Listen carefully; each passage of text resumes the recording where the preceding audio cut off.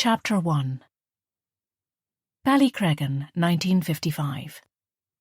Erich Bannon sat on the velvet-coloured seat in the dining room of the house he'd considered his home since he was 7 years old.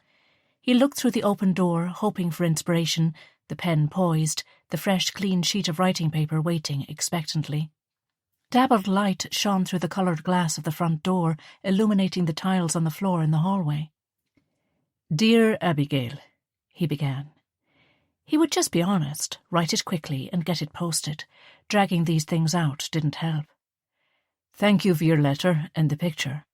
You look so happy and tanned now, but I suppose getting out of the Irish rain is good for anyone's skin. Everyone knows Irish people don't tan, they rust. I can't imagine you out in the orange groves every day and feeding chickens and growing tomatoes. It really suits you, though, and I'm glad you're happy. Your hair has gone so blonde in the sun, and you look beautiful." He paused again. This was going to be the hard bit. He exhaled. "Thanks, as well, for the kind invitation to come and join you, even for a visit. But I feel like I have to be honest and say I won't be going to Israel. I understand the pull of the Promised Land, and I absolutely understand why you and so many others want to establish a home, a place of safety for our people. But Abigail, it's not for me. My home is here, and I know you will be disappointed, at least I hope you will be a little, but my life was turned upside down when I was 7 and I had to leave Berlin. Mutti put Liesl and me on that train in 1939, never knowing if we would ever see her again. And then we moved to Liverpool, got bombed out of there, and finally landed up here in Ballycreggan.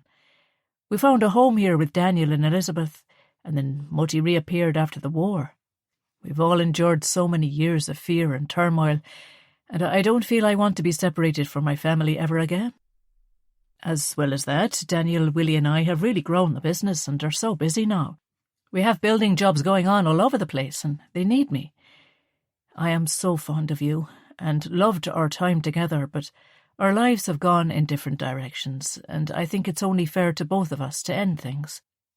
I will always be there for you as a friend, if you ever need me, and I do hope we see each other again. But for now, I think it's best to go our separate ways." The last words looked harsh, but Abigail was such a lovely girl that it wasn't right to string her along, pretending that Israel held the same attraction for him as it did for her. Something had told him even before she left for Tel Aviv that there was a chance she wouldn't come back. She was so enthusiastic about it all. The law of return, the whole notion of the homeland for all Jews, the Promised Land. And while he understood it coming from those who survived the Nazis, people who'd lost so much more than bricks and mortar, he was surprised she felt it as strongly. Abigail was from Dublin. Her whole family remained untouched by the war, and yet she felt this longing, this magnetic pull of Israel. But then he was obviously the exception rather than the rule. He watched as one by one his friends left Ballycreggan and the farm that had been set up as sanctuary for the kinder transport children to join kibbutzim in Israel. When Simon went, it was a blow. But unlike with Abigail, Erich could kind of see why it drew his best friend in. Simon had grown up at the farm, and while the rabbi and others did everything they could to make it feel like home, it was an institution. Simon had some cousins in Israel who were getting on well. They'd set up a fruit business in Haifa. They'd written, begging Simon to join them. He and Erich had been best friends since they were in short pants, and while Erich was happy for his friend if it was what he wanted, the idea of leaving Ballycreggan, of farming oranges in the humid heat, was something that baffled Erich. Ruth and Levi were next, then Ben and Viola, and now Abigail. He was sad it had ended this way.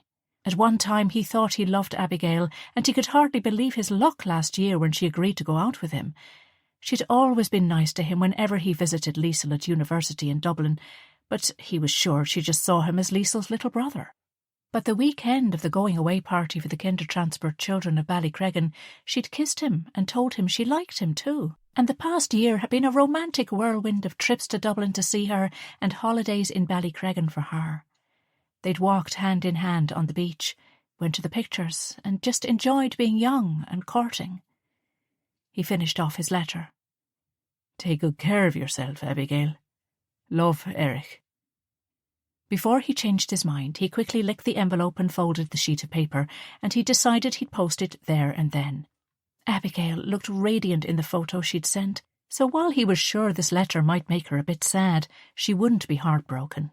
He was under no illusion that some handsome young Jewish man wouldn't be waiting in the wings to take his place in her life. As he walked towards the front door, he caught sight of his reflection in the mirror of the oak hall stand. He was 23, but worried that he looked younger. Abigail always said how handsome he was, and he smiled at the memory. He genuinely wished her all the best. He knew he looked like his father, though in truth Erich's memories of him were hazy. He'd been a little boy when Peter Bannon was picked up by the brown shirts on the streets of Berlin, never to be heard from again. But seeing his mother's startled look sometimes when he walked into a room, he knew she thought she was seeing a ghost. He wondered what his father would have made of all of this Israel business. He was a Gentile, but never objected to Mutti raising him and Liesl in her Jewish faith, so they never really considered themselves as anything but Jews. Erich gave a rueful snort. Neither did the Nazis. As far as they were concerned, his family were Jews. Would his father understand everyone's obsession with that hot, sandy place so far away? He discussed it with Daniel, but his adopted father was pragmatic in that as in everything. While Erich felt sad at the mass exodus for Israel of the people he held dear, Daniel understood it and wished them all well. Daniel had no interest in moving there himself. He was blissfully happy with Elizabeth in Ballycreggan, but he thought the others should go. He even said that he and Elizabeth would like to visit the Promised Land some day. Erich ran his hand through his dark hair. He'd have to tell Liesl. Abigail was her friend, after all. He'd call to her and Jamie on the way back from the postbox. He let himself out of the house and walked onto the main street of Ballycreggan. He'd arrived in the town as a boy, and he'd done all of his schooling there, in the Ballycreggan National School, alongside the local children and Jewish refugees from the farm. It all felt like a lifetime ago, and in lots of ways like the only life he'd ever had. He belonged there. There was no doubt in his mind. Liesl had gone to university in Dublin and he'd even gone back to Germany for a while, but he had no interest in further studies. Getting out of school was a godsend. He was not cut out for sitting at a desk all day learning pointless things, adding letters to other letters in algebra, or being able to list the rivers of Africa. It did all seem so pointless.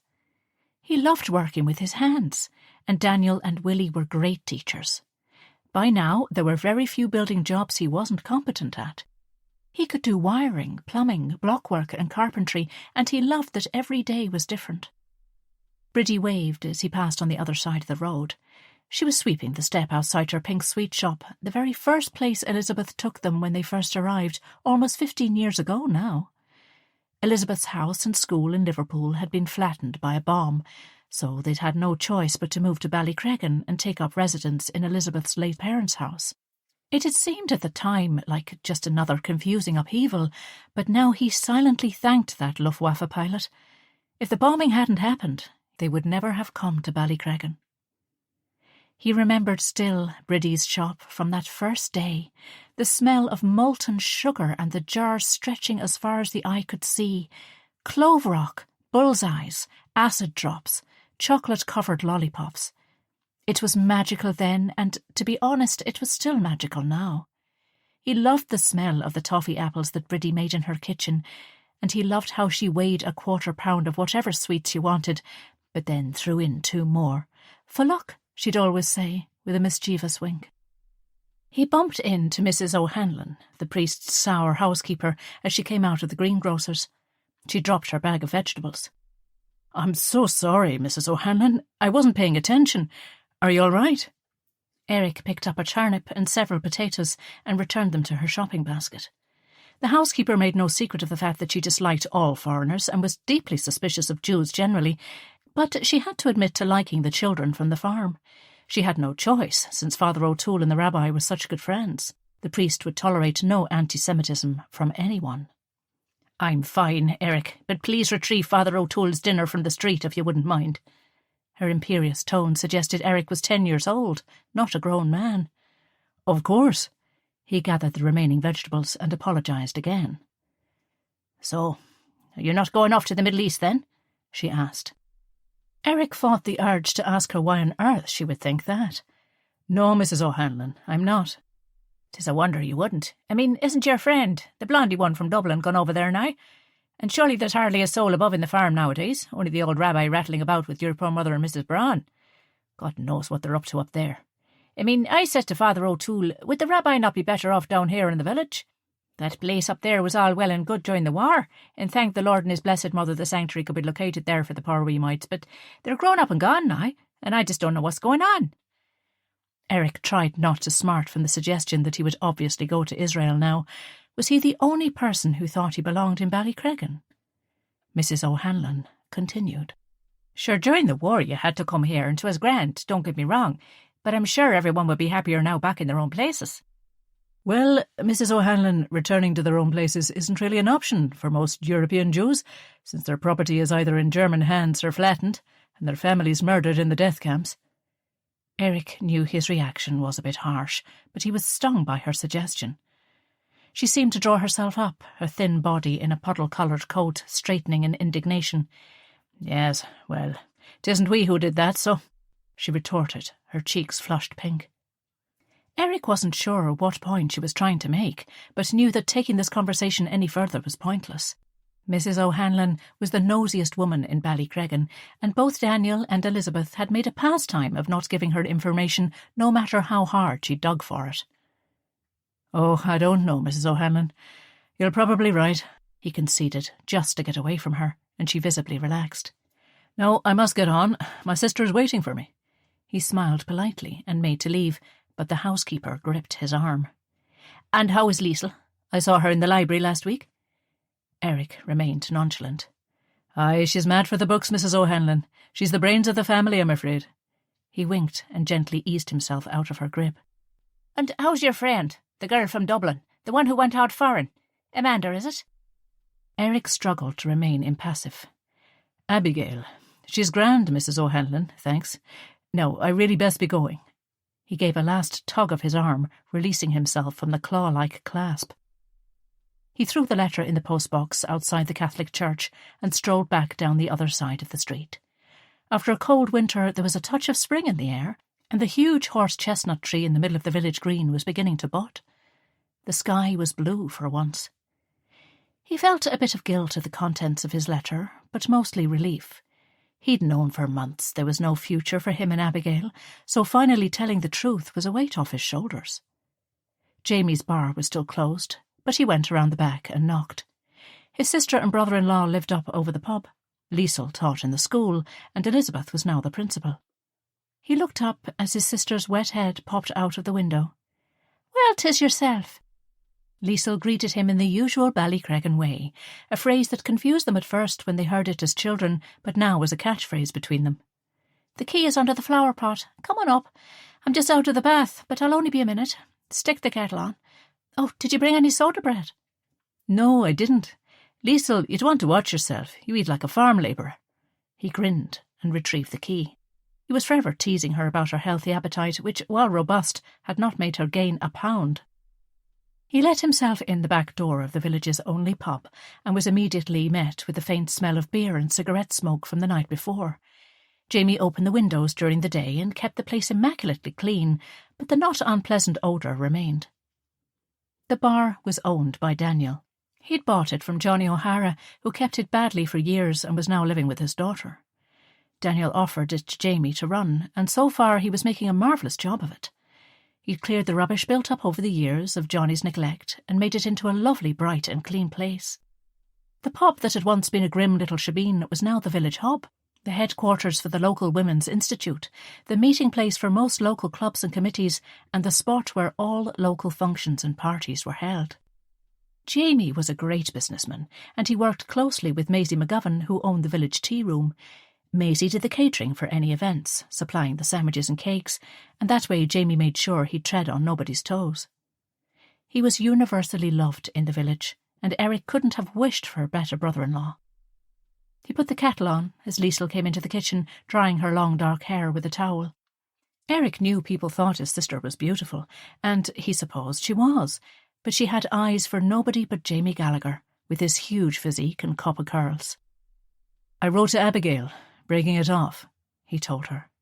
I hope you were kind. Liesl raised an eyebrow. She knew his feelings on the subject as he confided in her weeks ago. Of course I was. But you were right, there's no point in carrying on if it's never going to turn into anything. I don't want to go there, and she doesn't want to come back, so that's all there is to it, really. Erich changed the subject. Where's Jamie? Gone to Belfast to pick Derry up from the train, Liesl said with a sigh. He's coming to stay for a week. I thought you liked him better than the other members of your beloved's family, Erich said with a chuckle. I do, and that wouldn't be hard. It's just, I don't know. I don't really feel like having visitors at the moment. Erich looked at her more closely. She looked pale. Are you all right, Liesl? He asked. Ever since the horrific incident 4 years ago when Kurt Richter, an old family friend, or so they thought, came back into their lives and tried to kill Liesl, the family worried for her. She had jumped from a second-floor window to escape him and had injured herself badly, so badly she was wheelchair-bound for months afterwards. I'm fine. She smiled. What? OK, look, we're not telling anyone yet, but I'll burst if I don't tell you. You must keep it to yourself, all right? Liesl's eyes danced with excitement. What? He asked again. I'm pregnant. Erich was speechless, so he just hugged his sister. Recovering from the surprise, he said, That's brilliant news. Congratulations, Liesl. I'm so happy for you and Jamie. You must be so excited. Chapter 2. If you can get to the timber yard to pick up the 8x4s before they close, you can make a start on Casey's job, and I'll follow on with Willie when we finish off the job in the convent. Daniel pored over the order book, allocating jobs for the day. They had 5 different projects on the go at once. Erich, Daniel and Willie were gathered in what was once the large open area behind Jamie's pub, which had been transformed from a graveyard for old farm machinery and briars into a neatly organised builder's yard. Daniel had an engineer's eye, and things out of place irritated him. Erich had been trained the same way, so every chisel and screwdriver were where they should be. When Willie Braun joined the business, there was a little tension. As though Willie was rapidly becoming a skilled craftsman, he was a bit careless with tools and had an annoying habit of not returning things to their proper place. Daniel and Erich complained so much about it. He had become accustomed to their ways, and now the place ran smoothly. Right, Erich said, gathering the tools he would need. Willie put the kettle on. His limp was barely noticeable now due to the success of his prosthetic. It was a heavy contraption made of wood and leather, but Willie never complained. He'd lost a leg on the Eastern Front fighting with the Wehrmacht, and he always joked it was the best thing that ever happened to him, as it got him out of the damn war and home to Berlin, where he discovered Ariella hidden in his mother's attic. What was an ignominious beginning transformed into his personal love story, and after a gruelling few months hiding Ariella and his mother from the Nazis in the dying stages of the war, they were free. They'd all 3 made it to Ballycreggan, where Ariella was reunited with her children and now lived, in his words, happily ever after. At 38 he still had his boyish good looks and was permanently cheerful. Erich, Daniel called, there's the wrong box of drill bits for that drill. What? Erich looked down at the tools in his hand. Daniel was right. He was clearly distracted. Tell me to mind my own business if you want, but an absent-minded builder often winds up missing fingers. You've been miles away. Daniel sat down at the lunch table he'd built for their breaks and gestured Erich should join him. The 2 were as close as any father and son, and Erich trusted him implicitly. Willie arrived and placed 3 mugs of coffee and a box of homemade cakes on the table. Out with it, Erich. What's going on? Willie smiled, and Erich reciprocated. He might as well tell them. They'd find out sooner or later anyway. Abigail is staying in Israel, so I wrote to her and broke off the relationship. There's no point, you know? She's staying there for good? Willie asked. It sounds that way. Erich shrugged. She said at first it was just for a visit, just to see it. She went with a group from her synagogue in Dublin, mostly young like her, and they met up with a group from New York, some family members of someone she knows. They saw how they were trying to cultivate the land, to use it to grow crops, and she said there is such a sense of purpose there, a feeling of coming home. I don't begrudge it to her, but it's not for me. Fair enough, Willie shrugged. Are you upset about it? Daniel asked. Erich thought for a moment. I'm fine, but I don't know. First everyone from the farm, then Simon, and now Abigail. It feels like everyone wants to go to Israel, like they have this calling or something, and I just don't understand it. I feel like I'm missing something or that I'm betraying who I am, but I just don't feel it, you know? Israel might as well be the moon, as far as I'm concerned. Daniel patted his shoulder. I understand, but you're all adults now, and everyone must make their own decisions. Well, Erich, that's your choice. Willie was pragmatic. And though it's sad for you and Abigail, I admire you for doing what you want. You could go over there and be miserable, but if she really was the one for you, then nothing would stop you being with her. So something deep down is telling you that she isn't the one, no matter how much you like her, because if she was, wild horses wouldn't stop you from being on a ship to Haifa. I suppose, Erich agreed. I think it's not just Abigail, though. It's everyone leaving. Abraham and Dieter are in Vienna. Benjamin went to Prague, and his whole family, well, what's left of it, are going to Israel now, too, from there. Viola, Annika and Ben, all gone to Jerusalem. The Misenbergs went to New York. Karl Kollitz went to London. Levi, Ruth, the list goes on. They were all my friends. I even miss Levi's grumpy face. And I know I have you all, but you're all fine, you know, living your lives happily. Liesel and Jamie are doing so well, and I feel like I'm just plodding along. I'm 23 years old. I live with my parents. I work with you two. I went to America once, and that's been it. Daniel smiled. But you said you didn't want to leave Ballycreggan? I don't. I don't know. I've no idea what I want to do. He sipped his coffee, feeling better for having told them. I got a letter from Bud, inviting me over to Biloxi. He suggested I make a big trip of it, to see some of America. It's great timing, and I'd like to go. I've always wanted to see New York, and I feel I could use a holiday, but we're so busy. They didn't know yet about Liesel's baby, but if he was going to take a trip, he'd want to be back before his niece or nephew made an appearance. You should go. Bud would love to see you, and as you say, you could use something to look forward to. We all need a holiday, Erich. Daniel grinned. He was constantly berated by the family for never taking a day off. But what about all the work we have on here? I can't just take off for ages and leave you two to manage on your own. Daniel shrugged. We can manage. I was thinking we might take on 2 apprentices, 1 electrician, 1 carpenter, and maybe a block layer as well. We have enough work now. People are recovering after the war and want to have all new things fitted. Hot and cold running water in every house. Nobody is happy with an outside toilet anymore. Electric upgrades, not to mention how many inquiries we've had to install televisions. I was amazed that even Elizabeth said she wanted one. She saw the BBC broadcast shop in Belfast and is fascinated. I could live without it myself, but if Elizabeth wants one, then Elizabeth shall have one. You've never refused her anything yet. Willie winked at Erich as he made a gesture with his thumb pressing into the palm of his other hand. I don't pretend anything to the contrary, my friend, Daniel confirmed with a smile. I'm under my wife's thumb and very happy to be there. So we're expanding? Erich asked. We have to, or else all 3 of us will burn out, Daniel nodded. We have too much work just for us, so now would be a good time for you to take a break. Once they are trained up and hopefully it works out, we might look at taking a holiday ourselves. Erich laughed. I'll believe that when I see it. No, I mean it. Elizabeth and Ariella want to take a trip, but as you say, we can't go now. If we set it up, get some stuff, then down the line it could happen.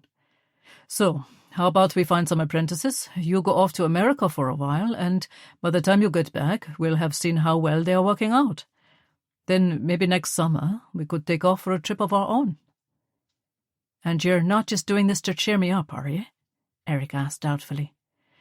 Erich, I'm an Austrian engineer, a species not generally given to rash emotional outbursts. Willie and Erich laughed. The family always teased Daniel about how rational he was about everything. Only logic made sense to him. So, no, it's a good business move, I think, and I want to do it. I'm not getting any younger, and, to be honest with you, I'd like to spend a bit more time at home. I'm not thinking of retiring yet, but Elizabeth and I have all we need, And you and Liesl are grown up now and fending for yourselves, more or less, so we'd like to be able to take a bit of time off. If we employ more staff, then I won't need to be here all the time." He paused. "I promise, it's just for a visit, but Russ and Levi have invited us to Jerusalem to see them, and we're thinking we might go sometime." Erich shook his head. "It better be just for a visit. I'm sick of losing everyone to that country." "It will be, I can assure you. But we'd like to travel a bit, maybe visit England. I know Elizabeth would like to visit Rudy's family there, and I'd like to meet my old college friend in Bristol, Stephen Holland. If it wasn't for his sponsorship, I would never have got out of Austria, and I never got to thank him. So we'd like to do that and just see a bit of the world, you know." "I do, and I think you should definitely do it." Although Erich knew that when Liesl told them the good news, their plans might change, because if a baby was on the horizon, neither Daniel nor Elizabeth would consider missing it. Chapter 3. Liesl and Jamie walked hand in hand from the bar to Ariella and Willie's house. His parents were visiting from Kerry, and they thought they would take the opportunity to tell everyone about the baby. "You look like you're facing the gallows." Jamie smiled ruefully. "I know, that's what it feels like too, to be honest, Jamie," Liesl replied dully. She'd been ill all morning, and the last thing in the world she felt like doing was having an encounter with her mother-in-law. "It's a dose, Pat, but look, let's just get it over with. She's a royal pain in the neck, I know. She had another go at me last night about us getting married in a registry office. I told her she'd just have to get over it. Besides, neither the Jews nor the Catholics would marry us without the other one converting, so what does she think we should have done?" Liesl could hear the frustration in her husband's voice. He was embarrassed at his mother's overt horror at anyone who wasn't a Catholic. But at the end of the day, she was still his mother, so it was a constant juggling act for him between her and his wife. Liesl knew Jamie would take her side every time, but these visits every few months were very trying. Peggy Gallagher had made some effort in the early days, but her true nature was just beneath the surface at all times. As they entered Ariella and Willie's lovely Victorian cottage with its exquisite gardens, Liesl heard her mother. "Erich, darling, can you bring this to the table, please?" The Gallaghers were staying with Elizabeth and Daniel, and everyone was gathered at Ariella's house for lunch already. As well as Jamie and Liesl's families, Rabbi Frank and Frau Braun were also invited. "Ah, Jamie and Liesl, Liebchen, you're just in time." Ariella embraced them. "Come sit, the food is ready." There were hugs all around, and soon they were seated at the table. The aromas, normally mouth-watering, caused a wave of nausea to rise up from Liesl's stomach. Jamie caught her eye, and she quickly shook her head. She would get through this and get home to bed. Ariella had cooked a delicious kosher meal of chicken soup with matzah balls, brisket, roasted chicken, and melt-in-the-mouth potato latkes. There was no dairy at all, as to mix dairy and meat was not allowed. Liesl knew by Peggy's face that she viewed it all with deep suspicion. "Oh, Mrs. Braun," Peggy insisted on saying the name like the colour, not Braun as it was pronounced by everyone else. "I've never had potatoes without butter." "Oh, we eat butter and cheese as well, Mrs. Gallagher," Ariella explained with a smile. "Just not with meat. So, for example, a bagel with cream cheese would be a good breakfast, but for lunch or dinner we would always serve meat." "Well, it's really very tasty. These potato cakes are lovely." Jamie's father was one of the quietest men Liesl had ever met, allowing his wife to do all the talking for both of them, but it was nice to see him try. "Thanks, Donnie. I love cooking." Ariella topped up the wine while Peggy looked on longingly. Liesl had explained to her mother, and Ariella found it odd at first, the Irish way of calling a married woman Mrs. Such-and-Such, but referring to her husband by his first name. But it was one of the many quirky things about life in Ireland she had come to accept.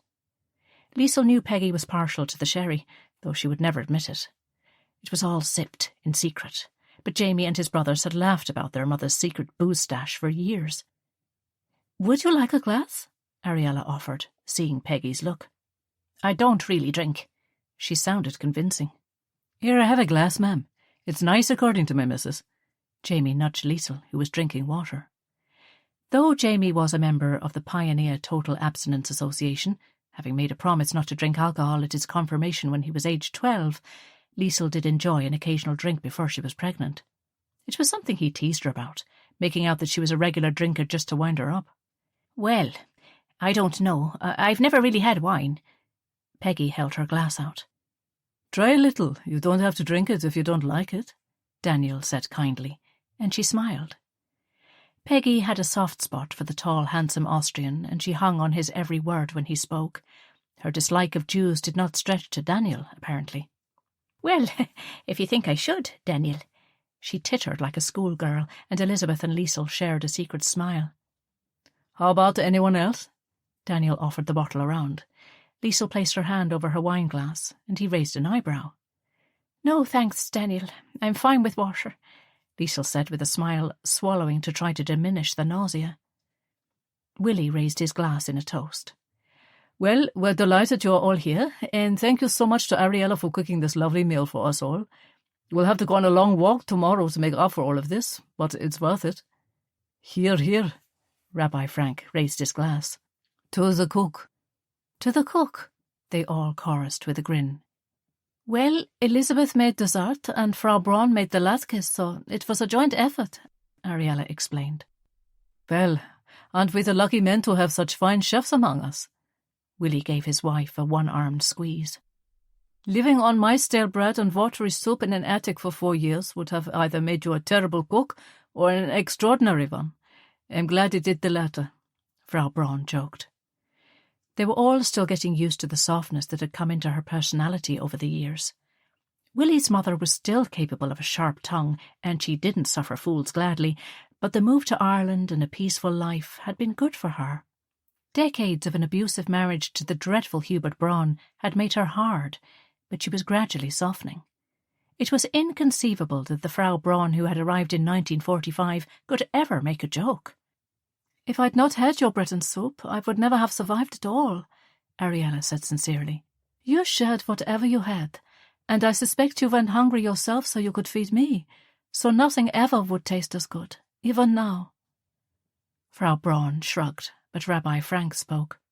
Did you know, Mr. and Mrs. Gallagher, that Ariella had to go into hiding, and that Frau Braun here, whose husband was a high-ranking Nazi official, took her in and hid her in her attic, keeping her safe for the duration of the war? Liesl and Erich got to be reunited with Amoti again, and we all got to meet Willie and Frau Braun, all because of her incredible bravery. I want to nominate her to Yad Vashem, the authority commissioned by the Knesset in Israel to commemorate the lost Jews of Europe as righteous among the nations. It is an honor bestowed upon non-Jews who took extraordinary risks to help their Jewish friends and neighbors in the face of indifference and downright hatred. She has converted to Judaism now, but at the time she wasn't a Jew. I think she is worthy of recognition, but she is refusing to allow me to tell them. Catherine Braun exhaled impatiently. I don't want all that fuss and nonsense. I did what I did, and we're all here to tell the tale, so let's just leave it at that, shall we? Her German accent hadn't become less pronounced, and though she had gained a few pounds since arriving in Ireland, she was still small and wiry, and she looked to be any age between 50 and 90. She and the rabbi spent their time keeping in contact with the Kindertransport children who came to Ballycreggan during the war years, and helping them locate lost family members. The torrent of information about deported and murdered Jews in the post-war years had slowed to a trickle, but still, now and again, they managed to make a connection and people were reunited. The rabbi had considered relocating to Israel as well when peace was finally declared, but in the end decided that Northern Ireland was his home. You see what I have to deal with, eh?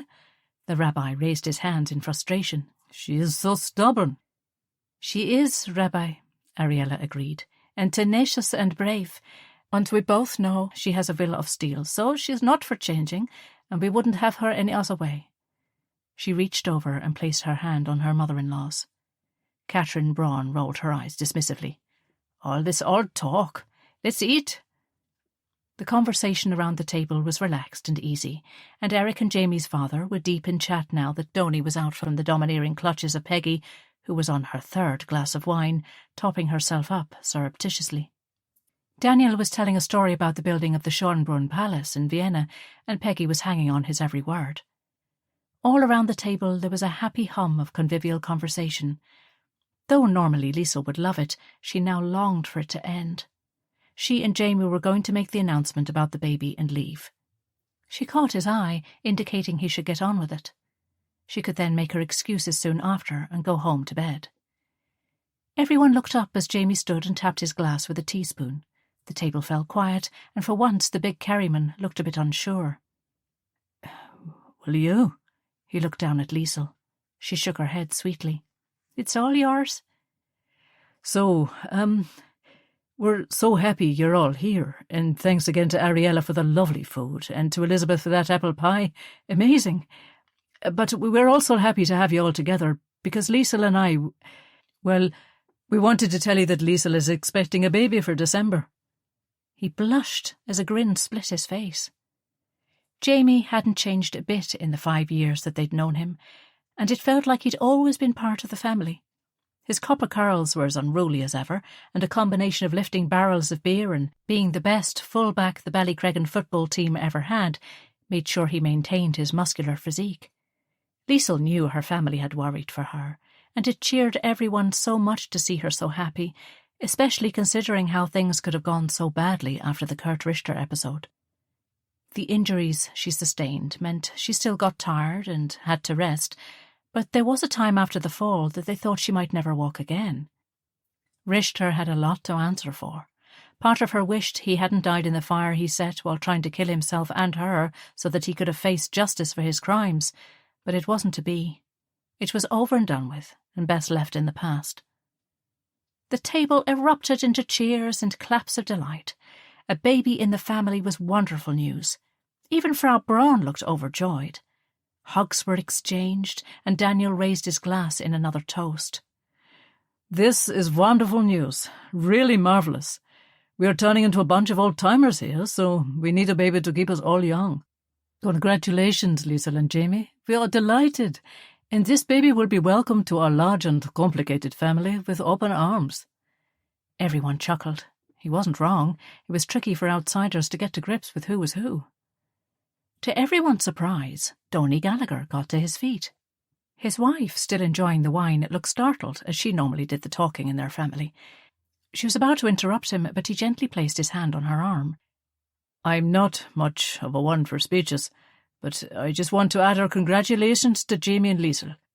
We are very happy that our first grandchild is on the way, and we will help in whatever way we can.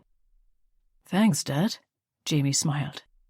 Oh, you'll have to come home to Kerry for the christening, Peggy announced, her words slurring slightly, her tongue loosened by the wine.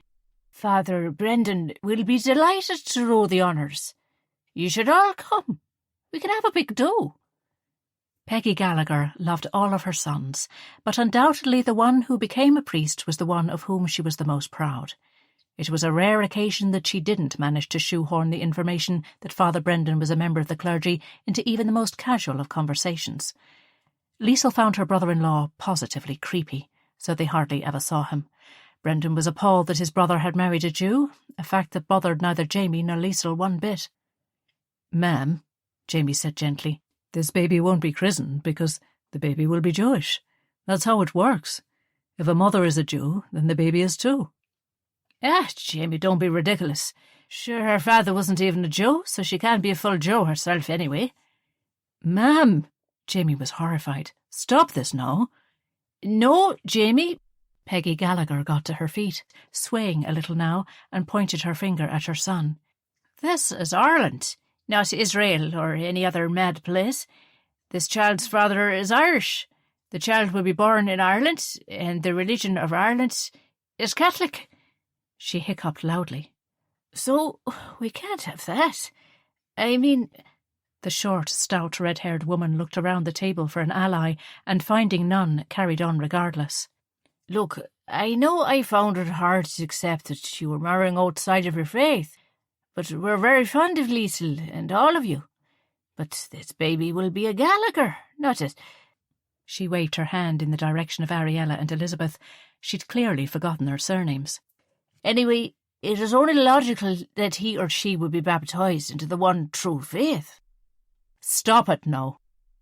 Jamie's voice cut through hers in a tone nobody had ever heard from him before. You are upsetting my wife and my family, and if you can't keep a civil tongue in your head in the light of the hospitality you've been shown, I'd rather you just left. And just so we're clear, our child will be Jewish, 100%, and won't be baptised by Brendan or anyone else. Jamie, I'm shocked at you. Please address your brother as Father Brendan. Peggy hiccuped and plunked back onto her seat once more. The wine had made her florid complexion even more livid. Jamie cast a glance at his father, and everyone else was silent. I think we might get a bit of air. Donny Gallagher rose and pulled on his wife's arm as he tried to get her to rise from her chair. He was tall and thin, while she was short and squat, and he stood no chance of physically lifting her. I do not need air, Peggy announced. I need to sort this out once and for all. She took her wineglass and, to everyone's horror, downed an almost full glass in one gulp. Elizabeth jumped in. Well, how about we clear the table and maybe we can all sit outside? It's a lovely day, and it's a shame not to admire the garden that Ariella has created. Using forced labour, I might add, Willie added with a chuckle to lighten the mood. All around them the family cleared plates and moved chairs as Liesl and Jamie sat and watched his father try to cajole his now very drunk mother out of the chair. No, Donny, I won't have it. I won't. Her voice was querulous and loud. Sure, that child will go to limbo if it's not baptised, and then what will we do? We can't allow this. I mean, it's all right for them. She waved her hand in the direction of the family clearing plates. But for a Gallagher, what would we tell people? What would we tell Father Brendan? Liesl took Jamie's hand. Leave it, she advised him. There's no point in creating a bigger scene. Let your father manage her. By now, Peggy was at least on her feet, albeit unsteadily, and Donny led her outside. Jamie turned to his in-laws, embarrassed. I'm so sorry about that. I don't know what to say. And after you being so hospitable and everything. Ariella hugged her son-in-law. Don't worry, Jamie. She's just had a little too much wine and she isn't used to it. Please, forget it. But it's unforgivable. I thought she'd come to terms with her situation. He was furious that his mother would be so rude and hurtful to these kind people. Jamie, Rabbi Frank said, I know emotions run high, but we must remember we are all happy that this new life is joining us. We Jews have suffered persecution for so long, but please, Jamie, do not feel bad. It is the way of things. Your mother has her beliefs, but you are your own man. And you and Liesl are starting your own family, of course, for much joy, no? So let us not dwell on the negative. Most people see two young people who love each other and are happy and living good and virtuous lives. You will be wonderful parents, and this baby is lucky. So please, do not dwell on the bad. Focus on the good. He is right, you know. Frau Braun sidled up to Liesl, murmuring quietly. Forget about her. She will visit once every 2 years, and you'll just have to put up with her. Maybe lock up the drinks cabinet, so, next time. She gave Liesl one of her rare smiles, and it succeeded in lifting Liesl's mood. You all right? Erich moved to stand beside his sister as Frau Braun left. Jamie was busy stacking the extra chairs brought from Elizabeth and Daniel's house for the occasion. I suppose so, Liesl sighed. Is she out there still? They both moved to the window of Ariella's pretty drawing room. There, in the corner of the garden, vomiting into a large shrub, was Jamie's mother. His father gave her a handkerchief to wipe her mouth. It was that chicken that was making me sick, Peggy complained loudly as Donny tried to clean her up. Nothing to do with a gallon of wine she threw down her neck, Erich said with a grin. I think I'll get Daniel to drive her home. She and Donny are staying with us. She'll need to sleep that off. I hope she gets a terrible hangover, Elizabeth murmured, uncharacteristically cross. She was so protective of Liesl and Erich, she was like a mother lioness if anyone hurt them. I think that's likely, Erich said, then chuckled to Liesl, who was still feeling queasy, having eaten almost nothing. Anyway, don't mind her. Are you all right? Fine, Liesl sighed. I just feel bad for poor Jamie. He loves us all, and he's mortified that his mother could behave like that. I did tell him he should prepare her, as I thought she might say something or look sour, but I don't think anyone expected that performance." "No, probably not," Erich agreed. "But you know, it won't affect how anyone feels about Jamie. She's just a mad old bat." He gave her a one-armed hug. Though he was younger and had relied on Liesl all of his life, he towered over her now. "True," Liesl shrugged. "At least we'll be spared the weird Father Brendan." She yawned. "I'm actually exhausted myself." "You look terrible," he winked. "Will I walk you home, or do you want to wait for Jamie?" "No, he's got to go in and get the function room ready for the cricket club supper dance this evening. But I'll be fine to walk home if you want to stay." "No, I'm ready to go anyway. That's enough excitement for one day." He chuckled again. They said their goodbyes, and Liesl spent a few minutes with her husband, who was, as she suspected, embarrassed and upset by his mother's performance. He insisted on doing the washing up, helped ably by Willie, while Daniel drove the rabbi and the Gallaghers home. Chapter 4. "Well, that was eventful." Elizabeth smiled as she poured cups of tea for Ariella, Frau Braun and herself in the kitchen once all the clearing away was done. Frau Braun sat quietly, lost in thought. The performance of the Irish woman had brought up a lot of memories she would rather forget. Living in Germany all through the years building up to the war, she'd been terrified the truth about Willie's Jewish birth mother would come out. Hubert's indiscretion with the Jewish maid in their house had hurt her deeply, but ironically that action had given her a son, and she adored him from the moment he was placed in her arms as a newborn. Peggy Gallagher was a trial, no doubt about it, but was Frau Braun as bad back in those days? Possibly. And she had to be honest about her attitude to the Jews. There was no point in whitewashing history just because she'd seen the error of her ways and later converted. She had agreed with Hitler, at the start anyway. The Jews did appear to have everything. They had the best houses, they controlled business and banking, and ordinary Germans felt hard done by. All Hitler did was tap into a seam of resentment that was already there. Peggy resented the Jews too, or at least disliked and mistrusted them. It felt wrong to be too judgmental. "She's a product of her society." Ariella stirred milk into her tea. "I suppose she just can't contemplate anything different. I don't care. I've seen enough hatred in my lifetime not to be fazed by Peggy Gallagher, but I do feel for Jamie. And Liesl and Erich too. They are horrified," Elizabeth agreed. "We forget that they know what happened, but they didn't really see it. I mean, coming to England and then here, discovering to our astonishment a whole Jewish community here before us meant that, for them, their faith was something everyone accepted. I think they are not as accustomed to anti-Semitism as you are." "That's true," Ariella nodded. "I thank God every day they never saw what I saw. Seeing the people who survived on the cinema screen is one thing, but seeing them in real life or witnessing the open hatred in the streets, they were spared that, so it makes Peggy's outburst more shocking to them." "I was as bad," Frau Braun admitted. "I would have been horrified if Willie had brought home a Jewish girl, and that's the truth. I'd have done anything to stop it, and not because I was afraid his true identity would come out, but because I didn't like Jews." "People change, though, Frau Braun," Ariella said quietly, "and what you did by protecting me proves that." "They do, and I did," Frau Braun remarked, "but that doesn't mean everything gets erased. I heard her, and I saw myself. This place, it's not like the rest of the world, you know. The people here had an opportunity to see Jews just as ordinary people, and they became friends, but sometimes I think Liesl and Erich have an overly rosy view of the world. Erich especially. Peggy Gallagher is more the norm than the exception. I know because I was just like her." Both Ariella and Elizabeth knew that this wasn't meant as criticism of their beloved children. In fact, Catherine Braun was very fond of them, but she said what she thought without sugarcoating it, and she was probably right. "Well, after the business with Kurt Richter, Liesl is under no illusions," Ariella added. "But yes, Erich hasn't been exposed to the hatred in the same way. He seems in good form these days. I was worried the thing with Abigail was upsetting him, but he seems fine about that, though everyone leaving for Israel is taking its toll on him." "He's thinking of visiting Bod," Elizabeth told them.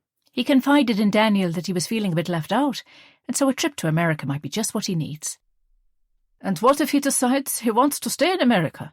Frau Braun demanded. They are all leaving. If not for Israel, then America or England, or even back to Europe, though God knows why anyone would want to go there nowadays. And then, where would you be with him all the way over there? Frau Braun knew it wasn't her place to be so outraged, but she loved that boy, though it would be hard to admit it. She never imagined for a moment how pulling Ariella off the street that day and hiding her in the attic would turn out. She couldn't allow her thoughts to dwell on it at the time, as the risks were unconscionable, but she just had to do it. They survived against all the odds, and life since had been kind. She had managed to save one life, but not only that, her beloved son fell in love with Ariella and had included his mother in this new adventure, populated by good, kind people. Life was strange. He's 23, Frau Braun, a grown man. He can go if he wants to, Ariella said sadly, though I'd hate for him to leave. I can't bear the thought, actually, but he has his own life to live. Well, the new baby will be something nice for Saul to look forward to. Elizabeth tried to be optimistic. It was clear that she too hated the idea of Erich leaving. Are we ready to be grandmas? Ariella chuckled. Well, you certainly don't look it, Elizabeth remarked. Ariella Braun looked the picture of youth and vitality.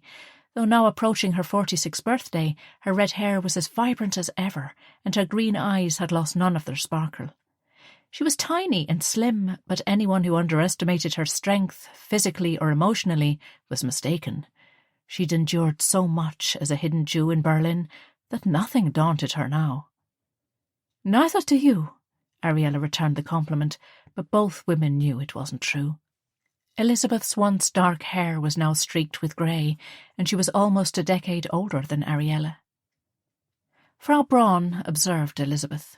She had a handsome face, strong and kind, but she looked her age.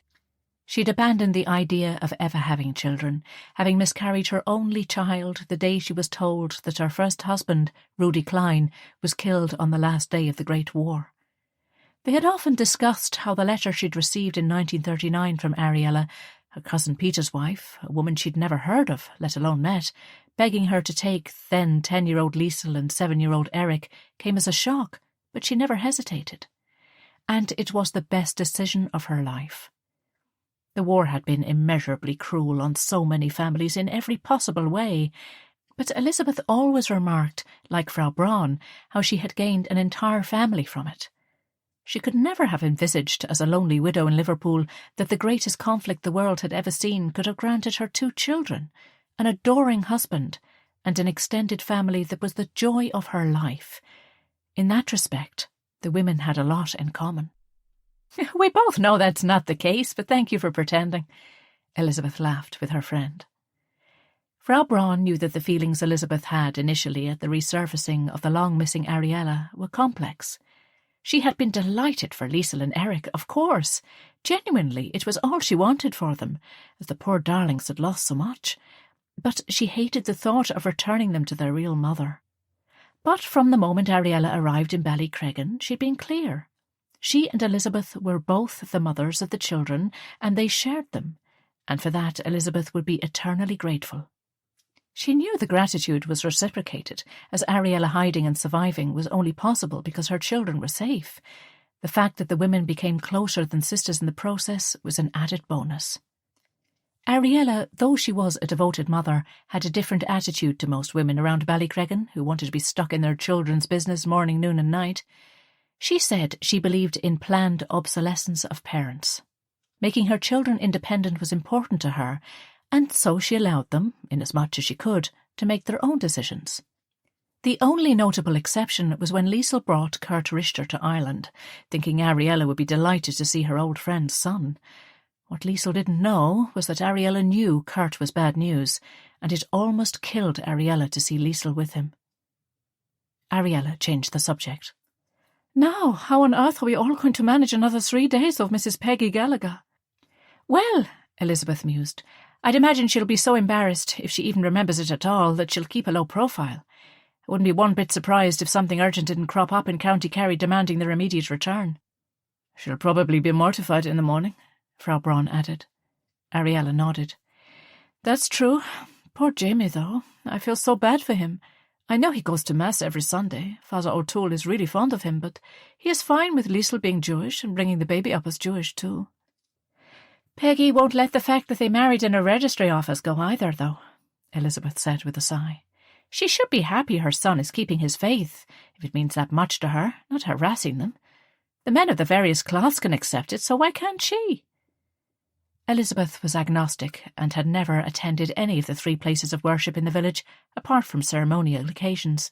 She kept her own counsel on the subject, but if pressed, she said that she thought religion caused more problems than it solved. Despite her stance, though, she was held in high regard by the rabbi, the priest, and the vicar. Isn't it funny how those 3 clergymen are such good friends? Ariella added. I suppose they have all seen enough of life to know that for every rule there are 50 exceptions. I doubt there's a place in the world, except Ballycreggan, where you'd see a Catholic priest, a Jewish rabbi, and a Protestant vicar having coffee together 3 times a week.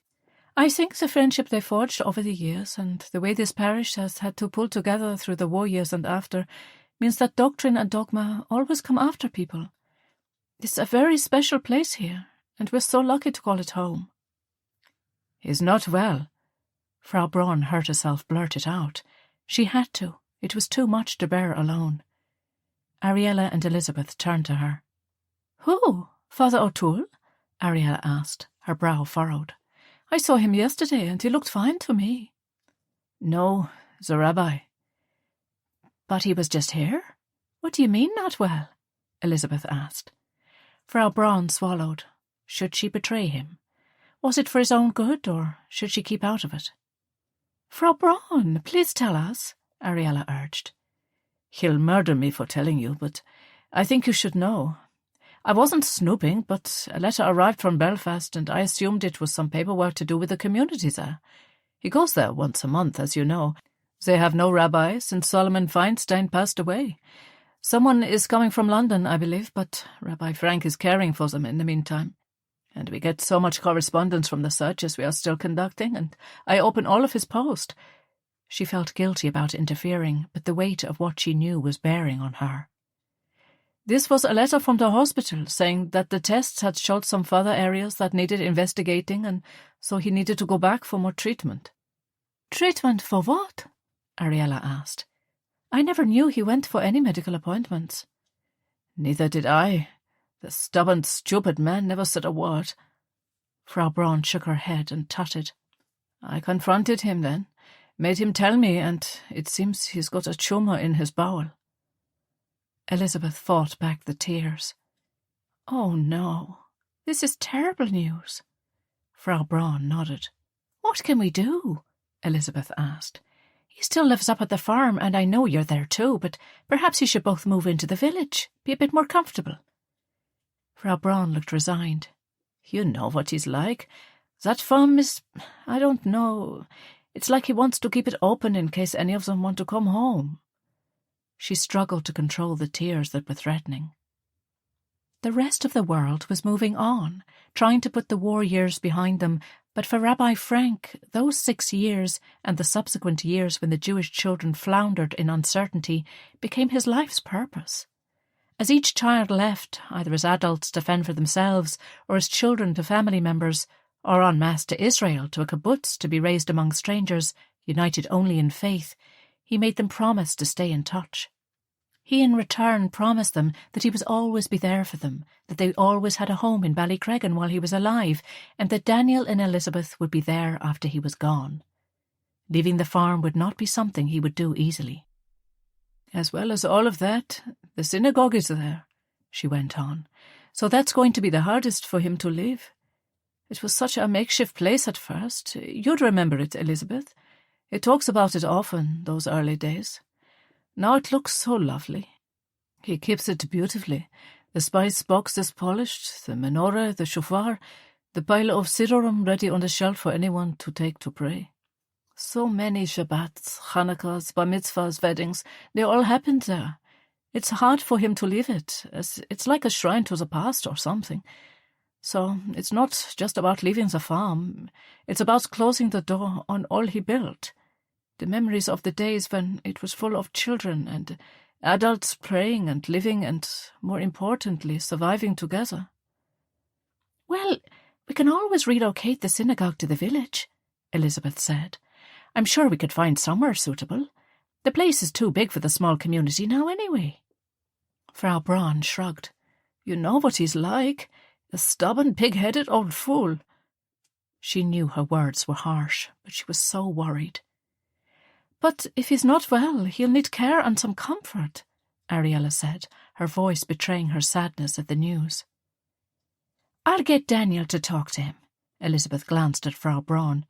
Don't worry. He won't let on he heard it from you. Frau Braun was relieved. The rabbi might listen to Daniel. He's infuriating, but you're right. He can't stay up there. We get along fine there at this time of year, but it's cold into winter time, and the rooms are too big for just the two of us. You could both move in here, Ariella offered. Frau Braun thought about it.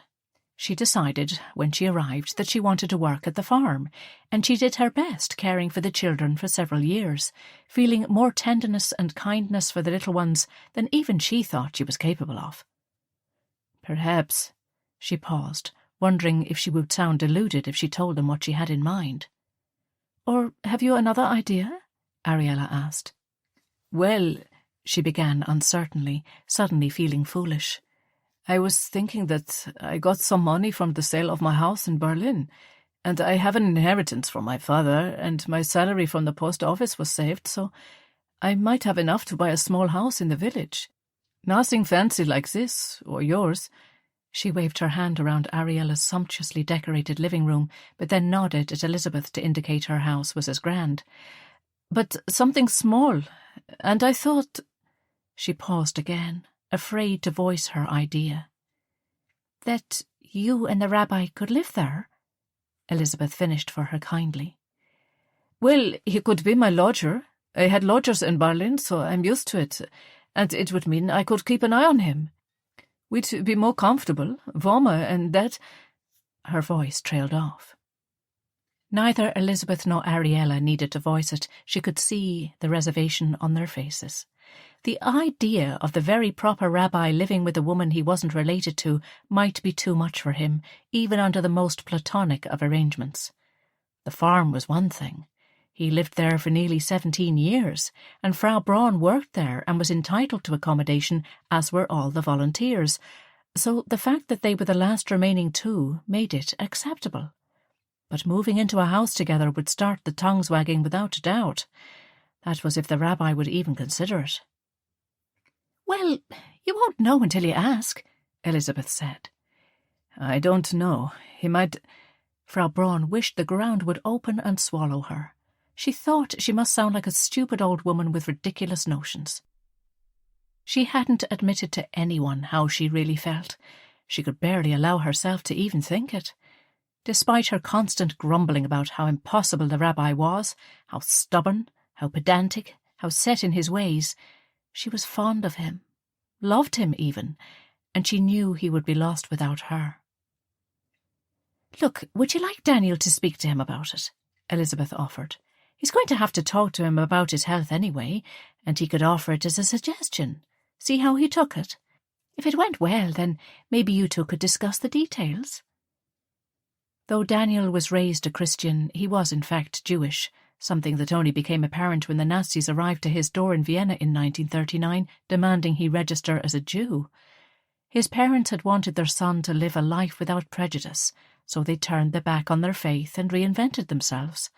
Daniel's life took several twists and turns, but he ended up at the farm in Ballycreggan and subsequently embraced Judaism. The rabbi taught him and oversaw his education on the faith of his ancestors, and as a result, the men were close friends. Maybe that would be best. See what he thinks. Frau Braun grasped at the idea. Every fibre of her being wanted to withdraw the suggestion, as she felt it made her look so pathetic and needy. But something stopped her. Maybe Daniel could raise it without it seeming like the plea of a desperate, lonely widow. I'll speak to him this evening and we'll take it from there. Elizabeth patted her hand. Don't worry. We'll figure it all out together. We always do. Chapter 5. Rabbi Frank was troubled. He opened the letter from Carl and allowed the enclosed folded-up £20 notes to fall on the desk. There must have been £100 there. That boy would be the death of him. Dear Rabbi, how's tricks in Ballycreggan? All good, I hope. I enclose a few bob to go towards eating and what have you. I remember how cold that place was. And I know you said you don't need it, but please, if you ever want more, just shout. I've got plenty. Life here with me is fine. Well, I got in a bit of bother recently, you know yourself, but some friends of mine were able to sort it out, so I managed to avoid some time at His Majesty's pleasure. Prison doesn't suit me, as you know, and thanks for coming to visit me last time. I know I said I'd do my best to stay out of trouble, and I am, but you know how it is. Anyway, I'll sign off now, but you know where I am if you ever need anything. I'll write next month as usual. All the best. Carl, Charlie. Charlie Colletts, as he was now known since taking the English version of his name, had always been a troublesome child. He arrived at the farm as a precocious boy and was most unhappy to find himself in Northern Ireland. His cousins had, after the Great War, emigrated from Poland to London, and according to Charlie anyway, had been doing very well for themselves. He insisted often, and at volume, to anyone who would listen that he was supposed to be with them there, and not on a farm in Ballycreggan. Despite his protestations and rejection of the life he lived on the farm, the rabbi cared for him every bit as much as the others. Charlie was incorrigible, but had a razor-sharp sense of humour and was kind under it all. He left the farm the moment he could, when he was 16, and joined the family business in London. Unfortunately, the family business turned out to be of the criminal kind, and very soon the rabbi had to visit Charlie in prison. He made the journey hoping he could help the lad, get him to see how there were those who cared for him in Ballycreggan, or that there was a whole new life waiting in Israel. But the rabbi came home empty-handed.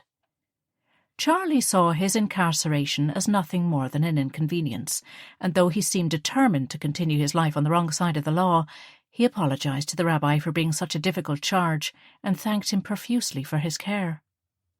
Despite his many misdemeanours, he was actually a lovable character, and the rabbi hated how his life had turned out. He wished he could get through to him.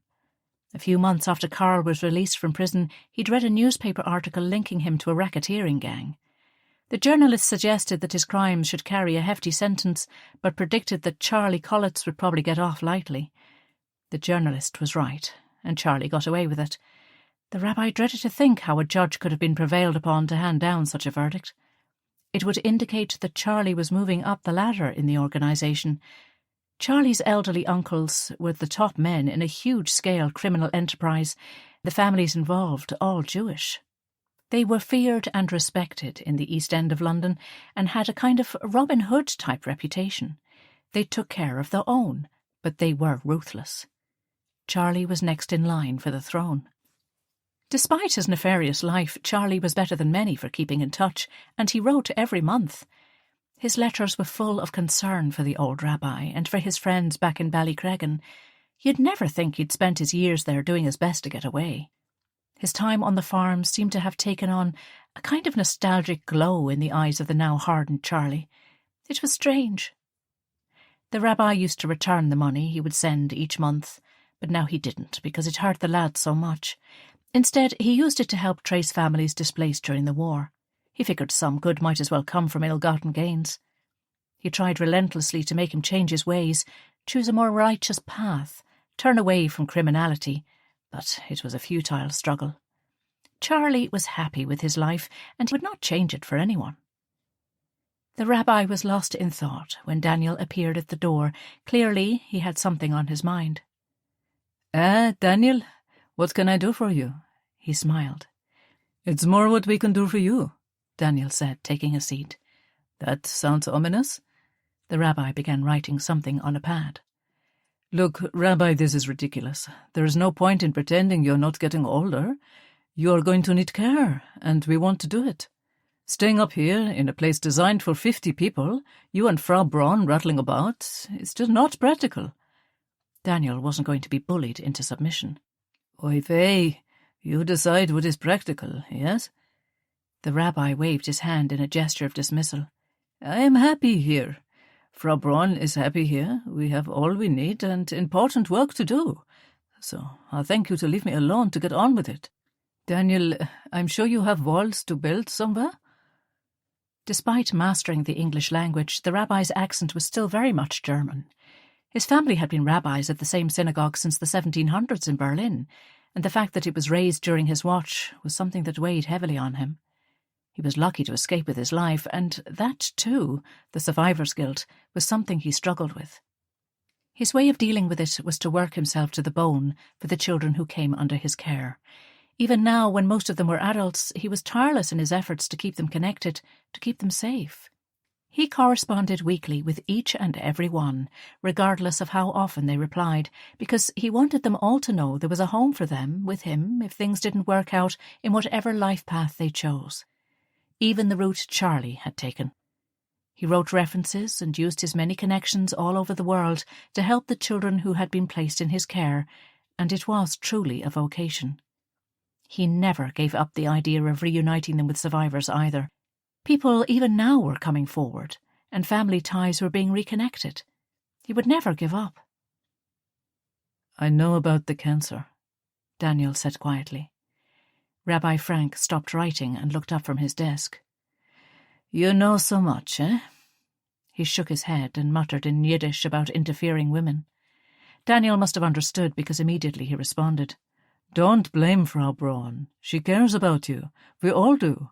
You've spent your life helping others, so now let us help you. I don't need your help. Rabbi Frank sighed and removed his glasses, placing them on the desk that was strewn with correspondence. He hadn't changed physically much over the years, he knew, but looking closely in the mirror that morning, he could see that his skin had taken on a yellowish pallor, and he'd lost weight.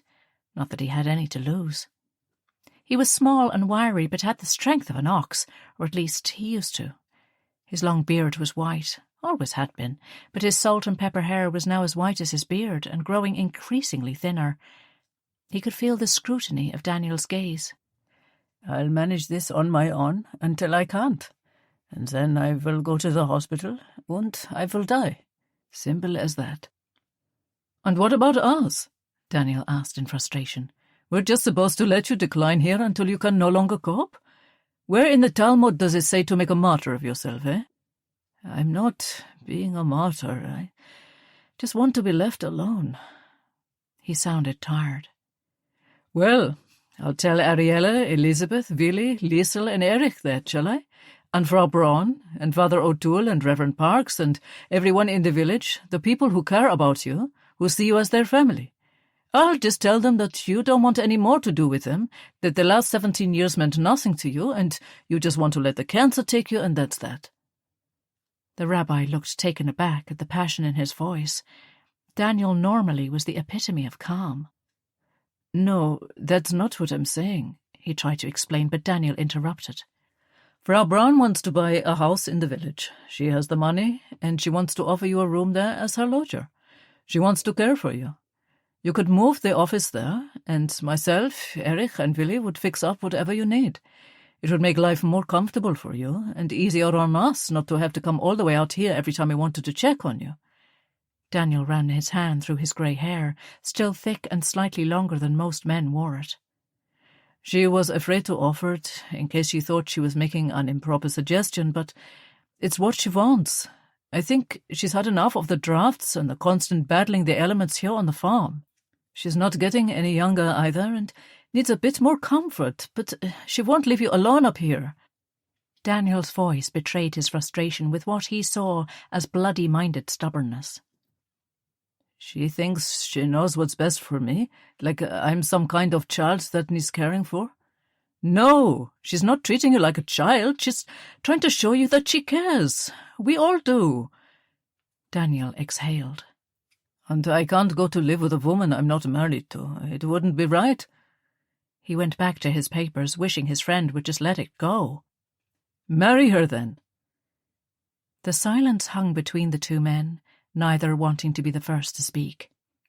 Daniel's sentence was like an unexploded bomb sitting between them, and it was as if both were afraid to make one false move. David Frank didn't know whether to laugh or be cross or to dismiss the idea, but the silence went on. Eventually he heard himself just be honest. A lot of good I would be as a husband at this late stage of my life, eh? Nearly dead already, ancient, falling apart. No, she would not need that stupidity in her life now. She's had a long, hard life and needs peace. He shook his head sadly. Perhaps she needs love. Maybe you both do? Daniel said quietly. She hasn't said so, not directly and certainly not to me, but Elizabeth thinks she has feelings for you, not just as her rabbi or someone she's worked with for so long. She thinks that Catherine loves you, Rabbi. And if I've come to learn something about my wife over the years, it's that she's very rarely wrong. Rabbi Frank focused on his writing, trying to process this extraordinary information. Could it be true? Surely not. It was ridiculous. Nonsense. The rabbi dismissed the thought and went back to his writing. And I'm surprised at you, a grown man, talking like this, like we are in the first flush of youth. Frau Braun and I have both been through a lot, seen too much to go all starry-eyed and foolish now. Frau Braun is a cliff, and she should mind her own business. I don't have time for this, so please let me get back to my work. Daniel refused to budge, folding his arms across his chest as he spoke. Rabbi, we both know that the last thing in the world Frau Braun could be called is a gossipy woman, so that's not fair.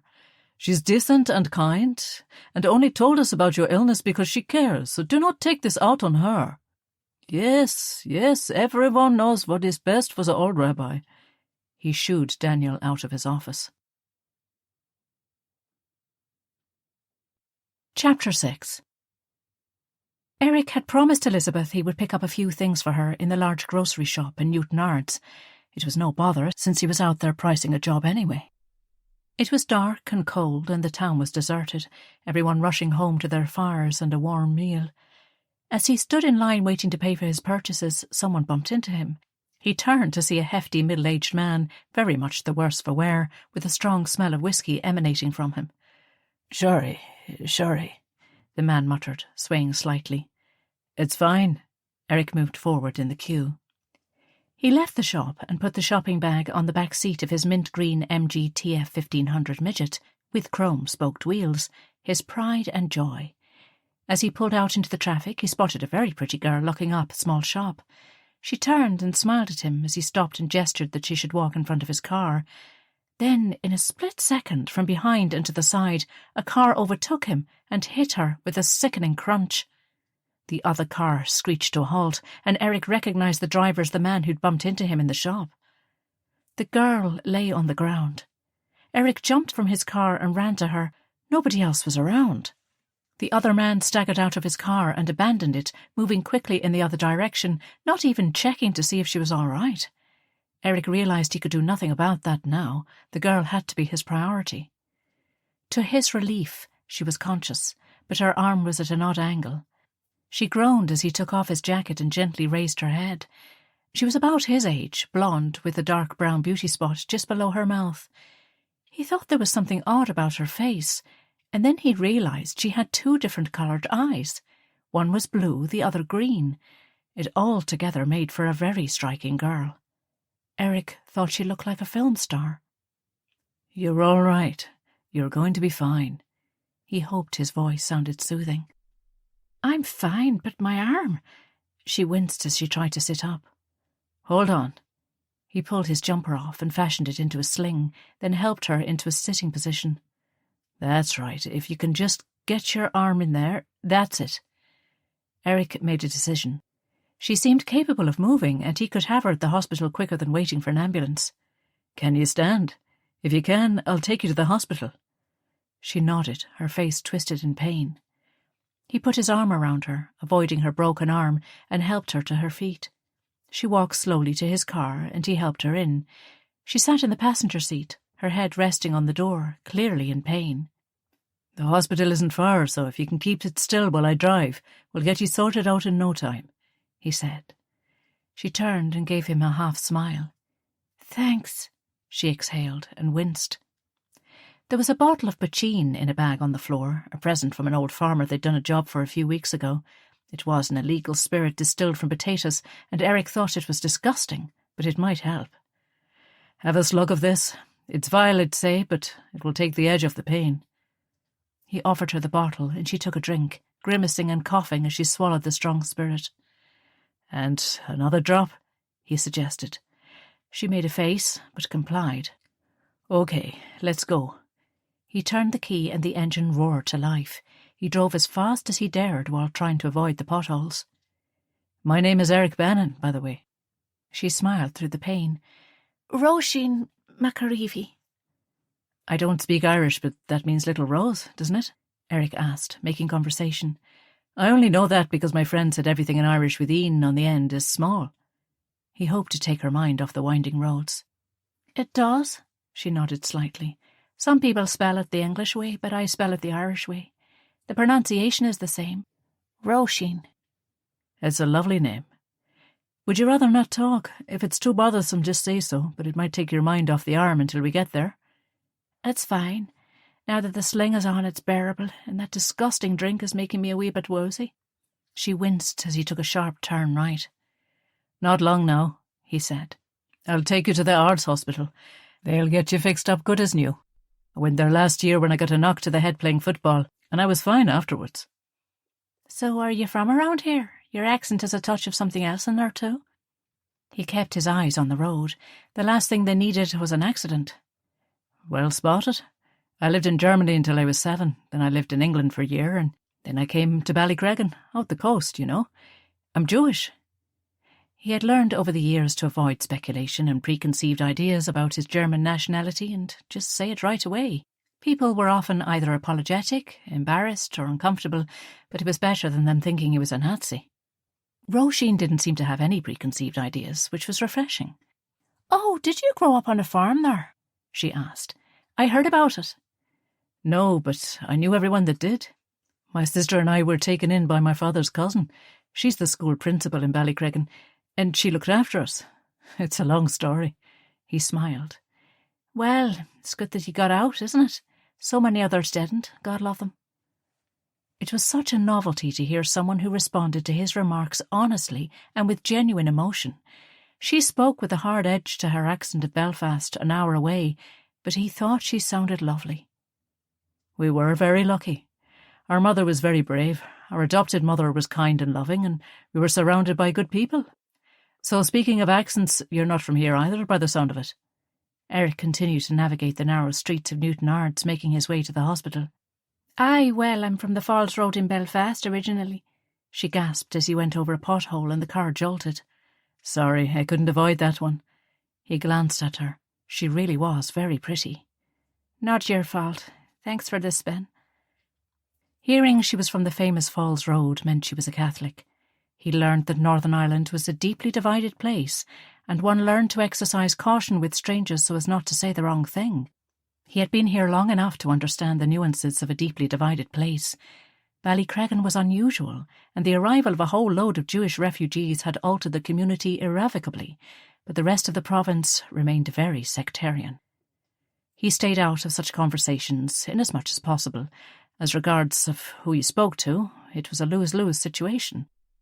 The Protestants in the north were loyal to the British Crown, unwaveringly so, and their Republican Catholic neighbours saw themselves as rightful Irish citizens of an occupied land.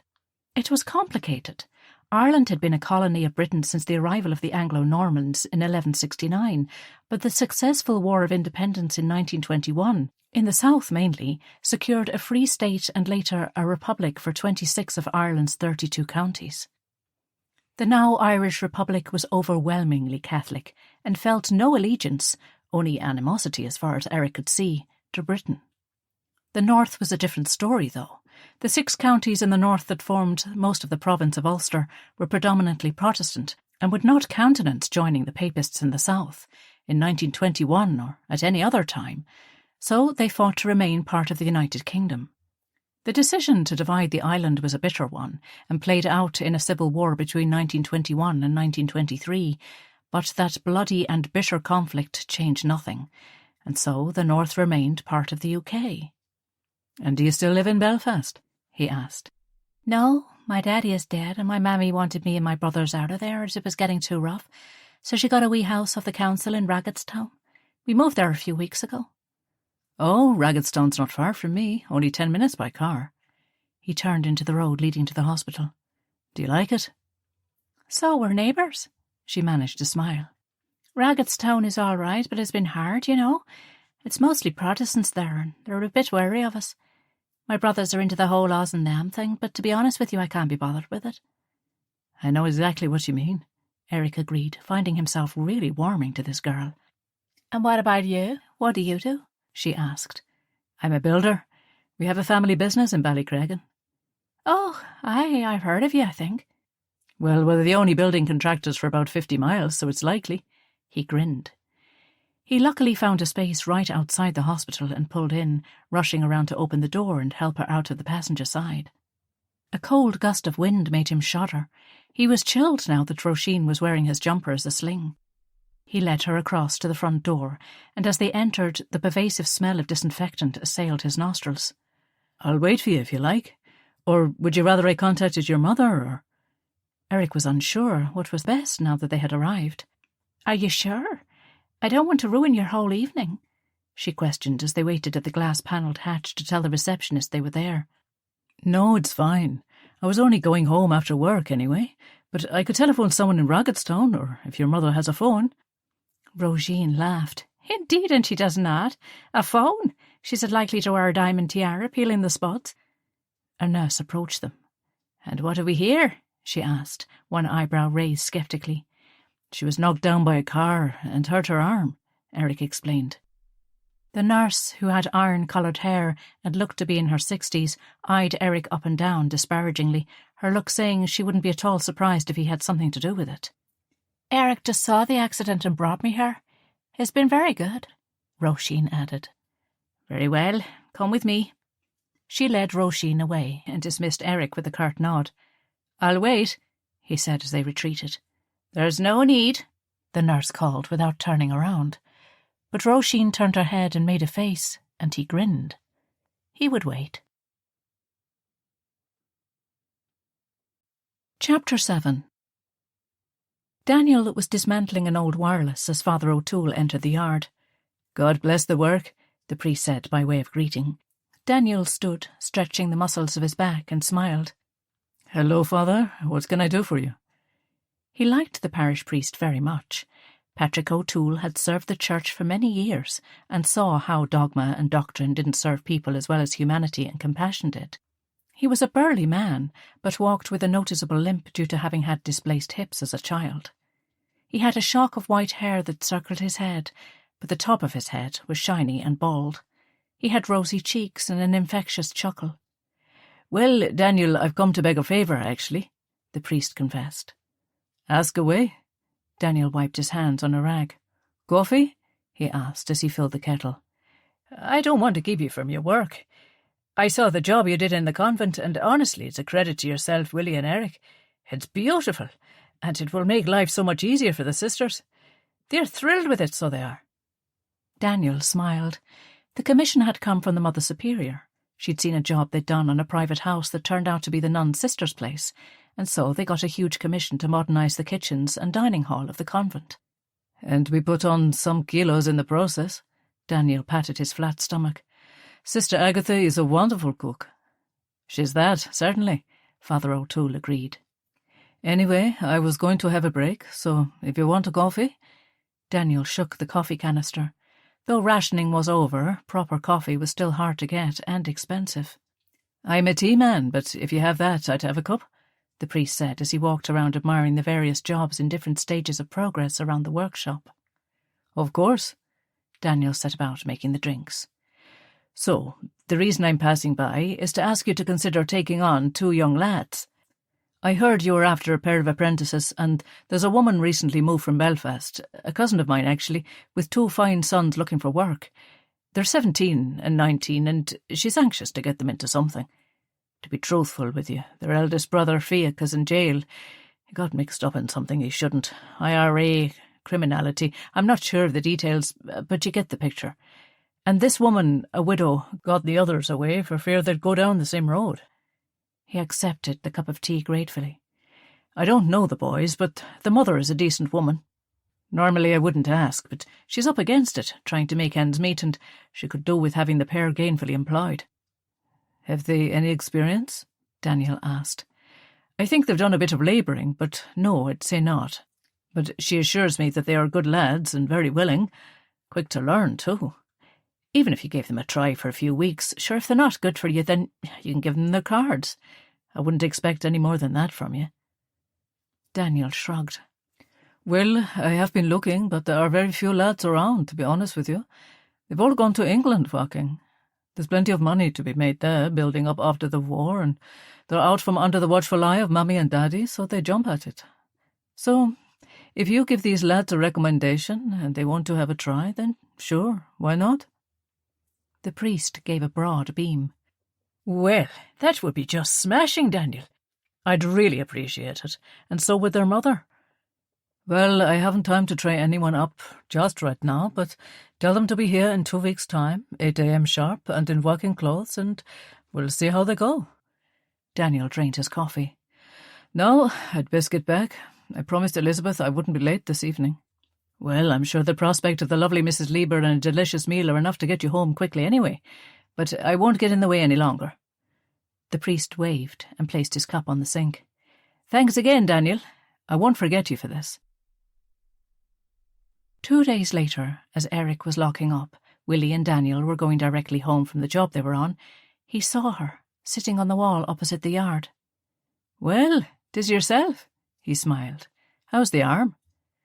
He'd driven her to the corner of her road the night after the accident. It was almost 11 by the time she was discharged with a sling and a bandage. He hadn't seen her since, though she had sent him a card thanking him for looking after her and saying she hoped they could see each other again. Much better, thanks. I was dislocated and not broken, so I just had a bit of bruising, but I'm on the mend. Glad to hear it. Erich thought he would seize his chance. Would you like to go for a cup of tea or a drink? My brother-in-law has the pub here, and it's very respectable, I promise. She smiled, and his heart lurched.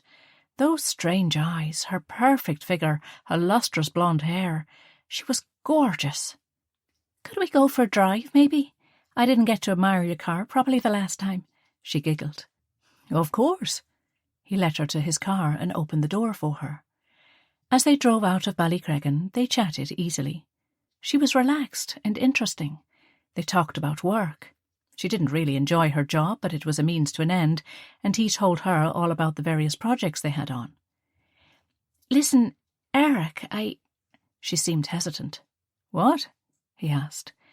Well, it's nothing. It's just that my brothers, Carl and Neil, are going to be starting with your company, and I I never said I knew you or anything, and they are really protective, like stupidly so.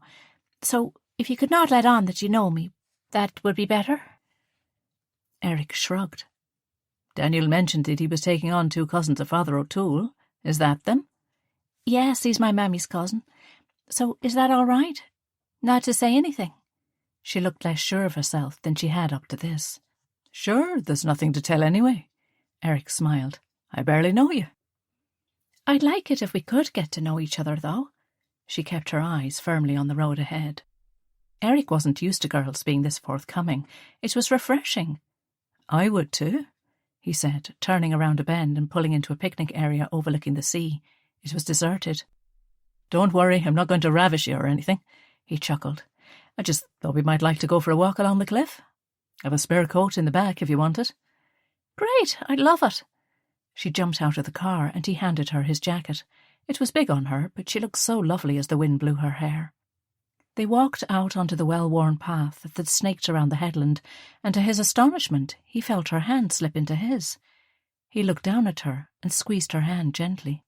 On and on they walked, laughing and joking. She told him that her eldest brother was in prison and that it had nearly broken her mother's heart. He was involved with the IRA and headed up one of their many criminal enterprises. She talked about her father, who'd been accidentally shot by British patrol when she was only 12, and explained that was the reason her family hated the British. He told her all about his father and the Nazis, and they realised they shared more than they could ever have guessed. As they returned to the car, before he turned the key, she leaned over and kissed him on the cheek. "Thank you. I had a lovely time," she smiled. "So did I," Erich said, rubbing one finger down her cheek. They moved together and soon were kissing. She responded to him with an enthusiasm he'd never experienced with any girl before, and eventually he withdrew, chuckling. "I'd better get you home, Miss McAreevy, before Father O'Toole sets the police on me for corrupting his innocent wee cousin." She grinned as he started the engine. "Can we do this again?" she asked. "Oh, I would think so." Erich winked and drove back in the direction of Raggetstown. 10 days later, Colm and Neil McAreevy were standing outside the yard as Daniel and Erich walked down the street in Ballycreggan. Both lads seemed ideal, athletic and strong, and both looked up and greeted Daniel with a smile. They had dark hair and pale skin, and Erich thought they'd looked nothing like their sister. In the week and a half since Róisín had turned up at the yard, they'd seen each other twice, and both dates had gone wonderfully. She was hilarious. She could make him weep with mirth, and they were on the same wavelength as regards people's obsession with religion or politics. They had no interest in either, and were happy to live in their own little bubble. He'd not told anyone of their relationship, and he knew she hadn't either. "Good morning, Mr. Labour, and thanks for the start," the taller and Erich guessed older of the two said, stamping his cigarette out with his boot and kicking it into the gutter. "Good morning. Daniel will do, and this is my son, Erich. You'll be answerable to him mainly. So let's get inside and see what's what, shall we?" Daniel opened the small cut-out door in the large yard doors. Willie had very helpfully put the large door on a roller so they could open it completely when necessary to accept deliveries or take out finished pieces. There had been great excitement in the village last month as they rolled out a full spiral staircase of spalted beech, an exquisite piece of craftsmanship by Willie. The yard was, as they left it every evening, a perfect example of tidy efficiency. On one wall were screwdrivers, arranged by size and heads, then saws, chisels and spanners, each assigned its own peg. Beneath that was a bench on which were bolted several vices and levels, and beneath the bench were compartments for bigger tools. There were a series of different level surfaces with levers and pulleys overhead, used for manoeuvring larger pieces. To the left were 2 lathes, one for woodworking, another for metal. Against the wall was a table with 4 chairs and a gas ring with a kettle. The workshop smelled of sawdust, linseed and leather, and the taller of the 2 boys sniffed appreciatively. "Right. The first thing is that taking things and not replacing them where they belong is a hanging offence." Daniel smiled, but he was only half joking. "The second capital crime is making me weak coffee." He spooned a generous amount of coffee into his mug and added water from the kettle. "Right you are, Mr. Labour," the older boy said. "Daniel will do," he reiterated. "So which is which?" Erich asked, hanging his jacket on the hook for that purpose beside the lunch table.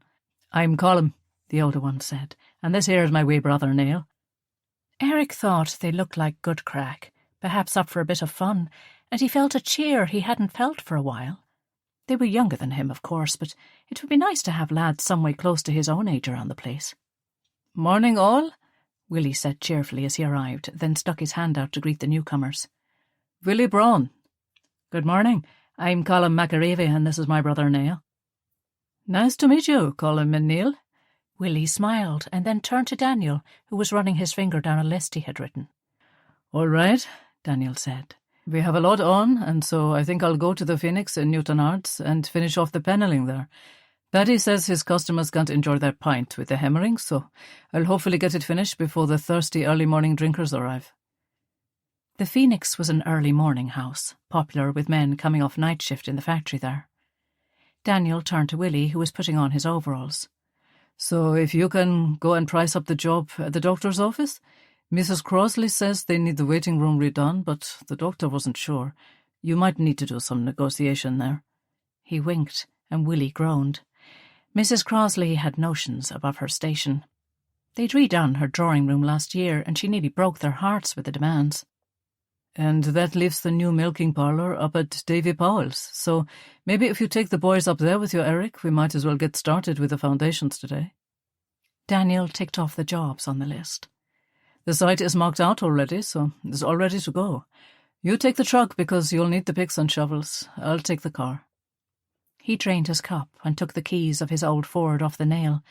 Right-o, men, let's get to work. Erich drove the truck up the hill out of the village, and as they cleared the brow of the hill, the sea shone azure below them. Neil sat beside him, and Colm took the other window seat. The emerald green of the fields and the black rocky outcrops jutting into the sometimes aqua, often grey sea created a breathtaking combination of colour, and Erich loved it. The RAF station at Ballyhalbert, which had been an airfield and a hive of activity during the war, was now idle. The entire place was off limits to the public, which always struck Erich as sad. That place, he pointed at the airfield, used to be so busy. Trucks coming and going day and night when I was a kid. It was so exciting, and we used to name the different planes that they took off and landed. Colm observed the area before him, but didn't seem as impressed as Erich thought he might be. The RAF know how to put on a show right enough, Colm said. But Erich heard the note of derision there. To be expected, he supposed. The Republican element of Northern Ireland could never see anything laudable in what they called the forces of occupation. You were lucky the Jerrys didn't decide to blow you all to Kingdom Come on account of your RAF neighbours, Erich. I suppose we were. There was a bombing raid one night. Well, there were several bombs dropped over the years, but one night in 1941, I think it was, we got a right hammering. Erich was anxious to stay on their good side. He really liked Róisín, and if he and her brothers got along, then maybe one day she could tell them about him, and they wouldn't mind. Chapter 8. Dear Bud. Erich normally had no bother talking by letter with his American friend. He didn't want to seem rude, but he did need to clear something up before he visited. Thanks so much for the open invitation. I've been working with Daniel for 6 years now, and I think I'm entitled to a holiday. The last time I took off was to come to your wedding. Can you believe that? It's been great, though. We've really built the business up, and now it's a proper company. Now, I just want to say thank you for the offer of an introduction to your cousin Marigold, and while she sounds delightful, I actually have my eye on a girl here. You know that Abigail and I called her today. She wants to stay in Israel, and I don't want to go there, so there was no point in keeping it going. But anyway, I met a girl. Well, she got knocked down right in front of me, actually, and I took her to the hospital. Anyway, her name is Róisín, pronounced Róisín. Yes, it's one of those Irish names, and I think she's smashing. We've gone to the pictures a few times and for picnics, and she seems to like me too. It's early days, and I don't want to rush things, and we're keeping it all a bit hush-hush at the moment because her family don't know and her brothers work for us, so it's a bit complicated. The usual rubbish. She's a Catholic and I'm a Jew. When will people get over this? I had booked to go and visit you before I met her, so I'm still coming if you'll have me, but I'm kind of off the dating market. I'm sure Marigold will find someone much better anyway. In other news, Liesl is sick a lot nowadays. She looks wretched. Apparently it's normal at the start of pregnancy, but she looks like something the cat dragged in. Though, of course, I didn't say that, in case you're recoiling in horror. She and Jamie are getting their place ready for the new baby, who will be joining us in December, so I can't imagine the size of her bump by the time I get back. I sailed to New York, and I can't wait to see it all, so I'm going to spend a few days there before catching the train to Biloxi. I'll wire you with the exact details as soon as I know. I can't wait to see you and Gabriella and of course meet little Tommy. Imagine you and Liesl, both parents. I can hardly mind myself. See you soon, bud. Erich. He sealed the envelope and strolled up the street to the post office.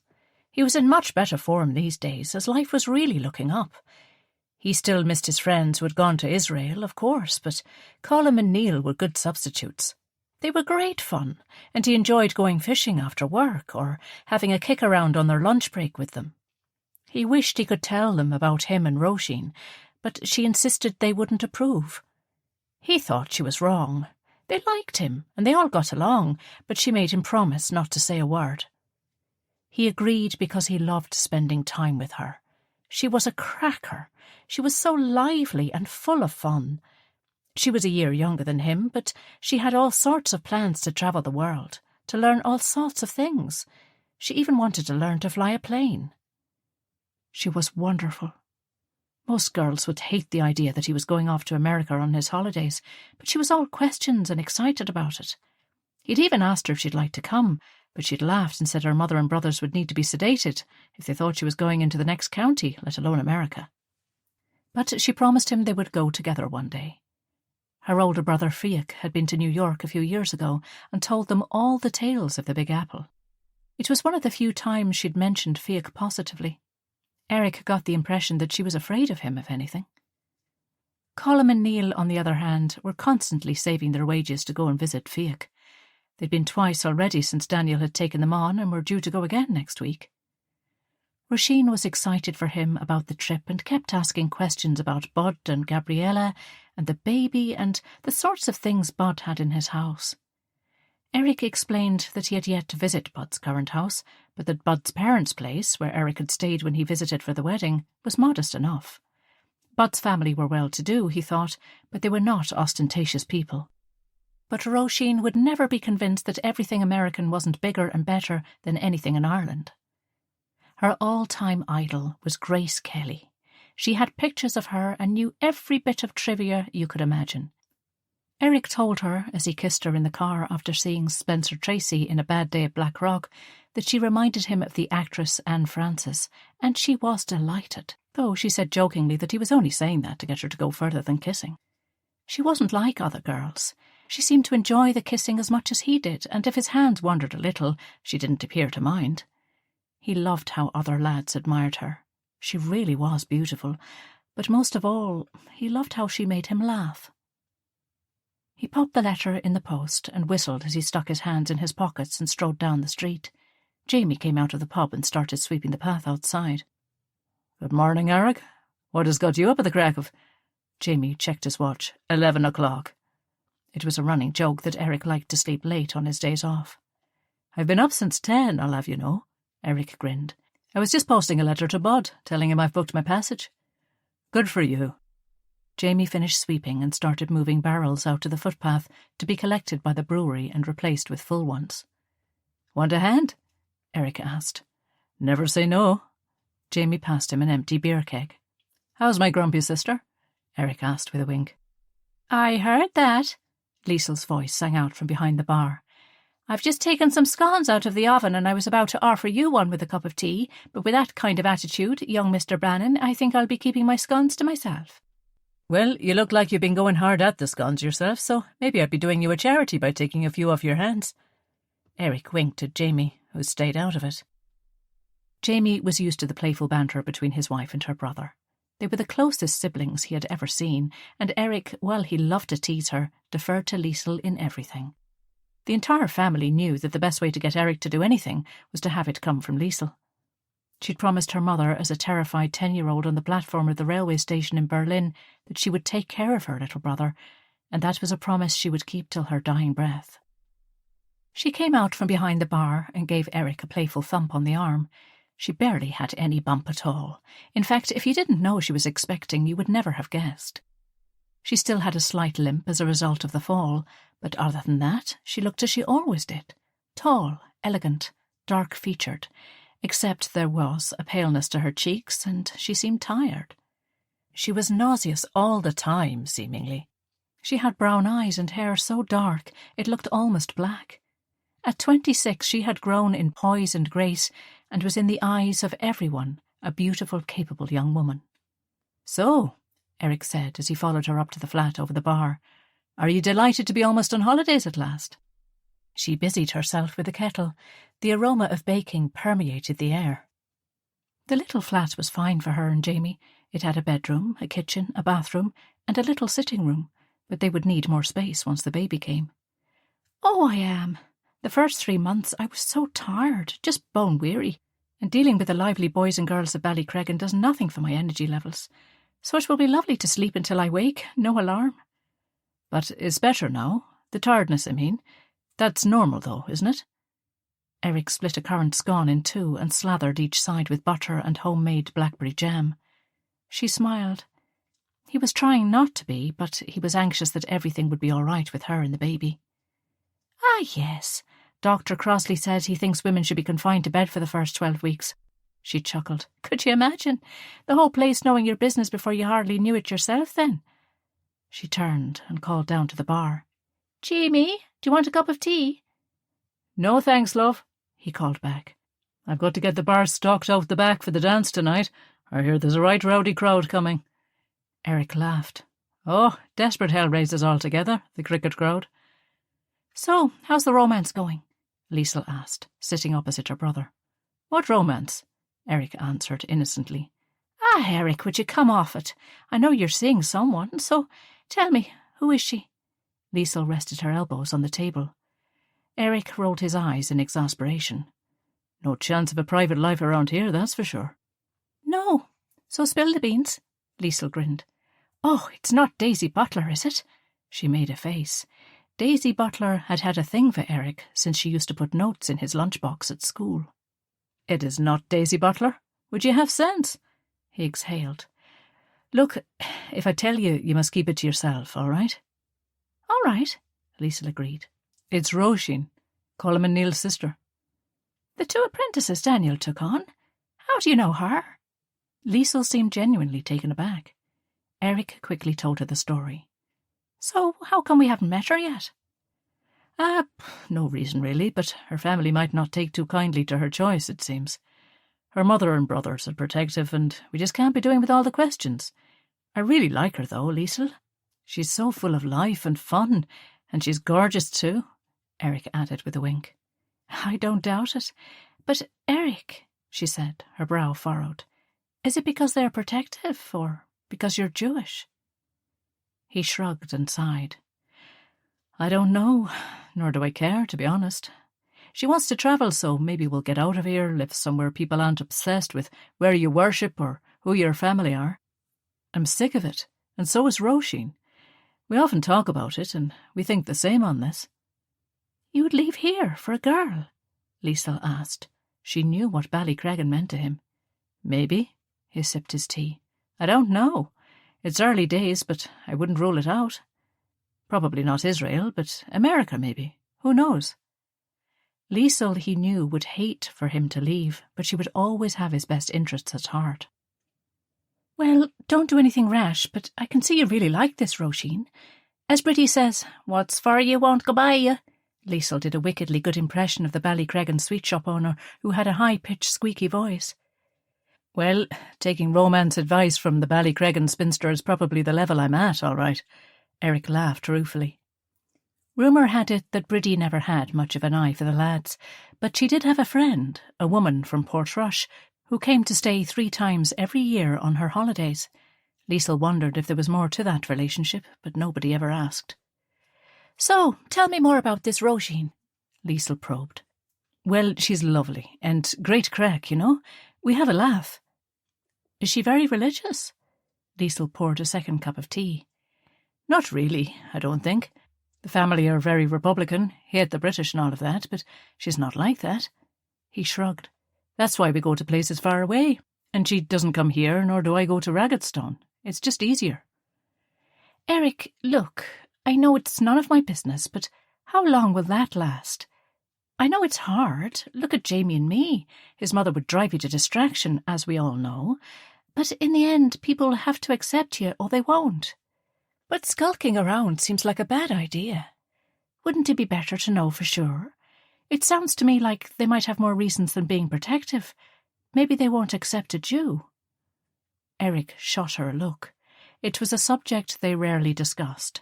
She was very interested in the treatment of their people, the events of the war, the state of Israel, and the reparations to the Jews. But he just wasn't. He knew his family thought he was a bit head in the sand about it all, but whenever the conversation came around to the war, or the ramifications of it, he either changed the subject or went quiet. Maybe not, but maybe she's just telling me the truth, that they're protective, he replied, on the defensive. Well, Catholics are sometimes not that, Liesl sought the correct word, that understanding of the Jewish situation, and they might have some prejudice, that's all. So again with the Jewish pity, Erich sighed exasperatedly. The persecution, the way we were treated, not just under Hitler, but forever it seems. Nobody likes us. They blamed us for the plague. Catholic mothers won't want their good girls getting mixed up with a Jew. I'm sick of it, Liesl. Sick to the back teeth of the whole thing. It means nothing to me. I was born to my parents, and because my mother happened to be Jewish, here I am stuck in the middle of this conflict that seems to have been going on for centuries, and I never chose any of it. He ran his hand through his dark, silky hair. Honestly, sometimes I've a good mind to renounce my Jewishness, become whatever. Irish, British and American, I don't care. Anything but this thing. A weight that we're stuck lugging around like a big ball and chain forever.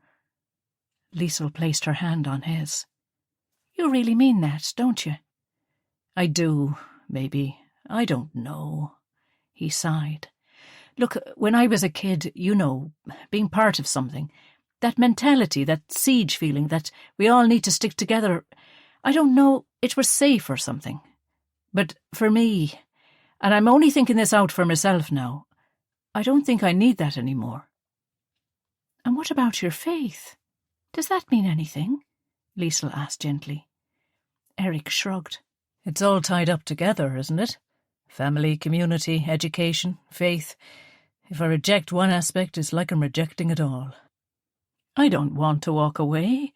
In fact, staying here when everyone else left, he smiled. Almost everyone, I mean, was an act of me choosing this life, this place, these people. But I just wish it wasn't so much about being Jewish. I just want to be a person, you know? Not a Jewish person, not a survivor, not a kinder transport child, not the son of a man killed by Nazis, not any of it. I just want to be me, and I feel the weight of it all crushing me down sometimes, the expectation. That's why I like Róisín so much. She asked me about it once, I told her, and we left it at that. But it sounds like she's under just as much weight with all the Irish Republican stuff. Erich helped himself to a second scone. Yes, she is. But it's her family that are involved with the politics, not her. And the oldest brother, Daniel said something about him being in prison in England. Is he there for something political? Is he IRA? What's his name? Liesl asked. It's pronounced Fiach, but spelled F-I-A-C-H. But you know the way those Irish spellings are. Róisín is the same. It's all a bit mad. She says they do it to confuse the British. He chuckled at the memory of that conversation when she told him all of her cousins' names, one more complicated sounding than the next, and none of them bearing any relationship in pronunciation to how they were spelled. Yes, he was IRA. I'm not sure what he did exactly, but he seems to have connections to some kind of criminal gang here that had links in England. I don't know the details. She didn't say, and I don't ask. I do know he pleaded guilty, so they know that he did what he was accused of doing. She's wary of him, but Colm and Neil talk about him like he's some kind of hero, so I don't know. Be careful there, little brother, Liesl warned. There's nothing to be careful of, Erich retorted, defensive again. Róisín is a lovely girl. She's working in a shop in Newton Arts, and we talk about good things, nice things, you know. She's funny and interesting and couldn't care less what religion I am, nor could I care what she is. We just like each other. Hey, no need to get all prickly. I want you to be happy, but I just want you to have both eyes open, all right? Erich smiled.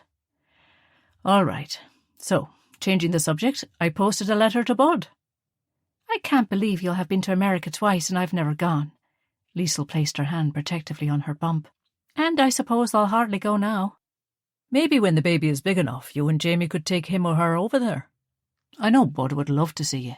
He asks about you all the time. And Gabriella is really nice. And now they'll have little Tommy, so your baby would have a playmate. I'd love it, but I don't know if Jamie could leave the bar for that long. It sounds like a fabulous idea. We could maybe go during the summer holidays from school. Tell you what, if you two want to plan to go next summer, I'll look after the bar for Jamie. You're on, Liesl smiled. They chatted amicably for a while, then Erich stood up to leave. He wanted to get some work done at the workshop that afternoon, and then back in time to dress up and go to Raggedstown to collect Róisín. He'd gone to Belfast on a shopping spree for his holidays, but he was going to wear his favourite outfit tonight. It was an electric blue sports coat in a corduroy that had a scarlet lining, with a light blue linen shirt and navy trousers that tapered slightly and had a cuff at the ankle. The girl in the shop said he looked like a dreamboat, though that could have been for the commission, but he was fairly confident that it was a good look. Róisín loved everything modern, and like him had no patience for tradition and harking back to how things were long ago. Right, I have to go to the workshop and fix a door lock that's seized before I go home to spruce myself up for my date. So enjoy your early night and cup of cocoa, Grandma. He chuckled as he kissed the top of Liesl's head. The conversation with Liesl had made him think, though he wouldn't admit it to her. Was there more to it? If Róisín's family wouldn't support her being involved with a Jew, then where did that leave them? Liesl was right, they couldn't hide forever. Maybe he'd suggest they go to the dance instead of to the pictures in Belfast tonight, bring it all out into the open. They'd have to do it sometime, otherwise, what was the point? Chapter 9. Erich strolled across the street to the yard and let himself in. The door lock that needed fixing was a complicated one and was from the Powells' back door. Mrs. Powell had spotted them working on the foundations for the new milking parlour and lured Erich in to look at the lock that had been seized shut for years and years. He wasn't too hopeful, but said he'd take it apart and see what could be done. He changed into overalls and set to work. He'd enjoyed things like this ever since he was a kid, and Daniel would let him take things apart just to see how they worked.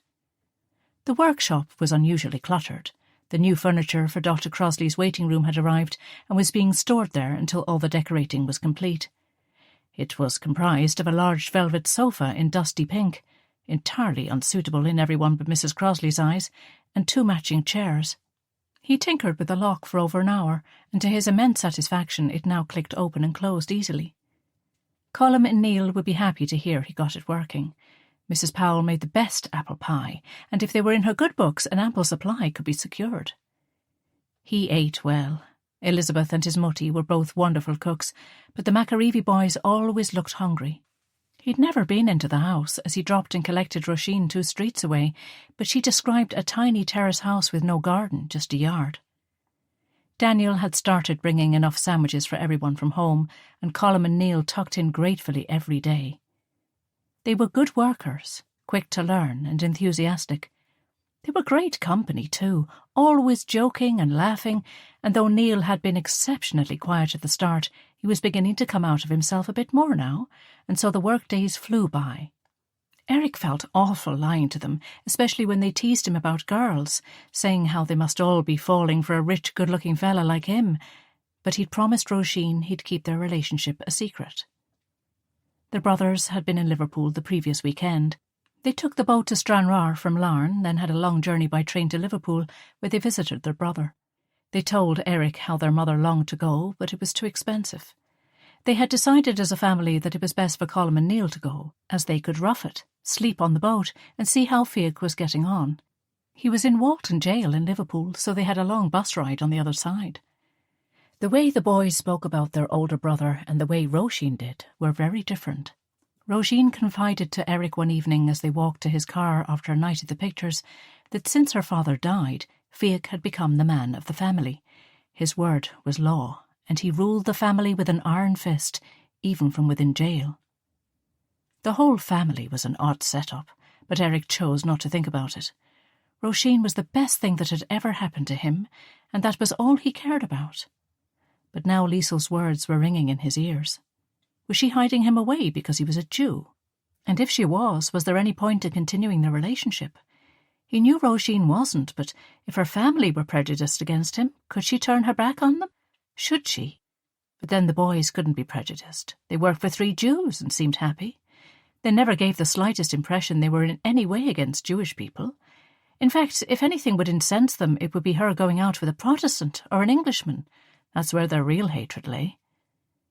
Erich and Róisín rarely discussed it, which in itself was strange. They talked openly about other things neither of them ever confided to anyone else. He told her about the time that Daniel was accused in the wrong of being a German spy and faced the death penalty.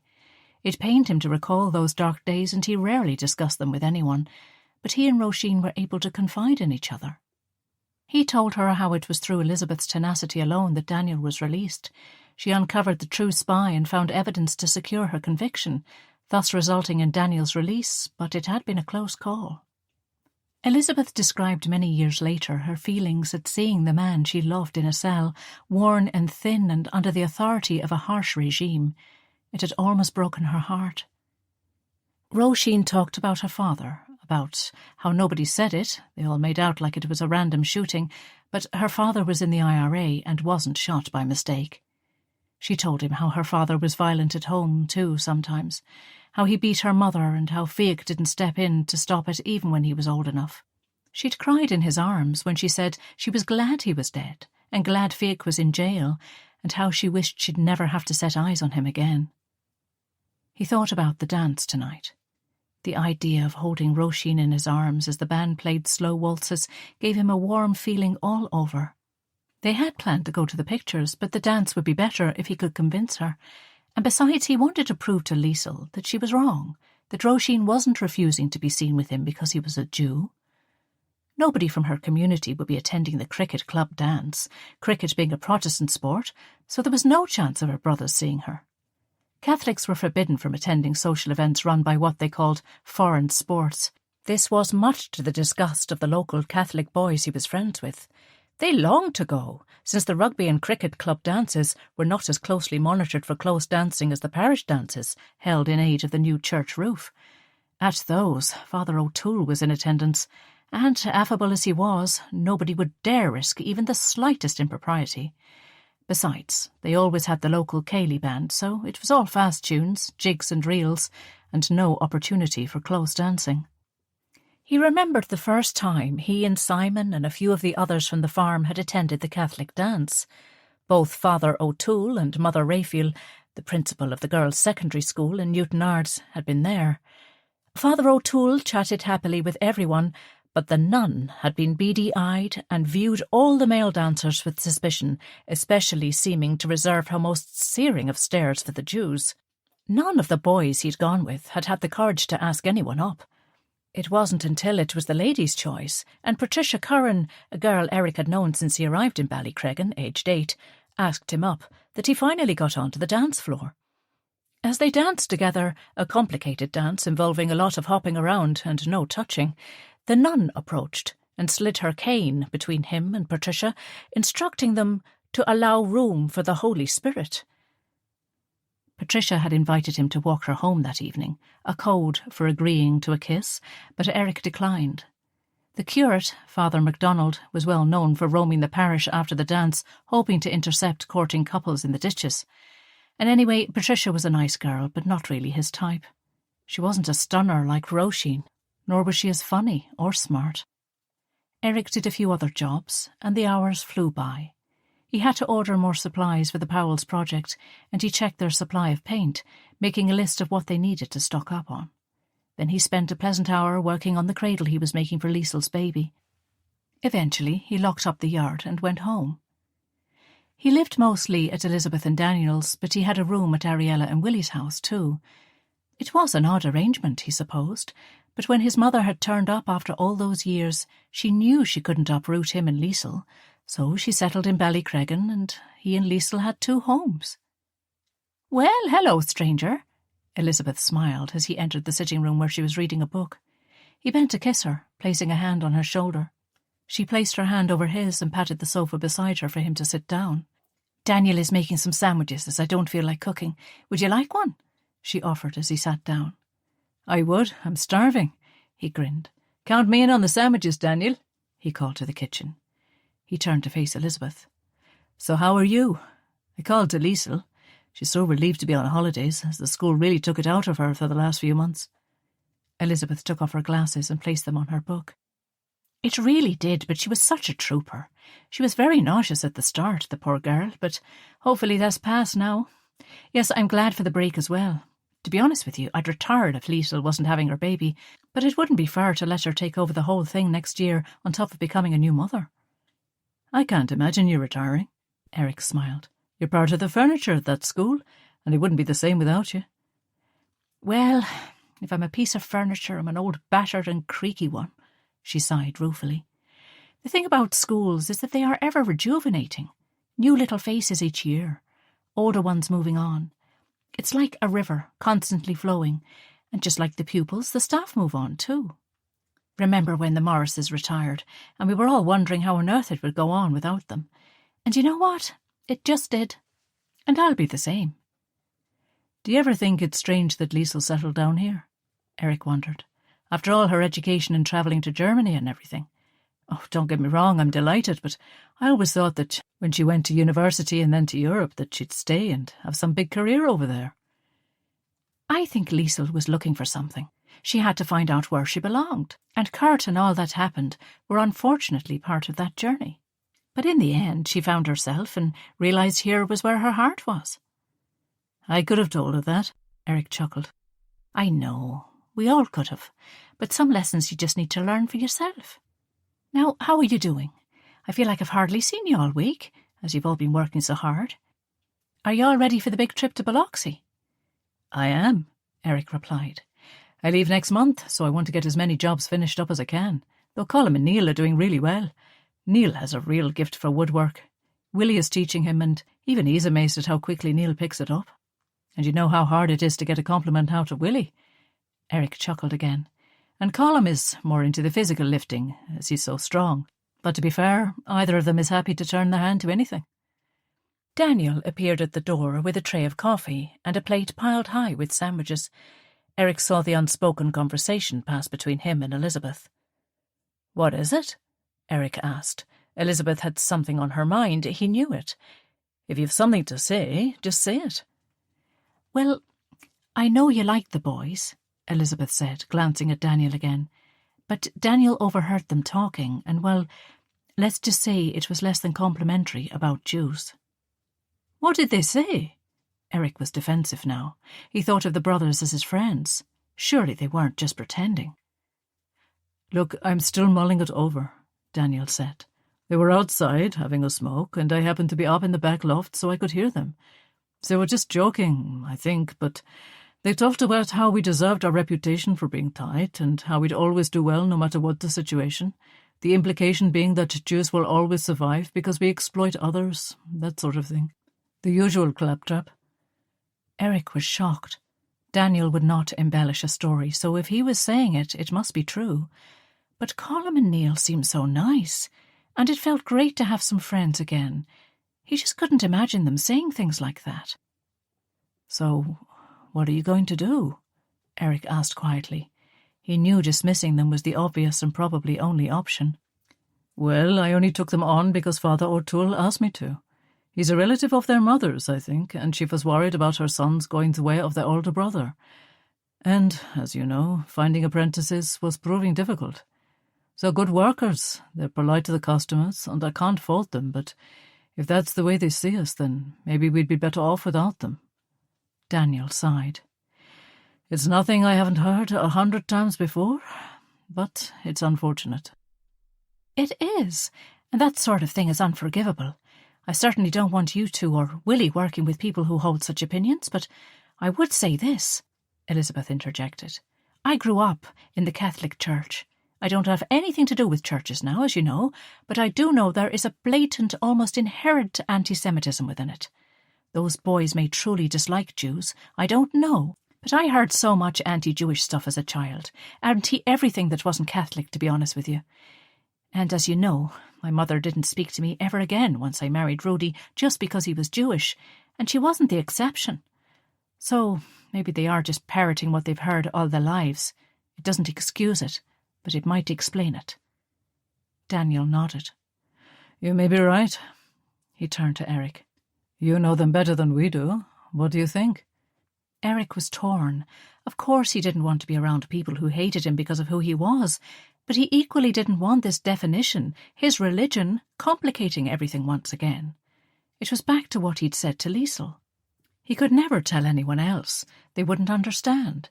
But everywhere he went, every development in his life seemed to be through the lens of his faith, and it bothered him more than he ever let on. "I don't know. I'm shocked, though. We always seemed to get along so well, and I never got the impression they were like that. But as you say..." He tried not to be so sensitive as to imagine every slight as being because he was Jewish, but after all that had happened, it was hard not to. "So you think I should let them go?" Daniel asked. "Well, maybe, but how about we wait until I get back from America at least? We need them until then, but after that we'll have to see." He stood up, drained his cup and placed it on the tray. "I'd better go and get ready." As he showered and shaved, he made his decision. He would have to ask Róisín out straight and demand she either make their relationship public or it was over. If she was secretly like her brothers and ashamed of his Jewishness, the sooner he found out, the better. Chapter 10. Róisín kept up the chatter on the drive from Raggedstown. Erich pulled in before the turn-off for Ballycreggan. "What's all this for?" She grinned, thinking he was going to kiss her. Instead, he turned and summoned all of his courage. This might be the conversation that ended the best relationship he'd ever had, but it had to be said. "I want to go to the dance in Ballycreggan tonight, the cricket club one in the hall behind my brother-in-law's pub. Will you come with me?" He paused, then added meaningfully, "As my girlfriend." "Ah, Erich, we can't. You know that. I explained. My brothers are so protective of me, and they don't want me seeing anyone, and—" She looked distressed, but he had to go on. "Anyone? Or a Jew?" The words hung between them. "Of course it's not that. You know it's not. It's just easier this way. We get to do what we want without everyone sticking their beaks into our business." Erich turned and faced forward, his eyes fixed on the empty road ahead. "It's not easier for me. I'm tired of sneaking around, Ro, feeling like I'm some dirty secret. I'm really proud that you're my girl, and I want the whole world to know it. I want to introduce you to my family, my friends, the whole lot. But if you can't do that, then there's no point in us continuing." He hated saying the words, but he had no options. "Erich, please, don't be like this. I love you, you know I do." She was crying now. "I love you too," he said quietly, "but either we're open and honest, or we're finished." "But you know my brothers, how they are. They hate everyone, not exactly like them. Remember I told you about Mei Ling, the Chinese girl whose family had the laundry at the bottom of our street in Belfast? They wouldn't let me play with her because she was Chinese. They would not let us have a minute's peace, so they wouldn't. And she was just a wee girl like me," she said earnestly. "So we go somewhere else?" Erich heard himself say. He loved this girl enough to leave the village and the family. It's a big world. We could leave and start a new life.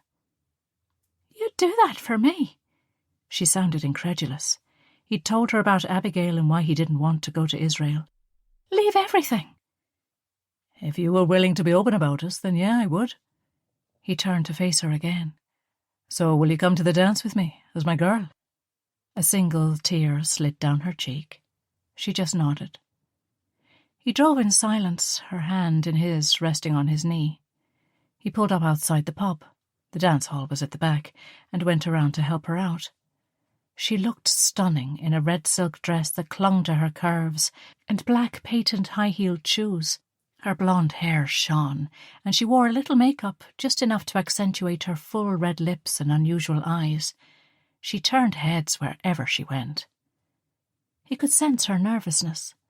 She linked his arms as he paid for them to get into the dance and waited patiently in the darkest corner of the hall while he got them some drinks. The dance had a soft drink bar only, but he snuck into Jamie's bar and got a little nip of gin for each of them to put in their lemonade. "Are you trying to get me drunk now as well as killed, Erich Bannon?" Róisín managed a smile as she took her first sip. "Just taking the edge off?" He kissed her ear. He put their drinks down, and a hand snuck into his as he led her to the dance floor. Jamie had astounded everyone by arranging for the Clipper Carlton, the show band from Strabane, to play. They were much sought after, even in England, so once word got out, the hall was packed to the rafters. The band was playing Rock Around the Clock with gusto as Erich and Róisín joined the heaving crowds. But then the tempo changed, and the unmistakable opening riff of Unchained Melody filled the hall. Róisín glanced left and right, rigid in his arms. "Relax," he murmured in her ear. "It's going to be all right. Nothing can happen. I'm here." She gazed into his eyes, her arms snaking around his neck, a move that would have had the Reverend Mother in a state of apoplexy if it had been a church dance. He responded by encircling her slender waist and drawing her close to him. As they danced, he could feel her breath on his cheek. "I love you," she whispered in his ear. The band went on to do 3 or 4 slow numbers, and Erich and Róisín never let each other go. Slowly she relaxed against him, her fear at being seen dissipating. She responded to him as his hand slid downwards, masked by all the crowds, to caress her bottom, moving her body even closer to his. As the last notes of Mona Lisa drew to a close, and the band turned up the tempo again with shake, rattle and roll, Róisín suddenly froze. "We have to go," she said. She dragged him off the dance floor and out the back door. "What is it? What's wrong?" he asked once they were outside. "Bobby Craven was in there. He works for Fiach. I don't think he saw me, but he could have." She could barely get the words out. "So what if he did?" Erich replied calmly. "It's not his business, Ro. You're a grown woman, and you can see who you like. Look, it will be a 5-minute wonder. I'll go round to your house if you like. Talk to Colm and Neil, your mother, whatever. Convince them that my intentions are pure and that you'll be fine." He lifted her chin and bent his head to kiss her. As always, she responded, kissing him back passionately. "You're right," she whispered. "I just need to stand up to them." "And I'll be right beside you." He wrapped her in his arms. "Can we go somewhere, just the two of us?" she asked. He looked at her and saw the longing in her eyes, knowing it was reflected in his. Without a word, he took her hand and led her out through the barrel yard and into the lane behind the main street of Ballycreggan. He glanced up at the window of Jamie and Liesl's bedroom, but there was no light. Liesl had mentioned she was going to sleep at Ariella and Willie's tonight, knowing the dance would be noisy.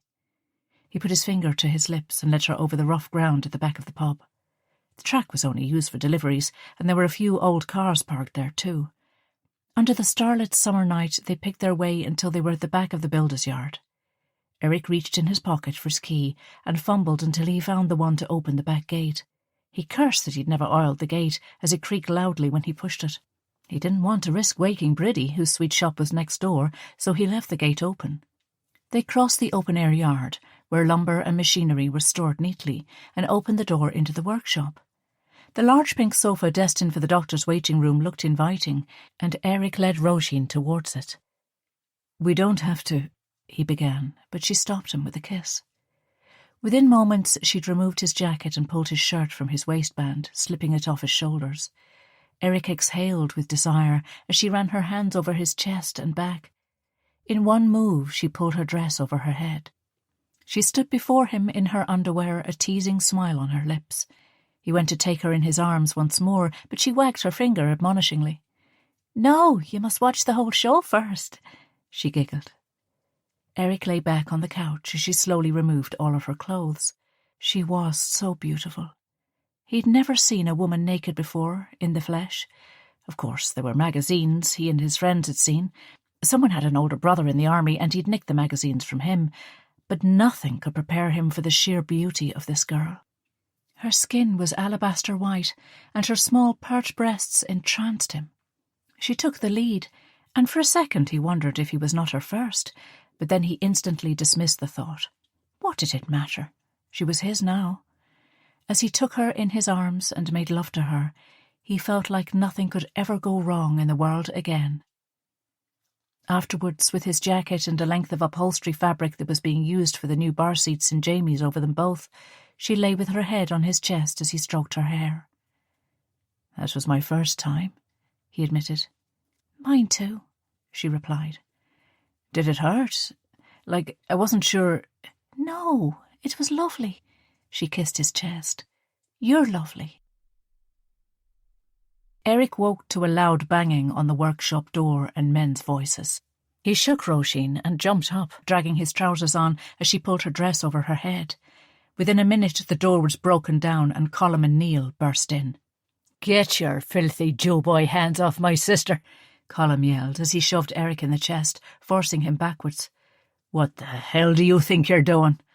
His voice was low and threatening. "Colm, what are you doing here?" Erich asked. "Look, we can talk about the—" Before Erich could finish the sentence, Colm smashed his fist into Erich's mouth. "Colm, stop!" Róisín screamed, but her brother turned on her then, slapping her hard across the face, sending her reeling. "Get dressed, you dirty little tramp. I didn't believe Bobby when he told me, but he was right. You are, my sister, the Jewman's wee tart. I'm disgraced of you. Just you wait till Fiach hears about this," he spat, grabbing Róisín by her hair. "Get her out of here," he barked at Neil, who was trying to calm Róisín down. Leave her alone, Erich bellowed, running at Colm, punching him hard in the stomach. Colm was winded, but as he recovered, Neil grabbed Erich from behind and held him as Colm landed blow after blow. The last sound Erich heard was Róisín's screams. Chapter 11. Was he dreaming? Or was someone praying over him, chanting the familiar prayers of his childhood? The world slowly came into focus, though it was blurry. Erich tried to open his eyes, but the light was searing, so he shut them again. He could hear voices. He tried to move, but even the smallest movement seemed impossible. "Ah, you are awake. Welcome back." Erich recognized the voice. At least he thought he did. There was another voice, a woman, then a hand on his forehead. He could make out snatches of conversation. The male voice was deeper, and the female seemed to need something urgently. The light, even though he closed his eyelids, made his head hurt. He tried to speak, but nothing came out. He was horribly thirsty, and needed a drink, but how to tell these people eluded him. He tried to speak again, but made a croaky sound. "Oh, darling, I'm so glad you're back. We were so worried." That hand holding his made him feel like he was all right. A sponge or something wet was mercifully placed in his mouth. He tried to swallow, but couldn't. The water that dripped into his mouth was cool and welcome. He could sleep again now. The next time he woke, the light was gone and there was no voices, just a faint humming noise. Was he alone now? He opened his eyes, but couldn't focus in the dark. He tried to sit up, but a searing pain in his back stopped him. Where was he? What had happened? His brain felt muggy, his thoughts were nebulous and fleeting. It was like understanding was just beyond him, only barely beyond reach, but still too far to grasp. "Oh, Erich." A voice, gentle, soft. "I'm so sorry. This is all my fault." Who was there? He opened his eyes again and this time turned his head to the right. He could make out someone with dark hair. He opened his mouth to speak, but she placed her hand on his head. "Don't try to talk. The doctor said you're going to be fine. You just need to rest." Why did he need a doctor? What had happened? It was bright again, the light permeating his eyelids once more. There were people around him, all talking. He could hear them more clearly now, but it was still hard to focus. "He's doing well. We're keeping him semi-sedated now, just to allow him to rest and recover, but I think we'll reduce the dosage of sedative from today. His kidney is bruised, but thankfully not ruptured, and there is no lasting damage to his spine. Internally, I'm happy there is no bleeding, and so, while it looks bad, I know, his injuries will heal with a bit of rest and care." "Should we take him home?" Elizabeth's voice. "Well, not for a few days yet. We'll need to ensure he's got pain management under control. Incredibly, only 2 ribs are broken, but there's a lot of soft tissue damage to his face, and I want to be 100% sure there is no damage to his kidneys. So, as I said, we'll allow the swelling to reduce a little more, but I would think all being well, you could take him home towards the end of the week." "Thank you, Doctor." His mutti, knowing she and Elizabeth were both there, made him relax. "The police will need to talk to him. They've been asking when he'll be able to speak to them." Daniel. "Yes, I would imagine they would. Do they have any idea who did this?" "We know." Daniel's tone was hard to distinguish. Who had done this? A flash of memory, blows, a punch, a kick, and then nothing. Someone had attacked him. He opened his eyes, keeping them open now, despite the brightness. "Close the blinds," another voice. "His eyes will be sensitive now." The room was plunged into gloom, and Erich found he could keep his eyes open. His mother's face was only inches from his.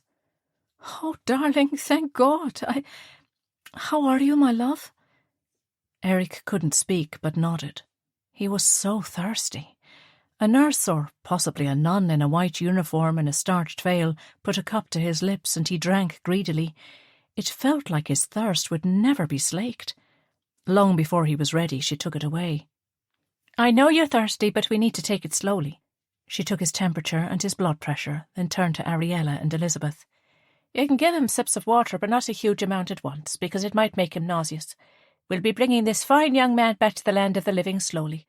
She smiled at him as she replaced the thermometer in the glass receptacle on the wall. She left and Erich tried to sit up, but his body just wouldn't do what he wanted it to. "Shush now," Elizabeth soothed him. "You're going to be fine. You heard the doctor, but you need to take it easy for a while, give your body a chance to heal." He tried to sit up again, and this time Daniel helped. Every part of him hurt, but they managed to set the back of the bed at an angle that he could rest against it, pillows propped behind him. "Erich, I know you're still feeling bad, but can you tell us anything about what happened? We know it was the McAreeves. They were seen around the village that night, and they've not shown up for work. But why?" Daniel's face was creased with concern. Through Erich's foggy brain, something told him not to say anything. He couldn't, anyway. It felt like his tongue was too fat for his mouth, and he couldn't form words. "Leave it, Daniel," Elizabeth admonished, and cast her husband a warning glance. "He can explain when he's well enough, but for now he just needs rest." Daniel's back was to the bed now, his hands in his pocket as he stared out the hospital ward window. Erich knew by the stance of the man he loved every bit as much as he'd loved his father, Peter Bannon, that he was furious. "It's all right, Erich. You'll be fine," his mutti soothed as she cast a glance at Daniel's back. "Would you like another little drink?" He nodded, and she held the cup to his lips. He took as long a drink as he could before she took it away. At least now his mouth was feeling a bit more normal. He tried to smile, but his face hurt too much. "Are you comfortable?" Elizabeth asked. "Yes," he managed, though he was far from it. His back ached, and it hurt to speak. "What's the damage?" he rasped, his voice sounding alien to his own ears. His mother and Elizabeth shared a glance. "Tell me," he demanded. "You have a bruised kidney," Ariella explained, "and quite a lot of swelling to your lower back. You have 2 broken ribs, and your face is a bit the worse for wear. It looks bad, but it will be fine. The doctor is sure there is no long-term damage." Erich relaxed. Neither Elizabeth nor his mother would ever lie to him. "They're giving you drugs to keep you drowsy." Elizabeth took his hand. "So you won't move about too much as you heal. That's why you feel so groggy. It's nothing to do with your injuries." He drifted off to sleep again. It was dark when he woke. This time was not like the others. He was wide awake, and the pain in his body was intense. His muscles screamed for release. He tried to get up to move into a more comfortable position, but the movement caused him to gasp in pain. It was clearer now. The night with Róisín, falling asleep, Colm and Neil coming in and finding them. He wouldn't confirm it to the police, though, as that would only make matters worse for her. He wouldn't press charges. If he said he couldn't remember, then at least maybe they wouldn't take it out on her. Had she been to see him? He had no idea. He hoped so. Bit by bit, the events of that night came back to him. The conversation in the car, the dance, her terror at seeing this Bobby someone, them alone together in the workshop. And then she was crying and screaming. Erich tried to stop them hurting her, and then Colm hit him. The next thing he remembered was waking up in the hospital. What day was it? When did all that happen? Time had lost all meaning. Chapter 12. Erich sat in the armchair in the living room. A book was open in front of him, but none of the words were sinking in. He'd been home a few days, and he'd heard nothing from Róisín. He'd longed to ask if she'd called or written, but he knew that if she had, they'd have mentioned it. Liesl told him that she'd filled the parents in on his romance and her advice. She felt responsible, since she was the one who had told him to make their relationship public. He hadn't confirmed the reason for the beating, but he was sure they could guess, and despite everyone wanting him to talk to the police and point the finger at her brothers, he wasn't going to do that. If he had any hope of seeing her again, he would have to stick to the line that he couldn't remember. Daniel appeared at the door, a cup of coffee in his hand, and passed it to Erich. He'd been around the house more often than usual, which frustrated Erich. He knew it was because Daniel was worried about him, but they were down to 3 men again with the business, so he wished Daniel would focus on that and take the spotlight off him. Elizabeth thinks I shouldn't be pressing you, but I just don't believe you have no idea who did it. Daniel was agitated. I think you're protecting Colm and Neil, though. I can't for the life of me figure out why. Look what they did to you, Erich. Erich shrugged. I've tried. I just don't remember. I won't accuse someone unless I'm sure, and I'm not. Daniel fixed him with a gaze. Erich dropped his eyes first. Remember that time when you were about 10, and you and Simon broke into Father O'Toole's glasshouse and ate all his strawberries? Daniel kept his voice light. I do, and Mrs. O'Hanlon went up to the rabbi and told on us. She did, and Rabbi Frank called me and asked me to ask you if you'd done it. You and Simon were the guiltiest-looking pair of criminals I'd ever seen in my life, but you both swore blind it wasn't you. Erich smiled. I think Mrs. O'Hanlon wanted me to give you a beating, but I could never do that. So I told her that I was dealing with it, but that I would do it my own way. The rabbi got very angry with Simon, and he was punished for stealing and for lying about it, but I just accepted what you said and sent you to bed. I said I would always believe you if you promised me that you were telling the truth, and you swore that you were. And do you remember what happened that night? Erich could see from Daniel's face that this wasn't just a friendly chat. I do. Erich gazed into the fireplace. You were so racked with guilt, you came into our bedroom at around 2 a.m. in tears, confessing everything. Erich nodded. I had to cut the priest's grass with that rusty old mower every week for the whole summer as punishment. Daniel smiled. You did, though I did sharpen the blades without you knowing after the first time. Thanks for that. Erich smiled ruefully. You know where this is going, don't you? Silence hung between them. I can't, Daniel. I would tell you if I could, but I can't. Erich winced as he moved on the chair. Why can't you? Daniel probed. At least Erich was admitting he was lying. Is it to do with Róisín? Are you trying to protect her? Look, Daniel, I just can't remember, all right? Erich stood up painfully. Now, can we change the subject? No, Erich, we can't. Someone did this to you.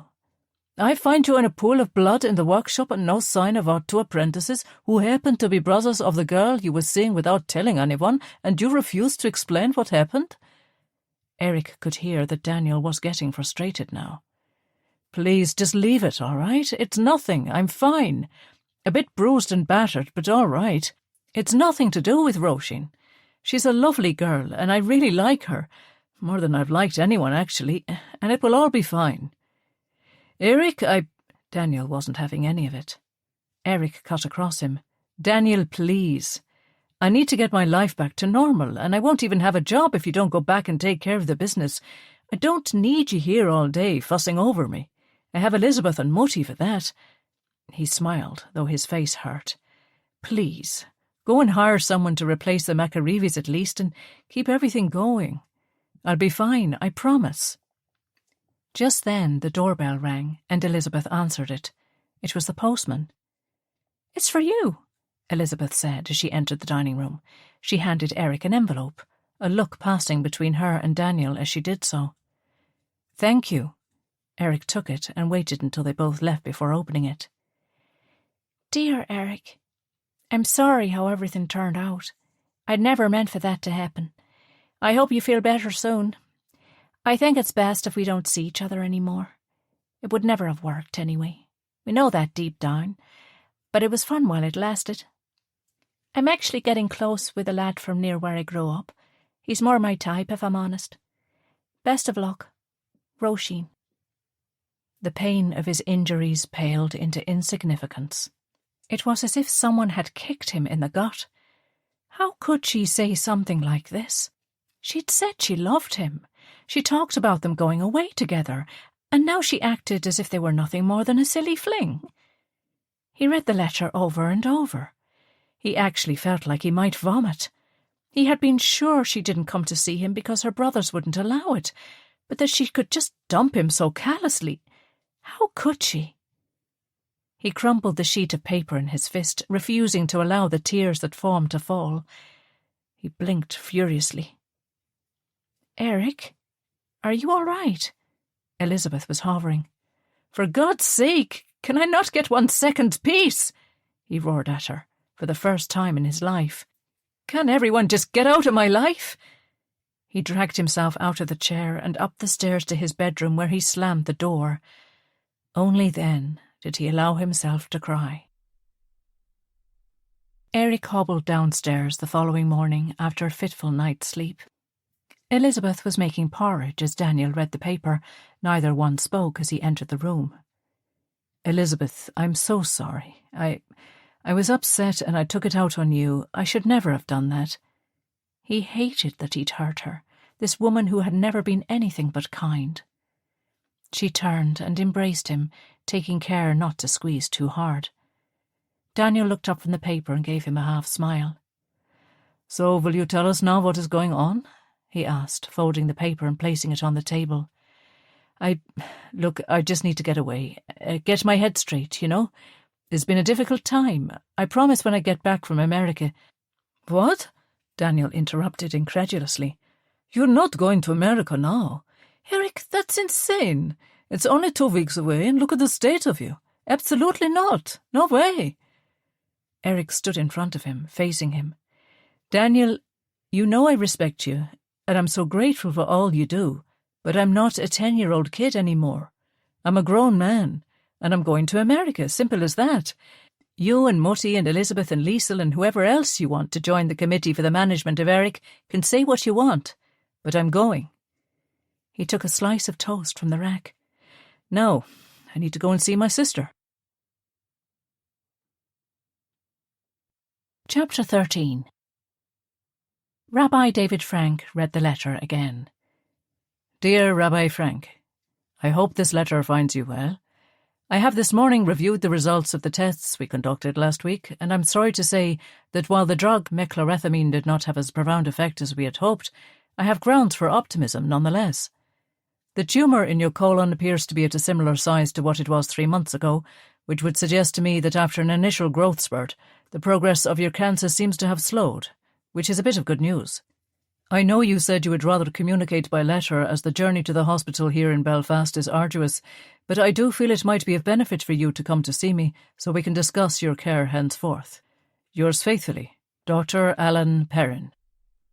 The rabbi put the letter down and took off his glasses, pinching the top of his nose to ease the stress headache he could feel building. So this was it. This was how it would end. He didn't believe the doctor's optimism for 1 second. He knew it was the final act. He sat back in his chair, listening to Frau Braun on the telephone, talking to a contact she had in Germany. One of the children who'd returned to her family was deeply unhappy there and had written to the rabbi in secret, begging to be allowed to return to Ballycreggan. Sophie Hart was only 18 months old when she arrived on the kinder transport, a tiny little thing, and she'd grown up happy and strong on the farm. Her aunt had emerged in 1947, having survived Buchenwald, and offered Sophie a home with her. That was fine, and Sophie and the aunt got along well, but when the woman remarried, Sophie disliked the man intensely. The aunt had died in a road accident a few months ago, and Sophie was in the house with him alone, so the rabbi and Frau Braun were determined to help. She was almost 17 years old, but she needed rescuing, and he was determined to do it. The contact Frau Braun was talking to lived not too far from the town where Sophie lived, so she was going to ask him to go by there and to speak to her. Sophie had another cousin near Nuremberg, a young woman in her 20s with 2 little children, and she said Sophie could come to her, so that was an option. He folded the letter and placed it in the drawer. Only yesterday he and Frau Braun had had the conversation he'd been dreading. She'd come into his office and in her normal brusque tones offered him a room at her house. She was apparently buying the late Mrs. Thomas's house. The town librarian had died last winter, and her 2-bedroom terrace house on the main street of the village was up for sale. He had to admit the prospect of ending his days in a warm, cosy house in the company of such a fine woman was tempting. The farm was draughty and cold in the winter, and more than that, it made him melancholy to walk around, reminiscing on the happiest time of his life when the voices of children rang out, bright and hopeful. He thanked God every day for his mercy and goodness, for sparing him the camps, not because he was afraid to die, but because his deliverance from Germany meant he could do important work with the children of the kinder transport. Growing up the only child of a taciturn and silent father, himself a rabbi, was a lonely life. His mother died when he was 4 years old, and he barely remembered her. He'd studied diligently, and when the time came, he became a rabbi. It was expected, and no alternative was ever discussed, but he was happy with his life. When his father said there was a girl who was to be his wife, a daughter of the prestigious Bayer family, he was nervous and overjoyed. He knew exactly who his father meant, as he'd seen those girls before. One was very pretty. The other was plain, so he hoped it was the pretty one, but dared not ask his father. The Bayers were devout Jews, and attended his father's synagogue weekly. He would never forget the day the Shadchan brought him and his father to the Bayer house, a large ivy-covered mansion in the Charlottenburg area of Berlin. He was 21 years old and had never been so nervous. He was not used to talking to girls. In fact, he had hardly ever spoken to any, and he had no idea what to say. His father had given him the cryptic instruction to do as was expected of him. He had no idea what that would mean and was too terrified to ask. He was led from the front door to the fanciest hallway he'd ever seen, then into an equally ornate parlour. He'd tried to hide his disappointment. It was the plain one, Marta, that they had chosen for him. She was plump, with mousy hair and a broad nose, and her eyes barely met his even once as she sat between her parents. The next time they met was before the rabbi, as they married. To his astonishment, Marta proved to be a lovely wife. She was funny and gentle, and together they learned how to be married.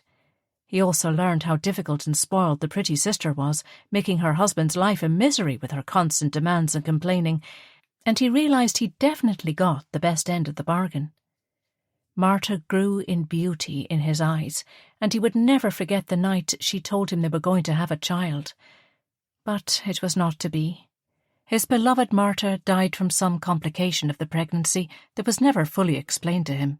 Men were not to know such things, and so did their child. He thought he would die himself of the grief, not that anyone knew. He was a rabbi by then, with his own synagogue, and publicly he accepted his loss stoically.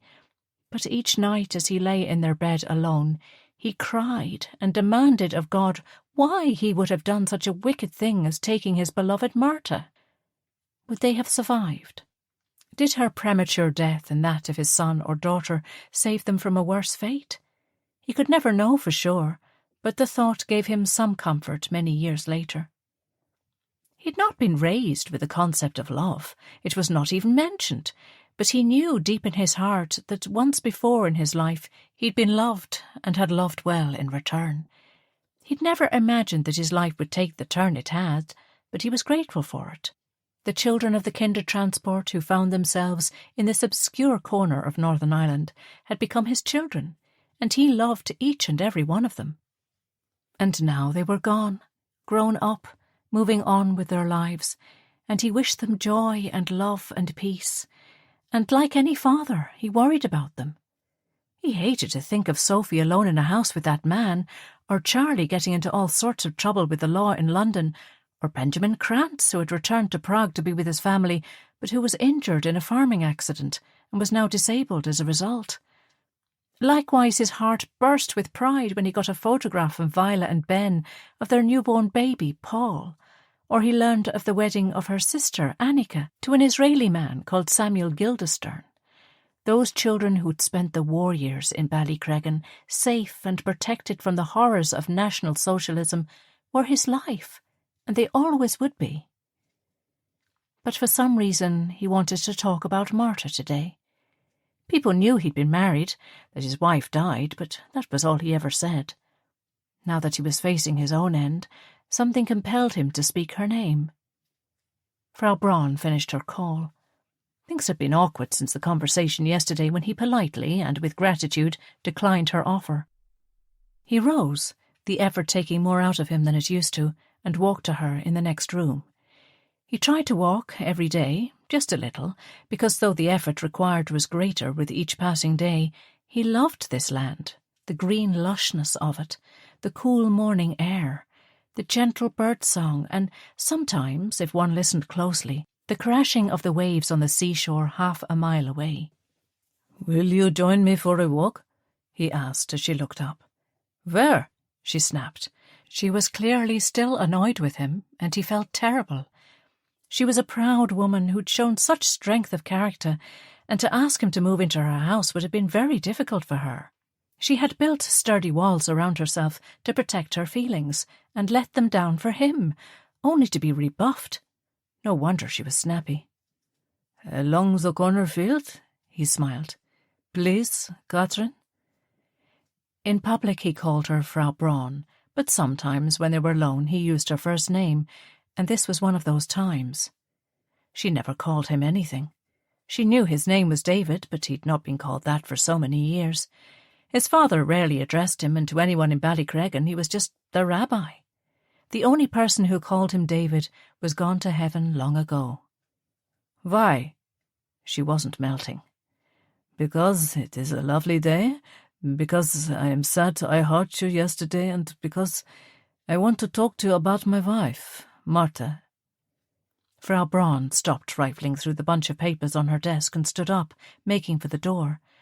She took her cardigan from the hook and stood in the doorway waiting. Well, come on if you're coming, she said. They walked in silence as he tried to find the words.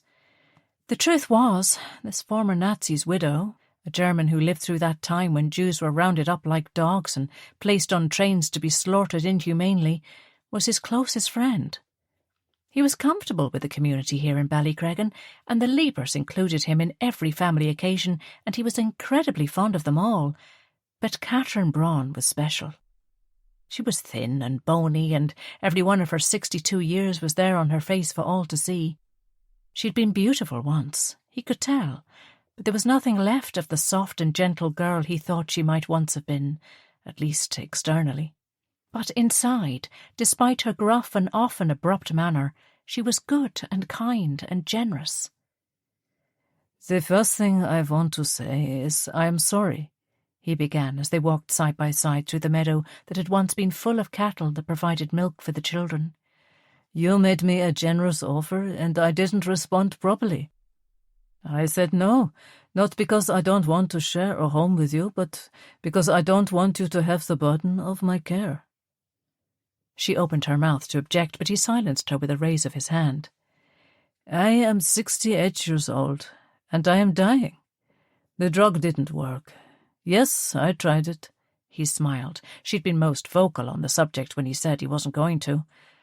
It didn't work, so that's it. They have tried, but my time is up. He shrugged. I got much longer than most, and I was able to help in a way I could never have done before Hitler, so... Her voice had lost its hard edge. Is there nothing else to try? He shook his head. I don't know. I doubt I will ask. The doctor says he has reasons to feel optimistic, but that's just what they say.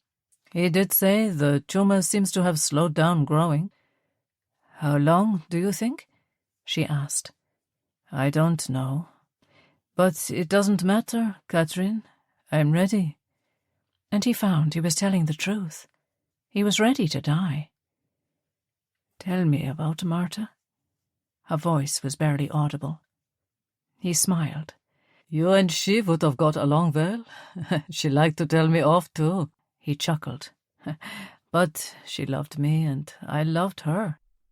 She was always baking, and she would then moan about how plump she was, and that I could eat her lecrach wherever and never gain a pound. She was crazy about animals, too. I told her I didn't want a pet in the apartment, but one day she said she was walking by the river, and a man was about to drown a bag of kittens, so she had to take them home. So we had cats, and they loved her. They would call around her in the kitchen, and in time I got to like them too. We were in a arranged match, of course, and I thought I would have preferred her sister Lina, but she just kvetch all day long. Her poor husband, oy weet mir, he was a broken man from listening to her. Frau Braun smiled. Though she had no Yiddish, she knew what he meant. But Martha was so sweet. And, we were worried because when we got married, neither of us had a clue about what happened in marriage, Nobody told her, and certainly nobody told me. There was a Torah class for men about marriage, but the Melamed, the teacher, didn't say anything specific, so Marta and I had to learn together. Month after month, nothing happened, no baby on the way, and I thought maybe we were doing it wrong. Then her mother came and gave her a talking to, explaining what to do. Poor Marta was so embarrassed, but she confirmed we were doing it right. Then one day she told me that she was pregnant. Oh, the joy! But we couldn't rejoice too much. My father was happy, I think, but he never said so. And to be delighted as we were would to be a source of shame to him. So we watched in awe as their bellies fell with our child, and we waited for him or her to arrive. She said how she loved it, being pregnant, because for the first time she was allowed to be fat. But I said she was never fat to me, that she was always lovely. "We are never happy," Frau Braun said with a sad smile. "I always thought I was too thin. No curves, just up and down. Women are never happy." "Well, like she was not too fat, you are not too thin. But Marta was happy then, those months. And then one day I came home, a few weeks before the child was to be born, and she was gone. Her father came, told me she was in the hospital. I rushed there, but it was too late. She was gone, and the baby too. He or she was too small to be born, so they died in their mother's body, and I lost them both." "What happened to her?" Frau Braun asked. "I don't know exactly. Something to do with the pregnancy, but they didn't tell me. To be honest, I was so heartbroken that I didn't want to talk to anyone or hear anything. I wanted to die, and to lie beside her and our child forever." "That's terrible." Frau Braun sat on the stone wall, and the rabbi sat beside her. "Yes, terrible," he agreed. "But you had love once, and that's a good thing. It's something I never had." She sighed heavily. "I did, and she was perfect for me. Did you ever have feelings for your husband? Just because he was a Nazi doesn't mean he didn't have some good points, you know? It's all right to tell me you loved him, if you did." "No," Frau Braun kept her gaze on the horizon. "He humiliated and abused me for all of our marriage. I wasn't pretty like my sisters, and I thought he loved me. In the early days, I was so proud of him. He was so handsome, and all the girls wanted him for themselves, but I got him. I didn't realize, fool that I was, that he only wanted my father's money.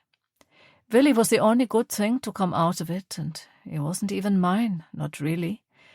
He was the result of an affair between a servant in my house and my husband. But I insisted we take him, as his mother could not care for him. She was just a girl. So we took him and raised him as ours."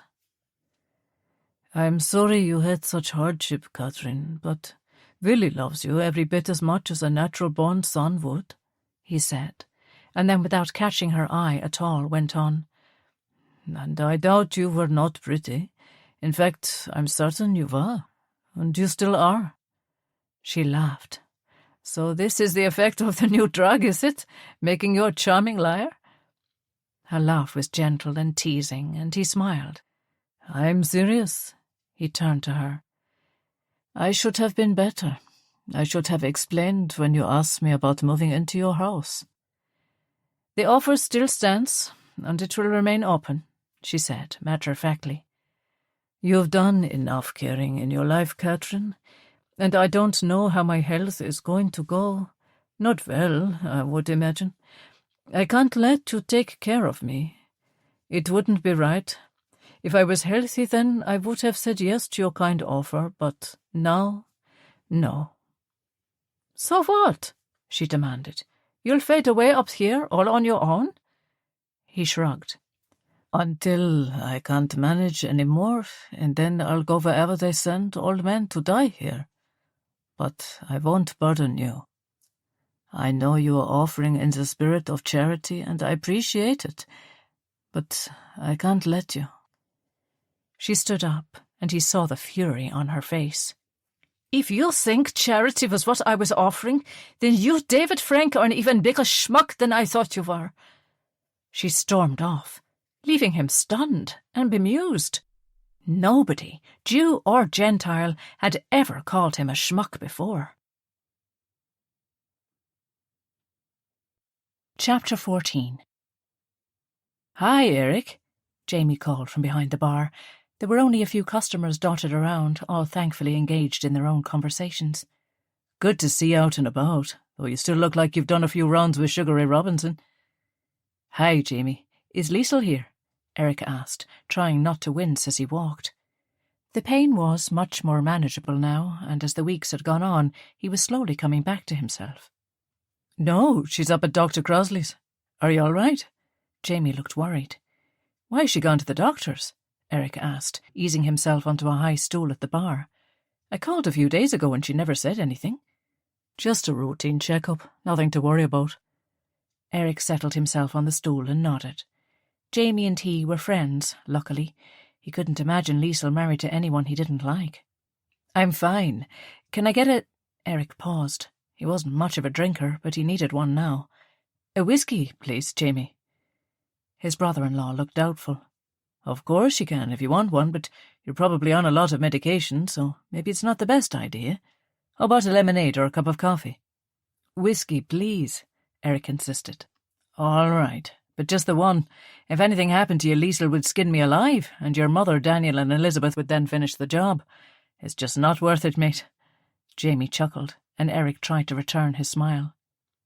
The thing everyone loved about Jamie was his eternal good humour and optimism. He loved life in Ballycreggan, and after a promising career in medicine came to an abrupt halt because he hated studying it, Jamie went to work in a bar in Dublin. His parents were horrified, as they were sure they were making a doctor of their son, but it wasn't to be. Jamie was a natural publican. He had exactly the right temperament. He was courteous and friendly with everyone, and all were welcome, regardless of religion, an unusual thing in Northern Ireland, where pubs tended to be designated either Catholic or Protestant. He was also a big man, standing over 6'4" and built like a tank, so any messing or inappropriate behaviour was dealt with easily. Jamie very rarely had to resort to physically ejecting anyone, but it was widely known that should the need arise, he was more than capable. Jamie poured Erich a small measure of Bushmills and pushed the glass towards him. After checking that all the customers were happy and well away from earshot, he said, "So, are you going to tell me what the blazes is going on, and why you won't set the police on that pair of thugs? You have them all driven demented with worry over you. You know that, don't you?" There was a note of admonishment in his voice. "I'm fine," Erich said, taking a sip of the whiskey, which burned his throat. "I know that. You're tough and you'll heal, but that's not what I mean." Jamie started polishing glasses, restoring them to their place over the bar. "And well you know it." "Don't you start," Erich sighed. "I'm not starting anything, but in the name of God, Erich, you can't think we're all so stupid to accept you have no recollection of anything that night. Liesl told me about Róisín finishing with you, so you've no reason at all now not to come clean. Look, I know you were mad about her, but maybe it's for the best that it ended. There was no future in it, if that's the kind she comes from. Mine aren't much better, God knows, but at least they wouldn't beat someone up. Though come to think of it, I'm not totally sure my mother wouldn't resort to those tactics either." He smiled ruefully. "Look, all I'm saying is I understand, you know? But Liesl and me are the exception rather than the rule. Most mixed couples never stand a chance." "And now you're apparently still going to America?" He leaned over. "Look, if you're in some kind of trouble, if they threatened you or whatever, you can tell me, you know. I won't report back if that's what you're worried about." Erich smiled. "It's not that. I just want to forget it all ever happened, Jamie, that's all." "All right, but you still mean to only go to the States for a holiday, though, right? Not for good." Erich shrugged. "I don't know. Maybe it's time. Everyone I know has moved on in some way. If not going to Israel, it's getting married and having a family like you and Liesl. Even Daniel and Elizabeth are talking about travelling, and Mutti and Willie are in their own little bubble of love, so maybe it's time I stopped hanging around on the edges of your lives and started living my own. I thought Róisín was the one." I was wrong, so maybe it's time to move on? I don't know. Jamie shrugged. Only you know the answer to that, Erich. But I will tell you this. They'll all be devastated if you decide to go to America for good. I'm not saying you shouldn't. If it's what you really want, then you should go for it. But I know they would never want you to think that you were in the way. They love fussing over you. You know they do. Jamie grinned. It was a running joke how Erich was like the golden boy. I know, Erich sighed. I just don't know what to do. He waggled the glass for another whiskey. Jamie raised an eyebrow, but took it from him. A very small one, and that's your lot. He filled a half measure from the optic behind the bar. In America, honestly, Jamie, it's amazing. People from literally all over the world. Nobody cares who you are, what religion you are, where you come from. If you're willing to work hard and just get on with your life, then people let that happen. It sounds great, Jamie continued, polishing glasses. Look, how about this? Go over for the holiday you planned anyway. I'll try to talk them down if they go mad. Well, I'll talk to Liesl, and she'll convince them to let you go without too much wailing and gnashing of teeth. Then see how you feel. You might love it and decide to stay, or you might miss us all here and want to come back. I think not saying anything about it possibly being long-term is a good idea. For now, anyway. Jamie poured 2 cups of coffee, one for himself and another for Erich. Drink that, or they'll smell the whiskey on your breath. He pushed the cup towards him. Chapter 15. Erich couldn't believe his eyes. He was really there. Even with all that was going on, he was overawed at the sight of the lady with her lamp, standing proud and green in the harbour as the ship sailed in. But each time he felt the thrill of adventure, he felt a pang, thinking about Róisín. He gazed over the railing at the metropolis. He'd never seen anything like it. So many buildings packed so closely together, each one taller than the next. An American standing beside him clapped him on the back, clearly delighted to be back, and said with a triumphant smile, "Welcome to the Big Apple. Your first time?" Erich nodded.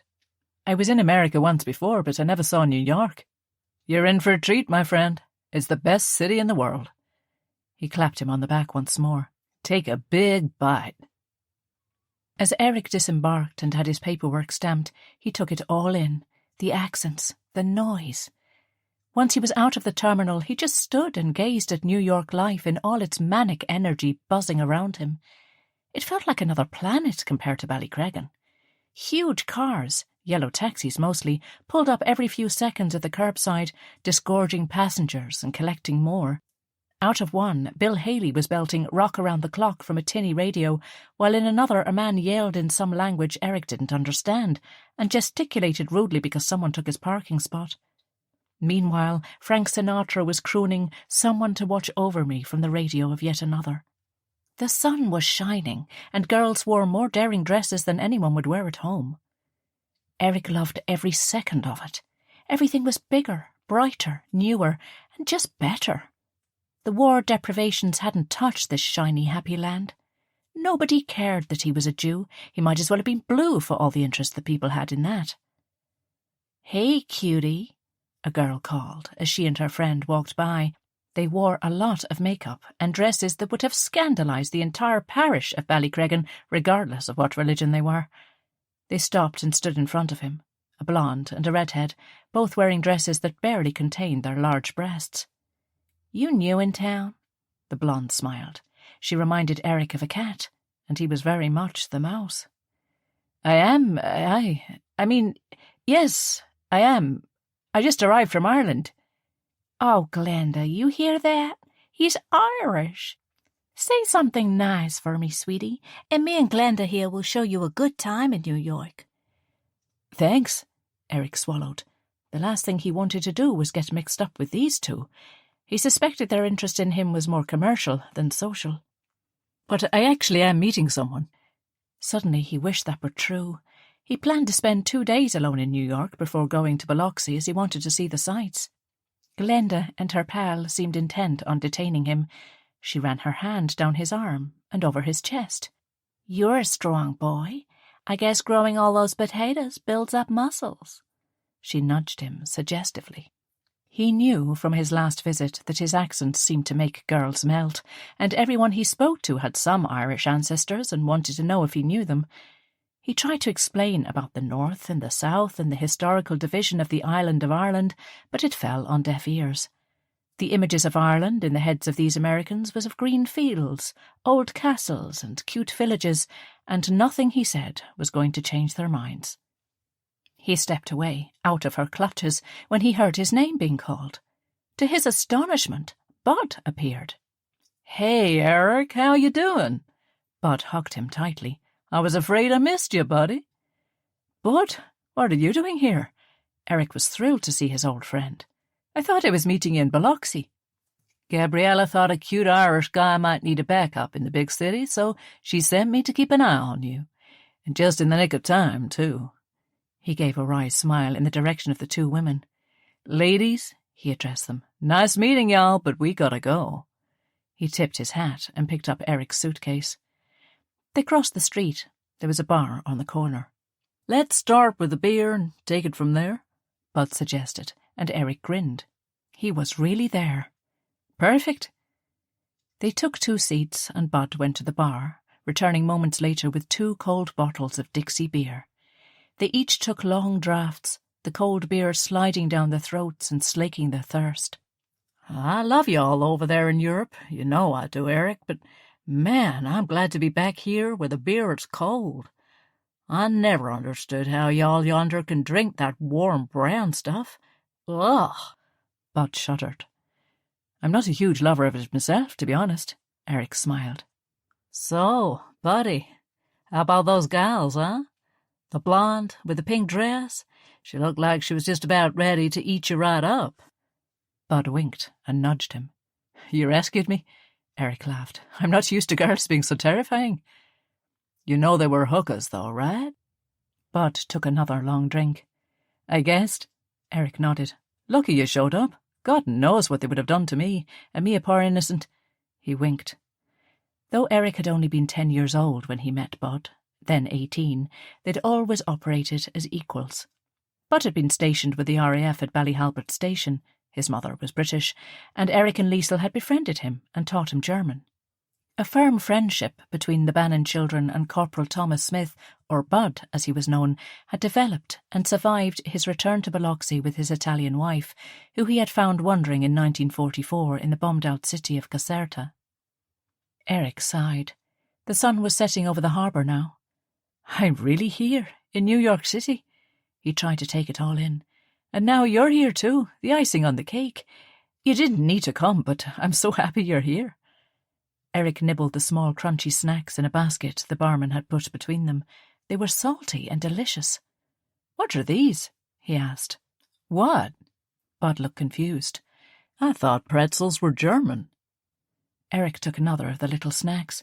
The pretzels of his childhood were large knots of pastry, baked until crisp on the outside but soft inside. "They are, but this isn't like any pretzel I've ever seen." He laughed, then popped another one in his mouth. "So was it all right to take some time off to come up here?" Erich knew Bud had been very busy with the family business. "Course. I'm the boss now, Erich." His friend grinned. Bud's father had passed away last year, leaving the family fruit business to his son. "My daddy was as likely to be found packing peaches in his undershirt as he was mixing with the highfalutin bankers and whatnot, so nobody in our house got to get too high and mighty," he'd often say with a chuckle. Bud was tall and thin and still looked 18, really. His dark red hair stuck up at strange angles and freckles dotted his nose. Erich thought he was one of the best people he'd ever met. "So, tell me all about this girl, the one you dumped my nice cousin for." Bud turned to the bartender and ordered 2 more beers. "Oh, that's a long, sad story. I got all day." Bud clinked his bottle off Erich's. When Erich finished telling Bud everything, he felt better, unburdened. "And it was her brothers who came round and beat you up?" Bud asked. "Yes, call him Neil. They worked for us. I thought we were friends, but they were obviously raging that I'd slept with their sister. They're Catholics as well, so while a good Jewish boy isn't supposed to go around having sex with girls, there's a whole other level of shame and sin with them. And now she's broken it off anyway, so it was all for nothing." Erich finished miserably. He finished his first beer and placed the bottle on the table. "But you love this girl?" Bud probed. Erich didn't need to think about it. "I did," he sighed. "I still do." They sat in silence for a while, and eventually Bud spoke again. "I wish I had better advice for you, Erich. But her brothers don't like you none, so I reckon you're better off. That dog won't hunt. I know it hurts like hell now, but you can't be with a girl whose brothers are going to be waiting for you with pitchforks. You need to watch your back there, buddy. Those guys sound like trouble to me." "Doesn't matter now, anyway. She wrote me a letter ending it all, saying she'd found someone else." The words felt like sawdust in his mouth. "I know it's hard, but you'll get over it. And a vacation is just what you need." Bud grinned. Erich nodded. Bud's cheerfulness was infectious. His heart was broken, but he was in New York City with his best friend, so life wasn't all bad. "Absolutely, and now we can see it together. Are you sure Gabriella doesn't mind you just taking off on a skite with me?" Bud laughed. "I haven't heard that word for years. I didn't know what it meant for ages, but it's a great word to describe two guys on the town. I must tell Gabriella about it when I get home. I'm always remembering bits of things that happened all those years I was over there to tell her." The way Bud spoke about his wife, it was easy to tell he was besotted with her. "To answer your question, she'll be fine. Glad to be getting rid of me for a few days. She's made a bunch of friends with some other GI brides in town, so they keep each other worn slap out with the yakking about how uncultured us Americans are." Erich knew that wasn't true, that Gabriella adored Bud, but he was happy she'd made some friends. Even in Mississippi, lots of men who'd served in Europe during the war had come home with British, French, or Italian wives. Bud had explained to him that it didn't always work out. Sometimes the women, who were all caught up in the romance of the war and everyone in uniform, thought life in America with their new husbands would be so glamorous and exciting, but for many it was a leap too far. The distance, the differences in culture, the fact that the dashing young pilot was now returned to running the mom-and-pop grocery store, all was too much to cope with, and several went home, or at least ended the marriage by divorce. America was different, no doubt about it, but that's what Erich loved about it. Sure, some bits were hard to take. The treatment of coloured people, for example, was truly shocking, especially in the South. He remembered being appalled when he came for Bud's wedding. But generally, the freedom, the lack of concern for who your family were or what your religion was, he found so refreshing. "It's not uncultured here," Erich rushed to defend America. "Just different. Europe is so old, so historic, and there's good things about that too, but it means people get really stuck in the old ways, doing things and thinking a certain way because that's what was always done. I don't like that way of thinking. Just because an attitude has the tenacity to endure for centuries doesn't make it right or worthy of repeating, you know?" Bud laughed. "You're a one-off, Erich Bannon. I knew it from the first day I played soccer with you in the park in Ballycreggan. You're a deep thinker, my friend." Erich shrugged. Liesl was always the brainy one, the one who liked studying and went to university and all of that. He was more practical, so he never saw himself as an intellectual kind of person. "Well, whether I am or not, I better start doing some serious thinking about the future because I need to do something. Maybe it's time to get out of Ballycreggan, start again somewhere new." Bud opened his mouth to speak, but closed it again. Erich saw the hesitation there. "What?" he asked. "You were going to say something." Bud rubbed his hand over the back of his neck, sweat trickling onto the soft collar of his plaid shirt. "Well, I was going to say, and you could tell me to mind my own business if you want, but remember when I thought I was in love with Talia?" They rarely mentioned the woman who'd come to the farm with the Kindertransport. Talia Zimmerman had proved to be a duplicitous traitor who worked for the Nazis. Elizabeth uncovered her, but not before Daniel was found guilty of espionage and faced the death penalty. Talia had confessed in the end, thus proving Daniel's innocence, but it was a close-run thing. The Nazis had some contacts with the IRA at the time, both united in their hatred of Britain, and it was a dark time for the Lieber family. When Bud realised Talia was only using him for information about the RAF base, he was devastated. "I do," Erich said. "And, well, I know how it all turned out, and she never wanted me for me, only for whatever information she could get out of me, but at the time I'd have done anything for her. And even if she hadn't been a spy, I was plumb crazy. But, I thought about it a lot, and I reckon she'd have made me miserable, and me her, too. So? Erich was none the wiser. What's that got to do with my situation? Well, just that sometimes we get so caught up in romances. Those girls are so damn pretty, and they look at you, and man... Well, me, anyway, I ain't got the good sense God gave a rock. Talia played me. I know she did. But I'll tell you, Erich, she did a mighty fine job of it. I'd have walked through fire for her. I just want you to try to make decisions with your head, not your heart. I'd hate you to give up all you have back there, those people who love you just on a whim, I will. Thanks, Bud, and I know what you mean. He put his hand on his friend's shoulder. After my holiday here, I'll go back and see the lay of the land. I honestly don't know how I feel. Well, I feel so many things. I know what you mean about thinking you're in love, that this is the one. I thought Abigail was that for me, but I obviously wasn't for her, considering she went to Israel and never came back. But I really thought Róisín was it. They finished their drinks, and Bud explained how he'd cancelled Erich's hotel. He'd called Elizabeth to ask the name of it, so that they could room together. He wanted to keep his turning up in New York a surprise, but it took a bit of planning behind the scenes. Erich realised once again what a great friend Bud was, and knew he was lucky to have him. They took a taxi to the hotel Bud had booked on Park Avenue.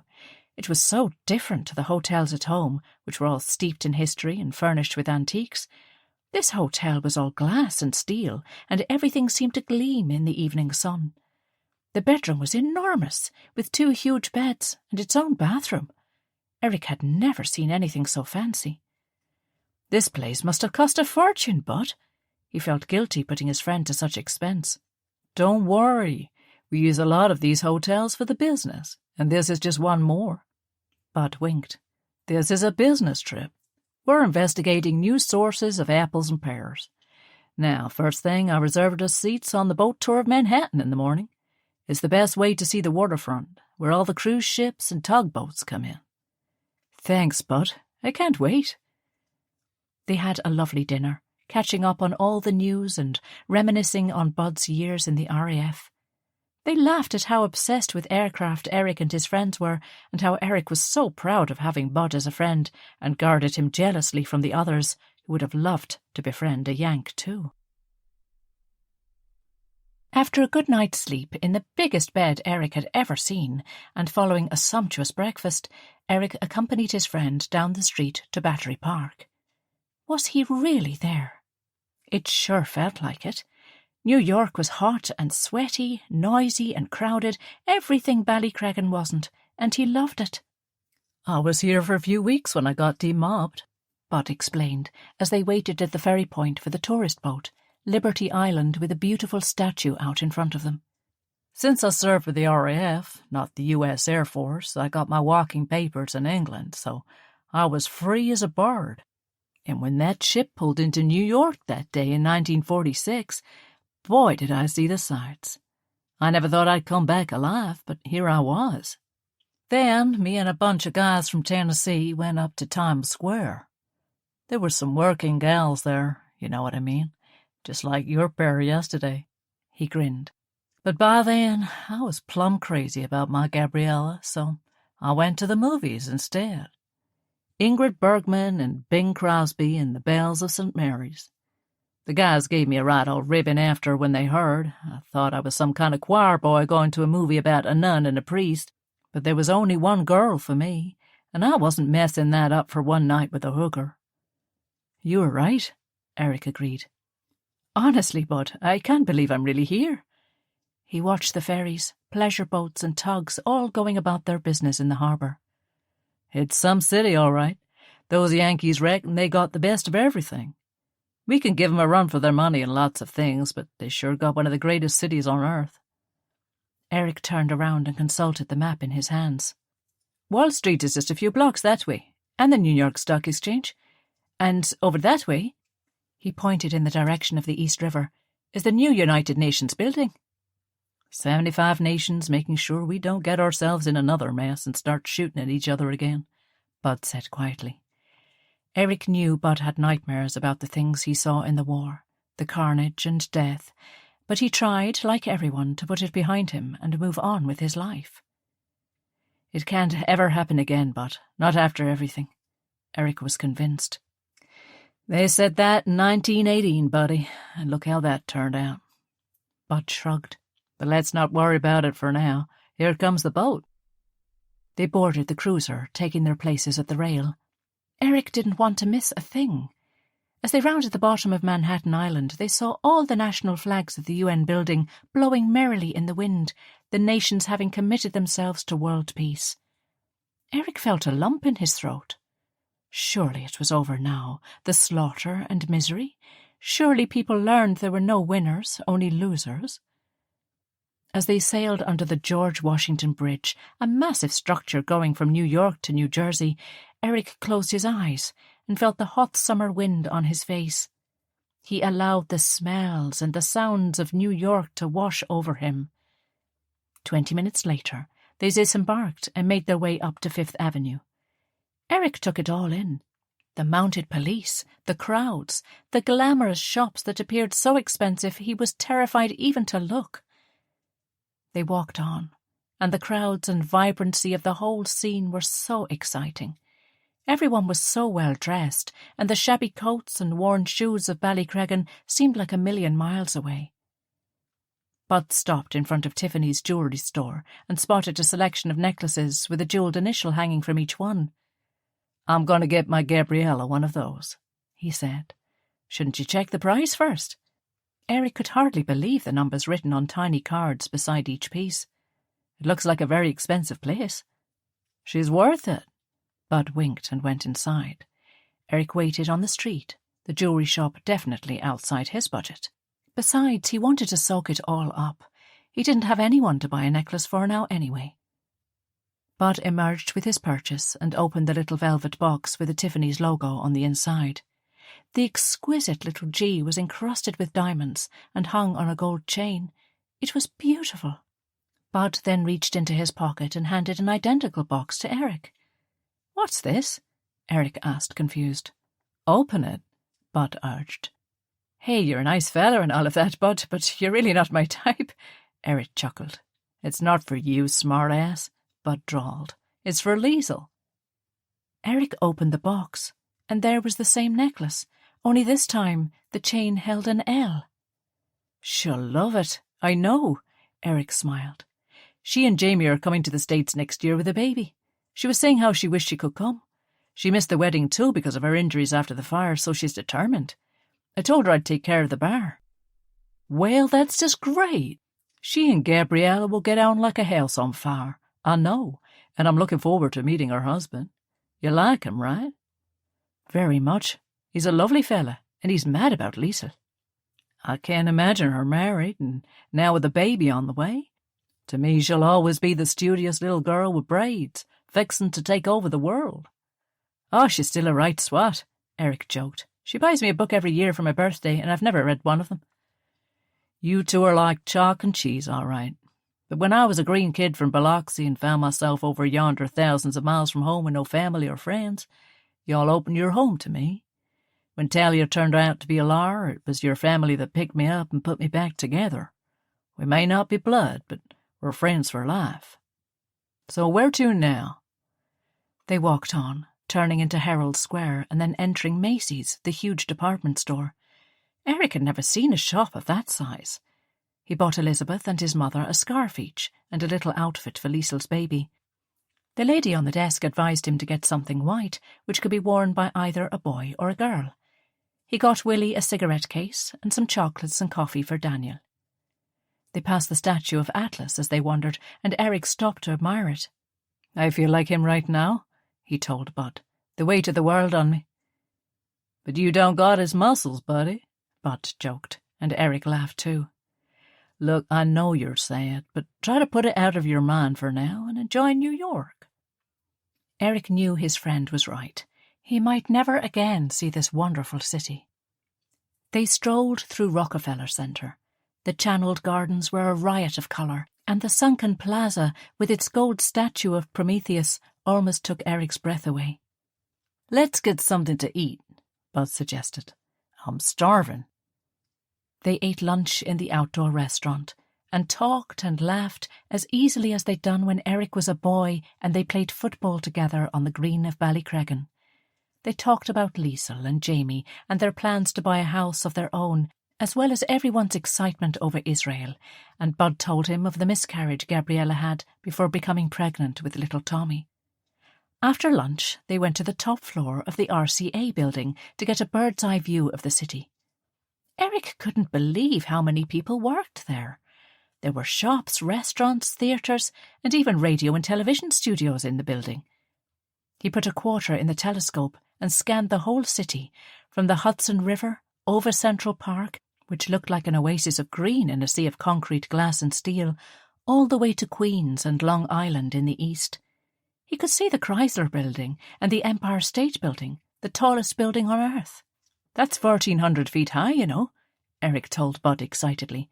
He'd bought a book of facts and figures about New York, and everything about the city delighted him. "You sure love this city, don't you?" Bud smiled at his friend. "I do. I can't imagine how exciting it would be to call it home, to see these sights whenever you wanted instead of green fields and crashing ocean and small villages. Ain't nothing like Ballycreggan, for sure." Bud chuckled as two girls giggled beside them, trying to get the telescope to work. He showed them how, and they smiled flirtatiously. They were both dressed in halter-neck dresses that tied around their necks and were very low cut. They would have been considered indecent at home, but here they blended into the glorious, glamorous canvas of this amazing city. "Can we go to see Temple Emmanuel?" Erich asked as they went down in the elevator. "I'd like to tell Rabbi Frank I went there." "Sure. Maybe we should drop into St. Patrick's, too. You know, keep Father O'Toole happy," Bud teased. They walked all over Manhattan until their legs could take no more and finally arrived back at the hotel.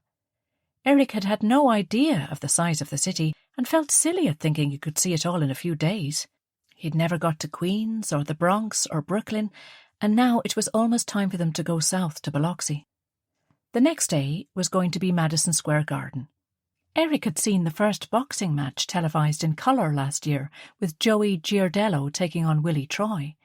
It had been arranged by the lads on the football team that they would all get together for the big event at a pub in Belfast that had a television, and it would be great to say he'd gone there in person. The next morning, after a huge breakfast of bacon and pancakes smothered in syrup, they set off for 8th Avenue. "How about we take the subway?" Erich suggested. "I know it's not far to walk, but I'd like to ride the subway just to say I did it."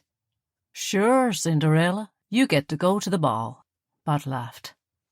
The subway was so hot that people waited until the train was due and then rushed down the steps, minimising the time on the platform. Erich and Bud did as the locals did and boarded the train. Erich imagined all of the buildings and people over their heads as the subway snaked under the huge city. The tour of the famous Madison Square Garden, located between 49th and 50th Streets in Manhattan, was so interesting. The guide explained that it was the third building of that name, built in 1925, and the first not located near Madison Square. P.T. Barnum had used the original site for his circus, building an open arena with no roof in 1874. Then a new building was erected to combat inclement weather, and the names of the founders that tripped off the guide's tongue made Erich smile.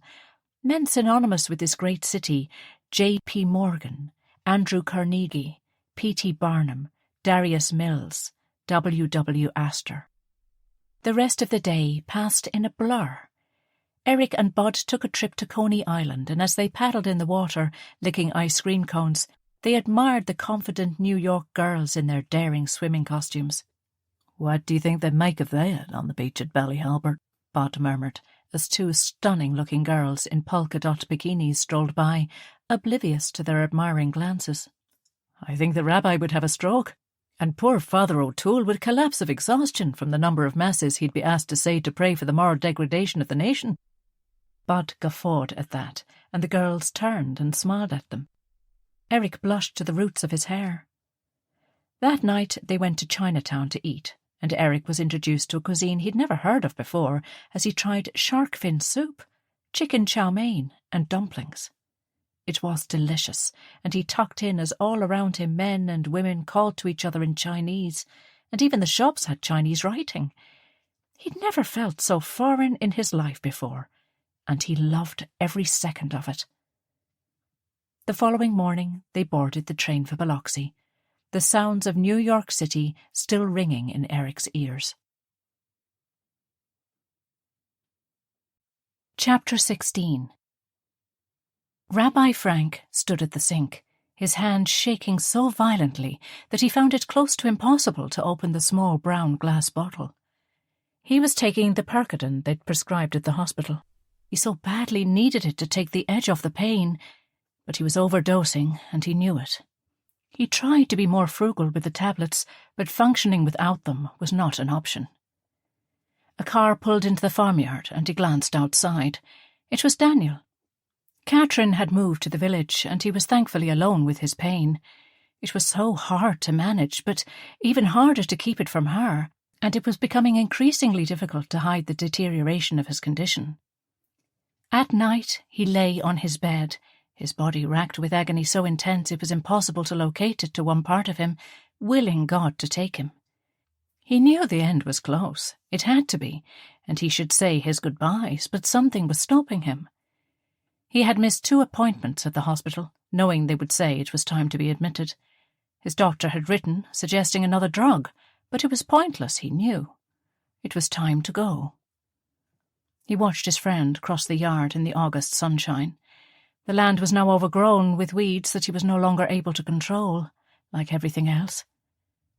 He looked around the old makeshift kitchen. He and Frau Braun had done some kind of a job downsizing the industrial one, necessary to feed the 40 children and 15 staff at the height of the war, to something they could manage. They'd blocked off the large dining hall and were using only the top corner of what had once been a 50 by 30-foot room. They had an oven and a gas hob, and Daniel had donated a refrigerator, though since they relied on the generator for electricity, it only worked intermittently. He couldn't eat now, anyway. He'd even taken to crushing his tablets because his ability to swallow was almost gone. His clothes hung from his skeletal frame, and he knew he looked awful. Shalom. Daniel had let himself in. He'd been a resident there since the beginning and knew the farm like the back of his hand. Shalom, the rabbi managed. Daniel took in the pill bottle and the glass of water, but didn't mention them.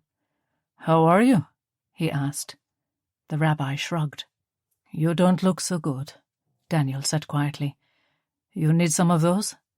He nodded in the direction of the pill bottle. Yes, I can't open the bottle. The words came out of his mouth slowly, each one hurting as much as each swallow did these days. Wordlessly, Daniel went to the sink, opened the bottle, shook out 2 pills, and gave them to the rabbi. Can you please crush them? Of course. Is 2 enough? Daniel asked, rooting in the drawer for soup spoon and a teaspoon. 4, the rabbi said. He sat on the hard chair and waited for Daniel to crush the tablets and stir them into the water. Obviously realizing how difficult swallowing was now for the rabbi, Daniel only used half an inch of water and handed the rabbi the glass. Thank you. Holding the glass with both hands, to make sure he didn't spill any, Rabbi Frank managed to swallow the mixture. It would begin to work soon. He just needed to wait. He longed to lie down. He rose each morning at 6, as he'd done all of his life, but these days dragging his body into an upright position was proving more and more difficult. Come on, let's get you lying down until that stuff works. Daniel stood before him and took the glass from his hands and placed it on the draining board. The rabbi willed himself up from the chair, but he just couldn't do it. He tried, but each time he failed. Without saying a word, Daniel reached down. He looped one arm under the other man's knees and the other around his shoulders and carried him to the bedroom. The rabbi hadn't the strength or energy to object. The rabbi's room was the smallest on the whole farm. He could have moved to one of the larger rooms. There were any number to choose from, but the small single bed with its iron frame and thin mattress A locker with some books and a single wardrobe containing a few garments in either black or white were all he owned in the world. It was adequate for him. Daniel placed him on the bed and removed his shoes, socks and trousers. He found a pair of pyjamas and dressed him in them. The rabbi felt like a baby, but he was too weak to feel embarrassed or shamed that his old friend had to come to his rescue like this. Once he was settled in his bed, the blanket pulled over him, Daniel left, returning a few moments later with a chair from the kitchen. He sat beside the bed. "Are the drugs working now?" he asked. The rabbi nodded. "So you know this can't go on, don't you?" Daniel smiled. "Frau Braun was at our place this morning, and that's why I'm here. She says you won't listen to her, and she's terrified you're going to collapse in front of her someday." As Daniel's words washed over him, the rabbi sighed, resting his head on the pillow as the drugs took effect. He was tired, so bone-weary. "So here's what we're going to do. I know you don't want to go to the hospital, and that you've missed appointments there. Yes, she's told us everything." Daniel grinned again. "Dr. Crossley is coming up this afternoon. He'll examine you, and then we'll all three of us have a talk about what happens next. I understand you're a proud man, Rabbi, but you need us to help you, and you have to let us do it, all right? This has gone far enough. It took all I could do to stop Elizabeth and Ariella marching in here, and if Liesel knew, she'd be here too. Frau Braun is fit to be tied, she's so worried, which is coming out as bad-tempered, as you know." The rabbi managed a weak smile. "She called me a schmuck," he whispered. Daniel laughed. "I can imagine it. So I will protect you from all the care and fasting of the women, but you need to do what I say, all right? That's the deal, otherwise I turn you over to them." The rabbi nodded. "All right. I'm going to stay, and you can sleep now. I called to Dr. Crossley on the way, and his wife said she'd send him after morning surgery, so you'll be here in about an hour or so." For the first time in weeks, Rabbi Frank felt better. He couldn't have asked for help, but now it seemed it was happening anyway. He was too tired to object. Chapter 17. 6 weeks later, Rabbi Frank could hardly believe the words the doctor was saying. He was sitting in the small but cosy living room of Catherine Braun, reading his book, when Dr. Crossley called. Catherine hovered nervously, and he beckoned her in as soon as the doctor entered. The days of keeping everything a secret were over. He had very few memories of the days and weeks after Daniel had come to the farm and carried him to bed. He'd been transferred to a hospital in Belfast, and an operation had been performed. It was all done without his knowledge or permission, but he was glad they did it. The tumour was still there. The surgeon had never imagined he could get it all because of where in his bowel it was located, but he got a lot of it, and whatever the outcome now, at least he didn't feel so wretched. When the time came to go home from the hospital, the Liebers, the Brauns, and Catherine all offered him a bed. His friends Father O'Toole and Reverend Parks also said they could put him up, but in the end he asked Catherine. It had taken every fibre of his strength to ask, especially after the way he'd spoken to her before on the subject, but he did need care, and she was the one he wanted to be around, despite their many differences of opinion on virtually everything. Dr. Crossley was explaining. "I got a telephone call from Mr. Anderson, the surgeon, this morning. He was awaiting the results of the tests they took just before you left hospital, and they just came back. He wanted me to tell you how happy he is with the outcome.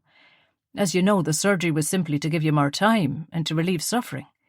I can see you are thriving here." He grinned at Catherine, who flushed with embarrassment, but could only scowl.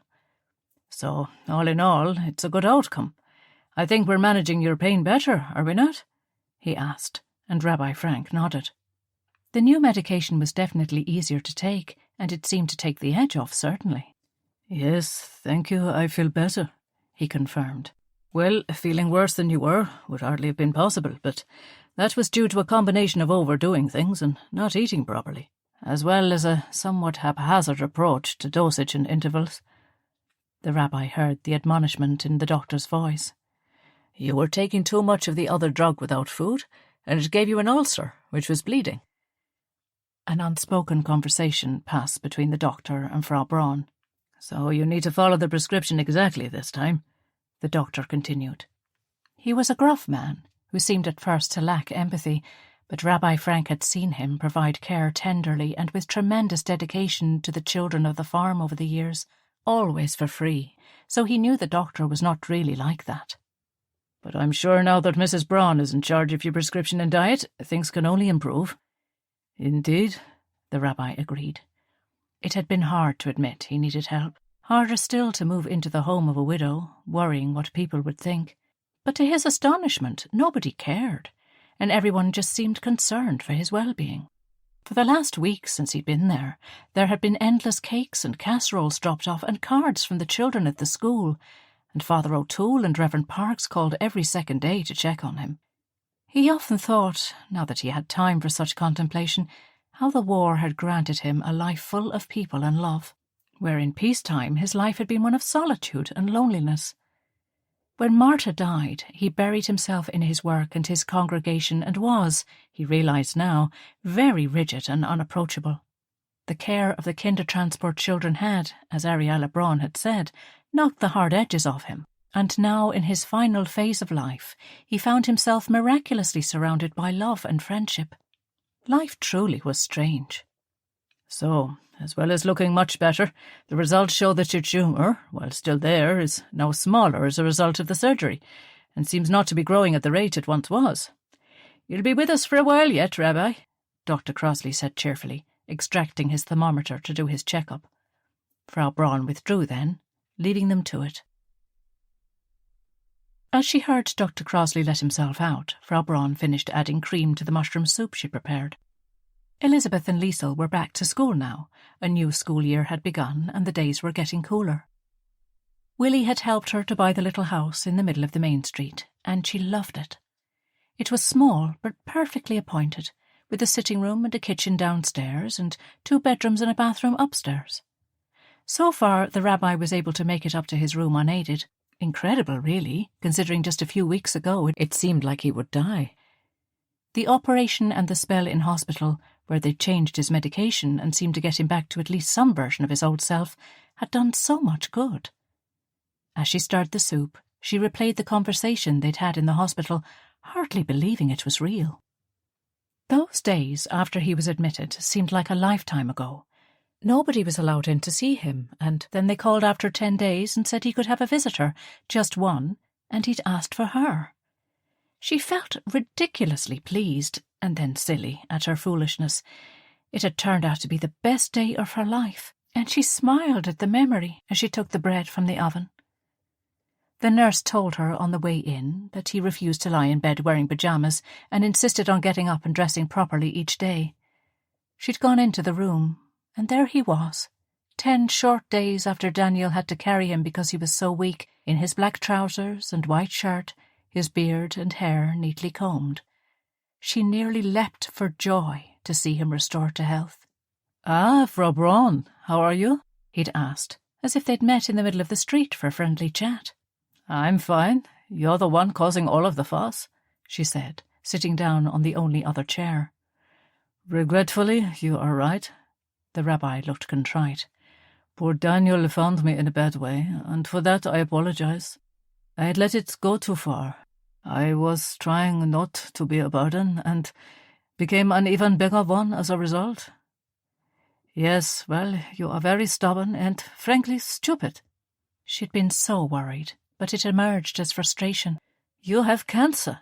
You need help, medical and practical, and yet you just reject all offers.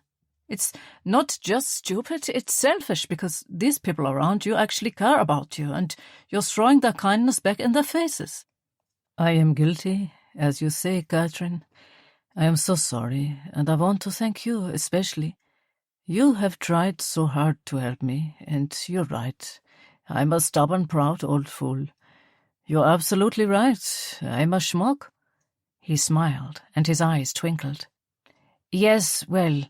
She'd been nonplussed at that. Abject apologies were not his style. "Perhaps I shouldn't have said..." "No, you were right." He inhaled then, as if gearing up to something. "And if the offer of a room in your new home is still good, then I would be most honored and grateful to take it up. If, however, you have changed your mind, and I would not blame you if you did, then of course I will make other plans. I don't want you to feel obligated in any way." She tried to interrupt, but he held up his hand to stop her and went on.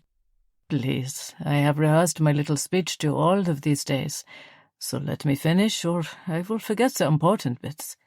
He smiled, and she relaxed. "A part of me didn't want the farm to end, and that's why I was holding on.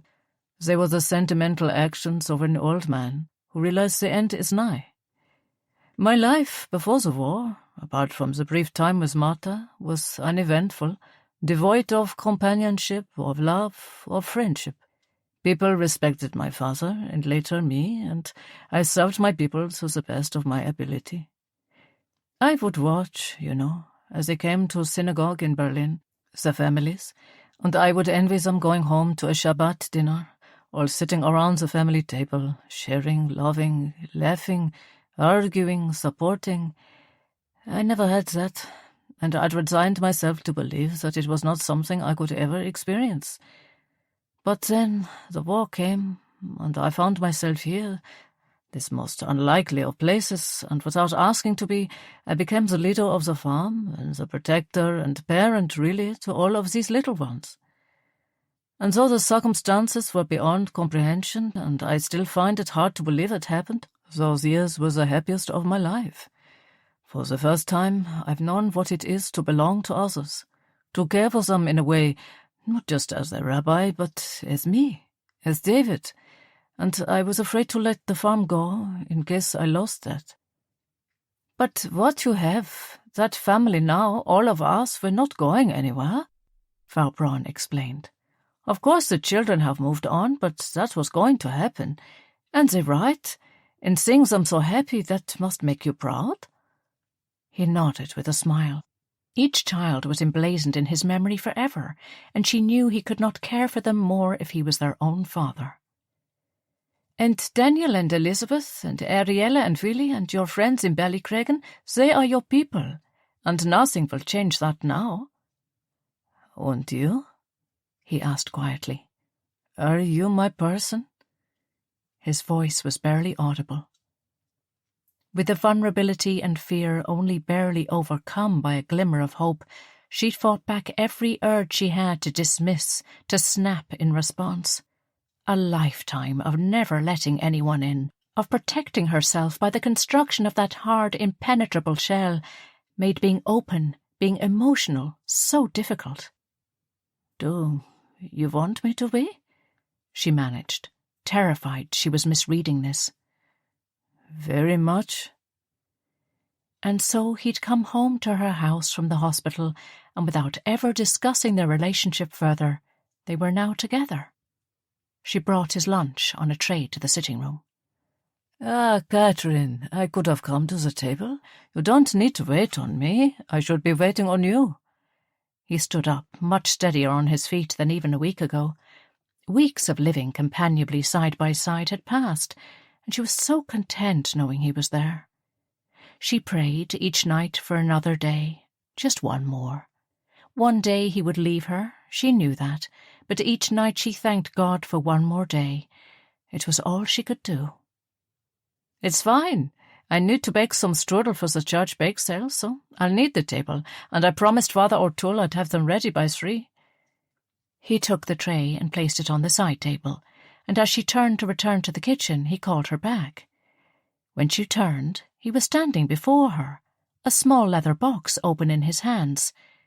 He offered it to her, and with a tentative smile said, "Catherine, I know I'm not much of a catch, as they say nowadays, but would you do me the very great honour of becoming my wife?" Almost in a trance, she took the ring slowly from the box. She'd studied Hebrew during her conversion to Judaism when she first arrived in Ireland, and she read the inscription around the band slowly. "I am my beloved's, and my beloved is mine." The quotation was from the Book of Solomon, one of her favourites. "Can you do this? I mean, you're a rabbi, and I only converted." She found the words were buried. She struggled to find them. Yes? He nodded. Catherine had told him before that she had never in her life been in love. She'd been infatuated with her husband in the early days, but that wasn't love. She loved Willie with all of her heart, but that was a mother-child connection. So the idea that she would now be standing in the sitting room of her own house in Ireland, being proposed to by a rabbi, both of them in their 60s, was as ridiculous as it was wonderful. I love you, Catherine, if you'll have me, he said slowly. I love you too, she whispered. I would love to marry you. He crossed the short space between them and stood before her, then ran his finger down her face. He smiled, and she returned it. You are very lovely, especially when you smile, he said. No, I'm not, but thank you for saying it. You are. I've always thought so, even when you are angry with me, which is most of the time. They chuckled. Slowly his arms went around her slender waist, and they were closer than they'd ever been. He was only an inch or two taller than her. It could have been awkward, as it had been so long for either of them to have any physical intimacy with anyone, but it wasn't. He leaned towards her, his lips brushing hers, tentatively at first. As her arms slid around his neck, she kissed him back. Chapter 18. You know, don't you? Ariella held her daughter's gaze. The kitchen of Elizabeth and Daniel's house was bright and sunny, and Liesl and Ariella stood at the window watching Elizabeth take the laundry down from the clothesline. The two women were as comfortable there as in their own homes. Ariella had embroidered the red and cream tablecloth, and the soda bread that was cooling on the rack had been made that morning by Liesl, while Elizabeth did the laundry. The fact that Ariella was Liesl's biological mother and Elizabeth was her adopted one might have seemed complicated to an outsider, but to them it was perfectly normal. Their family was united by love, loyalty, and a history of shared adversity. Blood ties were only one part of it. The hens in the pen outside clucked loudly. "Know what?" Liesl asked, knowing full well what her mother meant. "Liesl, don't take me for a fool," Ariella smiled. Although Liesl's tiny, red-haired, porcelain doll-like mother might look naive and innocent, she was anything but. "I'm not, I just—" Liesl began, her hand on her swelling bump. It was an unusually hot day for late October, and the heat was making her uncomfortable. She sat down at the oak dining table. She, Erich, and Elizabeth had eaten so many meals there, before Elizabeth married Daniel, before they knew Ariella had survived the war, when it was just the three of them, making do and keeping going in a world of dark uncertainty. Elizabeth and Ariella shared her and Erich easily, both women bringing different talents and traits to the relationship, and though Liesl adored her mother, in many ways she could relate better to Elizabeth. Elizabeth was calmer, less adamant about things. Ariella was determined and fiery and didn't back away from anything, including awkward conversations. Elizabeth was more diplomatic, more willing to see everyone's perspective. Perhaps it was that Elizabeth had been her mother in those most formative of years, from 10 to 16. Liesl willed Elizabeth back inside now. This was a perfect example of the differences in Elizabeth and Ariella. Daniel and Elizabeth knew Erich had confided in her, but they wouldn't press her, feeling that it wouldn't be fair. Ariella had no such qualms. "Look, I understand the bond between you and your brother, I do, and I love it about you. When I told you to take care of him that day on the platform, you took that instruction so seriously, and I'm so proud of you. But we just can't understand why he won't go to the police about the McAreeves. They're just getting off scot-free, and they could have killed him. Do they have something on him? Is that it?" Ariella sat down opposite her. Liesl tried to focus on the brown porcelain wall clock over the sink. It had been in the house when they arrived, and was more Elizabeth's mother's taste than Elizabeth's. It had measured out faithfully each second and minute of their new lives as little Irish children, growing to adulthood under its ticking presence. Liesl did not want to meet her mother's eyes. "No, I honestly don't know why he won't. He just told me that Róisín broke it off, that she was really sorry about what happened, but they had no future. I don't know anything else, I swear." Elizabeth came in, a basket of laundry in her arms, and immediately Ariella jumped up and began to help her fold the sheets. The women worked together, as united as it was possible for them to be, and Liesl watched on, conflicted. "Oh!" she exclaimed. "What? Are you all right?" Elizabeth asked, alarmed. Liesl smiled. "Yes." She massaged her bump. "This little one has his or her daddy's kicking skills, I think." "Oh, can I feel?" Ariella placed the shirt she was folding in the basket and bent down beside her daughter, her hand on her belly. "Oh, it happened again!" Ariella gasped delightedly.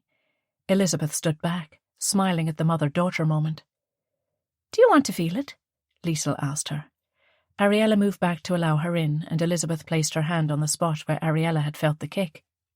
She waited a few seconds, but nothing happened. "He or she's decided that's enough kicking for one day," Elizabeth said, removing her hand. It was something Liesl was acutely aware of, that Ariella had been through this whole experience twice and so was able to advise and empathise, whereas Elizabeth had only ever been pregnant once, a lifetime ago now, and had lost that child through a miscarriage.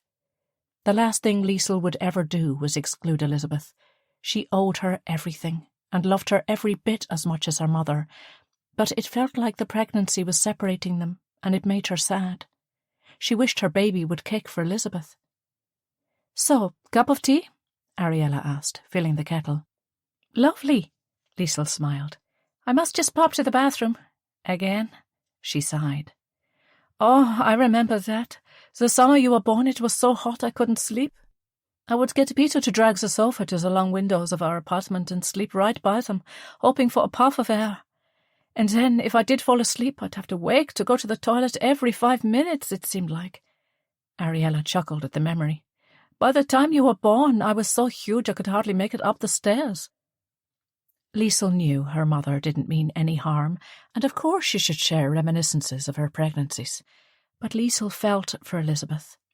She'd only spoken once of the pain of losing her only child, and while she saw Liesl and Erich as hers too, it wasn't the same.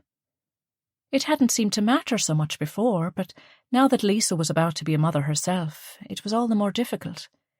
She'd explained her feelings to Jamie, and he understood, but he thought she was imagining the fleeting look of remembered grief on Elizabeth's face every time she and Ariella spoke of babies and pregnancy. "If you're going up anyway, can you pop this laundry on Erich's bed, please?" Elizabeth handed her some of her brother's shirts. "Of course. All must be perfect for the little prince when he comes home," Liesl teased. She went into Erich's bedroom. The sheets were freshly laundered, and the windows open to air the room so it would be ready for him when he returned.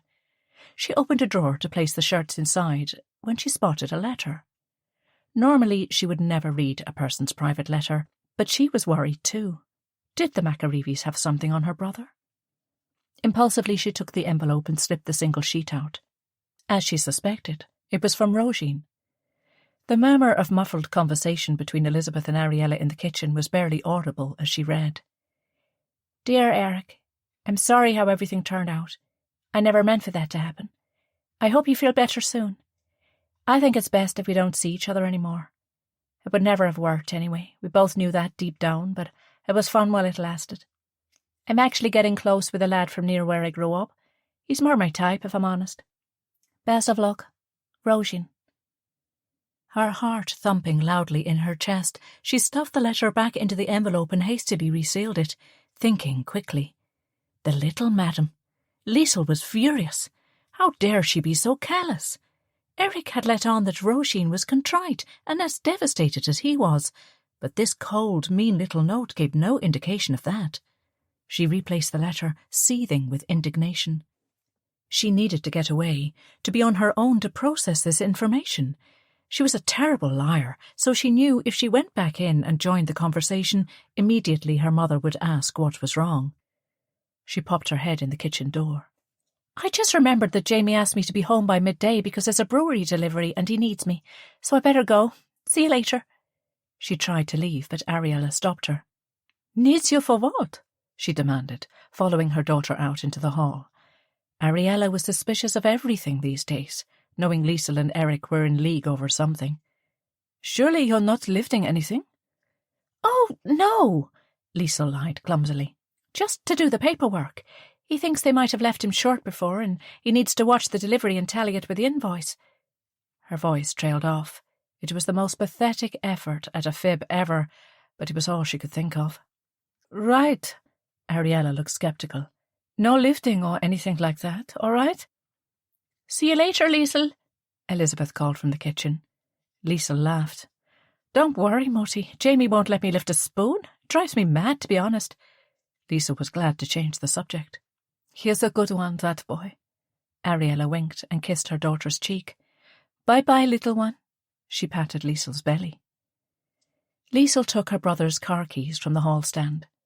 When she was 16, Daniel had taught her to drive in the fields around the farm. Though she and Jamie didn't have a car, they planned to get one.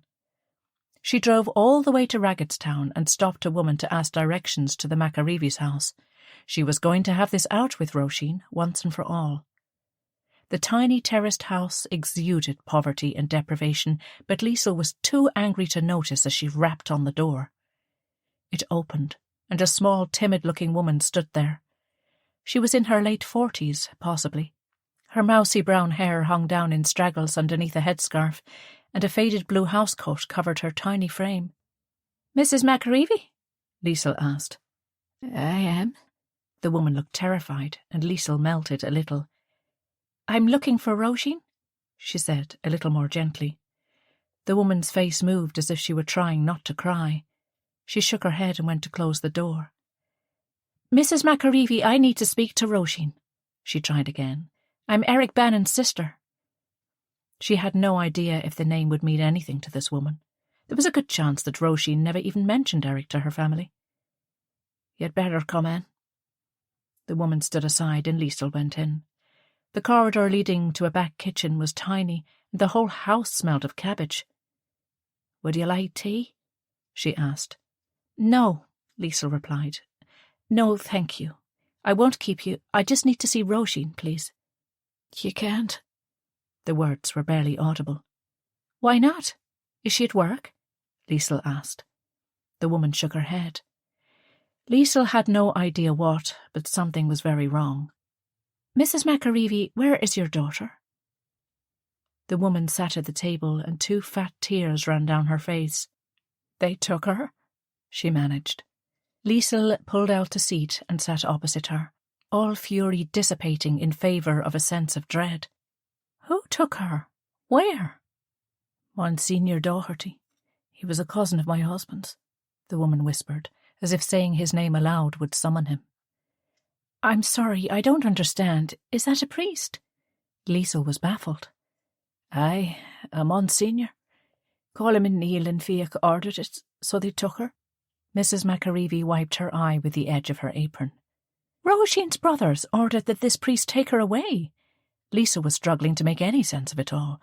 Perhaps the woman wasn't right in the head. She seemed very distressed. Where did they take her?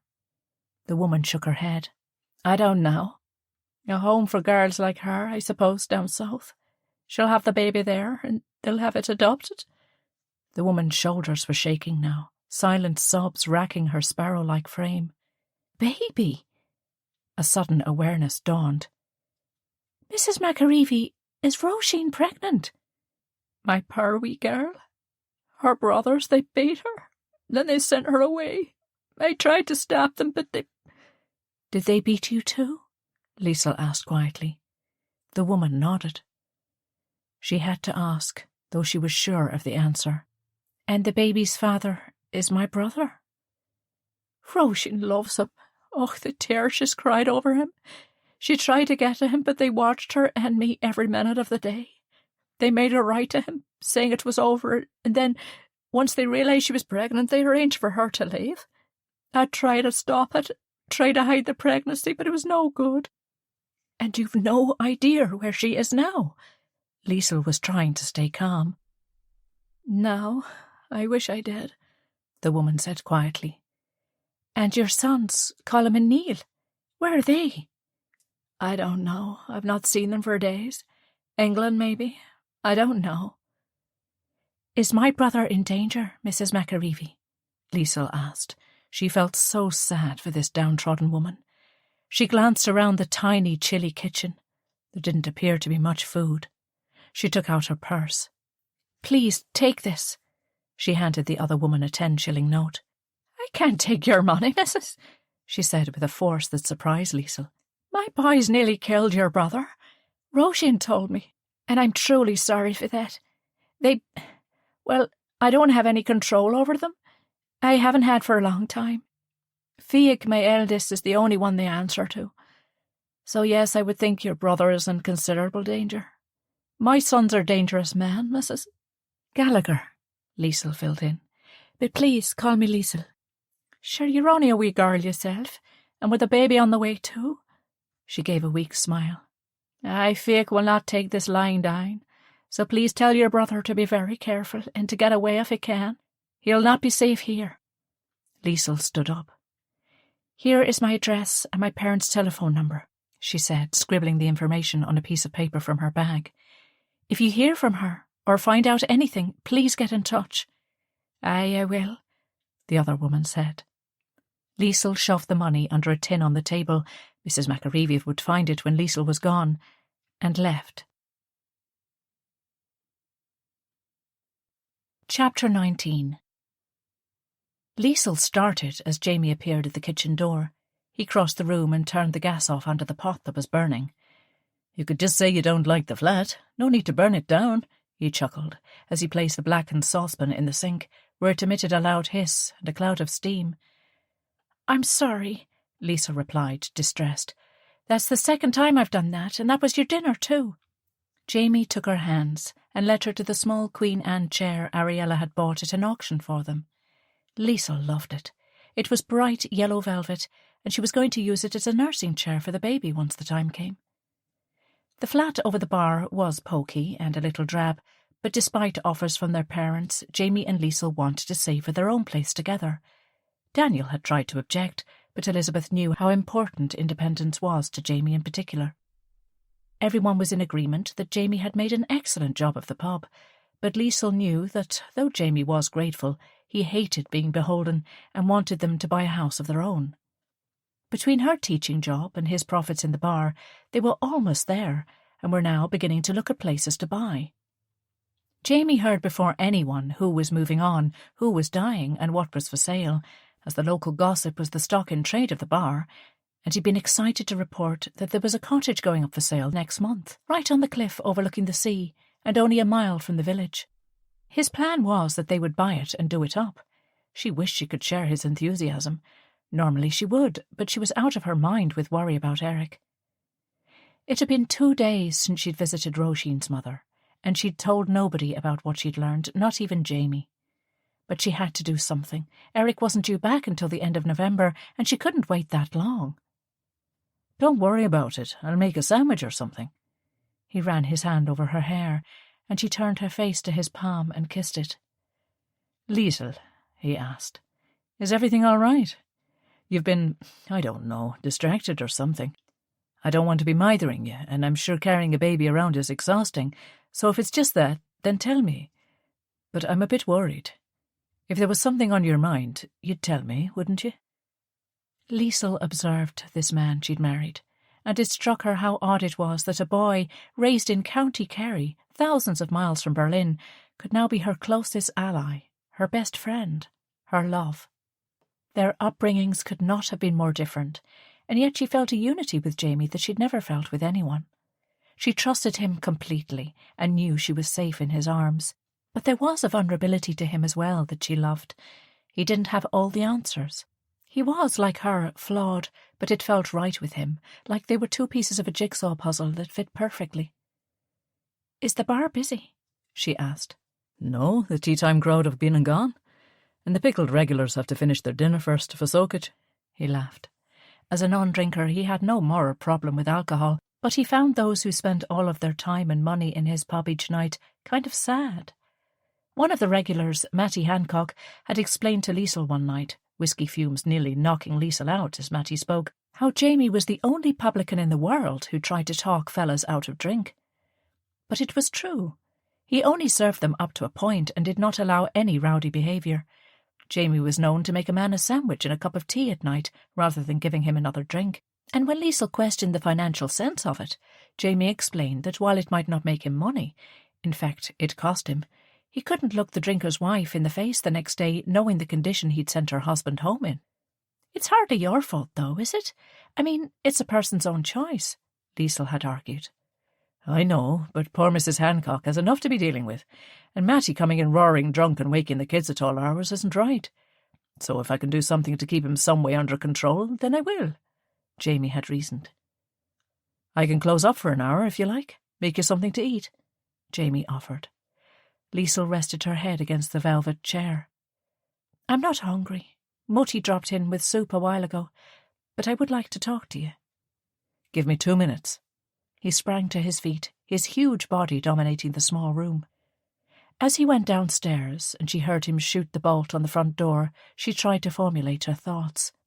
Within a minute he was back, and she dragged an old tapestry-covered chair with one wobbly leg over to sit in front of her. It had been in the flat when they arrived, and whatever pattern or design was once on it had long been rubbed off by thousands of bottoms over the years.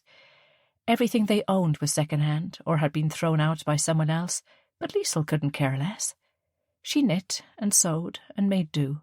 They were used to it from the war years, and they wanted to save every penny for their new home. He sat opposite her, and her eyes took in the contours of his face, the slight stubble on his jaw, the bump in his nose from a break he'd sustained playing football, the copper curls untamed by the Brill-cream most men used. His eyes were sea-green, and she often felt she could just sail away in them. She knew his toned, fit body as intimately as her own by now, but it never failed to excite her. He'd been delighted that pregnancy, rather than kill her desire for him, had in fact enhanced it once the nausea wore off. "What is it, my love?" he asked, and she could hear the worry in his voice. "Whatever it is, we'll manage it together. We've endured worse." He reminded her a lot of Daniel in the sense that he exuded a kind of rational calm. "We've endured worse" had become a kind of catchphrase. Neither of them enjoyed thinking about Kurt Richter, but those events had happened, and Jamie had been by her side through the entire ordeal. He'd broken her fall when she jumped from the window to escape Kurt, so her injuries, while serious, were much less than they could have been. Then Jamie's family had rejected her. He dropped out of college and they blamed her for that. He and his brother, the priest, had barely spoken in years because Brendan so disapproved of Jamie marrying a non-Catholic. So, for a young couple, they'd had their fair share of hardship, but they weathered it by sticking together. "I opened a letter addressed to Erich," she began. "And?" "It was from Róisín." She moved to sit more comfortably, wincing a little. The damage to her spine in the fall, while not crippling, did make being pregnant a little more challenging than it would have been if she had not been injured. "And what did she say?" "Oh, Jamie," Liesl sighed. "I don't know what to do." She quickly told him how cold and mean the letter was, and how she went round to the Macarivi house to give Róisín a piece of her mind. "I can well imagine that," Jamie smiled. Liesl could be fiery when necessary. "But I couldn't because she wasn't there. She'd been taken away by some priest or something. Her mother is distraught." Liesl paused. "She's pregnant, and the baby is Erich's." There was a silence as Liesl waited for the news to sink in. "Damn and blast it anyway." Jamie ran his hand through his hair in frustration. "What should we do? Erich doesn't know about the baby. Róisín's mother said her brother, Fiach, I think she called him, the one in prison anyhow, knows about it, and that Colm tells him everything and that he's angry." Liesl swallowed. Saying the words aloud made them real. "I'm so scared for him, Jamie. What should we do?" Jamie ran his hands over his stubble, deep in thought. Then he took her hand in his. "All right. If this girl is in trouble, the phrase us Catholics use for pregnant without putting a ring on her finger, then that's very bad news." Jamie's normally open and cheerful face looked worried. Liesl went on. "Her mother said she was taken to some place, a mother and baby home, I presume, to have the child. And then something about adoption, but I didn't understand that." Jamie's eyes darkened. "Remember Patricia Barry, who was in my anatomy class at UCD? Dark curly hair, really unusual laugh." Liesl remembered her. She was a lively girl with a great singing voice and always the last to leave the party. "Yes, I do. What's she got to do with this?" Well, she just left college in the middle of second year. She was pregnant. Really? Lisa was surprised, but perplexed at what this had to do with Erich. Nobody mentioned it, as it isn't really something people want to talk about. But the church, well, nuns really, have places where girls who find themselves in trouble out of wedlock are sent. They call them Magdalene Asylums, after Mary Magdalene, the fallen woman. Yes, I'm sure that's the place Róisín was sent. The mother said a priest was collecting her. Why? Jamie looked awkward, as if he didn't want to explain. I met Patricia, bumped into her on the street in Dublin one day when I went down for Derry's graduation a while back, and we went for a cup of coffee. Lisa, those places, they're horrible. She told me that the nuns were so cruel, forcing the girls to work in a laundry, giving them very little food and no medical attention, and calling them sinners. They are not allowed any contact with the outside world at all. They have to wear a uniform and change their names, and then, when the time comes to have their baby, they have to do it without any medicine for the pain, and no doctors there to deliver the babies. There might be a midwife if you're lucky enough to go into labour, when one or two that worked there might be on duty, but often not. And then, after a few months, they'd take the babies and have them adopted without giving the mother any say whatsoever. Patricia had to stay for another 6 months after they took her son away to work off the debt of her bed and board. Jamie exhaled. Telling this harrowing story was hard on him. I didn't tell you at the time because you were just pregnant with our baby and I didn't want to upset you, but I know she's telling the truth. Liesl was incredulous. She knew the Catholic Church took a very dim view of sex before marriage, but surely this treatment wasn't commonplace. Perhaps Patricia had been very unlucky, the poor girl. She said as much to Jamie. No, they are all like that. He gazed out the window over her head. There was a place near us at home, the Good Shepherd Convent, and, look, we all knew what went on there, and nobody said it. I was up a tree near the convent wall one day. I was only a young fella, and I saw in over the wall. They were there, loads of girls, all pregnant, digging potatoes. They were all dressed the same, in grey kind of dresses, and a nun was standing guard. I asked my mam when I went home, and she just said it was nothing for me to worry about, and that girls in there got there by their own actions. What? That's horrendous, Liesl exclaimed, aghast. But how can they keep them there? Why don't the women just leave if it's so awful? They can't. The guards would bring them back if they escaped, Jamie said quietly. The guards? You mean the police? Liesl couldn't believe what she was hearing. But that's impossible. I mean, they aren't criminals. No, but that's the way it is. And what about the baby's fathers, the boyfriends? They are never consulted. Jamie seemed sure. I remember one wet night, I was about 13, and there was a knock on the door. My mother was out at benediction in the church. It was a Sunday night. Anyway, this fella arrived, soaked to the skin he was, only 17 or 18. My father answered the door to him and I suppose took pity on him and let him in. I sat on the top step trying to hear whatever was going on. I only caught snatches of conversation, but basically this lad's girl was in the convent and he'd worked and saved up enough money for them to go to England. He had tickets for the boat and everything, and he wanted to go up to the convent and demand they release her. My father told him he was wasting his time, that there was no way they'd let her out. But he was determined. So my father gave him a dry shirt and trousers and a coat and let him off. Lisa was horrified at the story, but didn't interrupt. About an hour later, he was back, drenched again, in tears. They wouldn't even open the door to him. My father was trying to console him when my mother came back and put the run on him, saying he should have thought of the consequences before he went around committing sins. Jamie sounded ashamed of his mother's attitude. Liesl wasn't surprised at Peggy Gallagher's behaviour. It sounded perfectly plausible that she would be so cruel. My father followed him out of the hallway and advised him to use his ticket and go to England, to start again and forget about her and the baby, that there was no hope. And there was nothing he could do, legally even. Though Liesl didn't doubt Jamie's word, it seemed unbelievable that someone could be held prisoner like that. The church and the state are kind of one and the same down south, Liesl.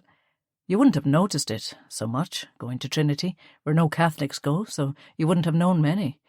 But the Archbishop of Dublin, John Charles McQuaid, has the ear of De Valera. He's always had it, And that's why the Irish state is very much a Catholic one. My brother Brendan nearly gave himself an ulcer trying to get himself appointed to the Archbishop's staff. They'd be cut from the same cloth, Brendan and Bishop McQuaid, you can be sure. So if the church says something, the state tends to back them up. It's kind of how it is. So you think Róisín and my brother's unborn child are in a place like that? Lisa was furious now. I do, Jamie said quietly. In fact, I'm convinced of it. He took her hands again. She shook him off. We'll have to get her out. Maybe they'll get married, or...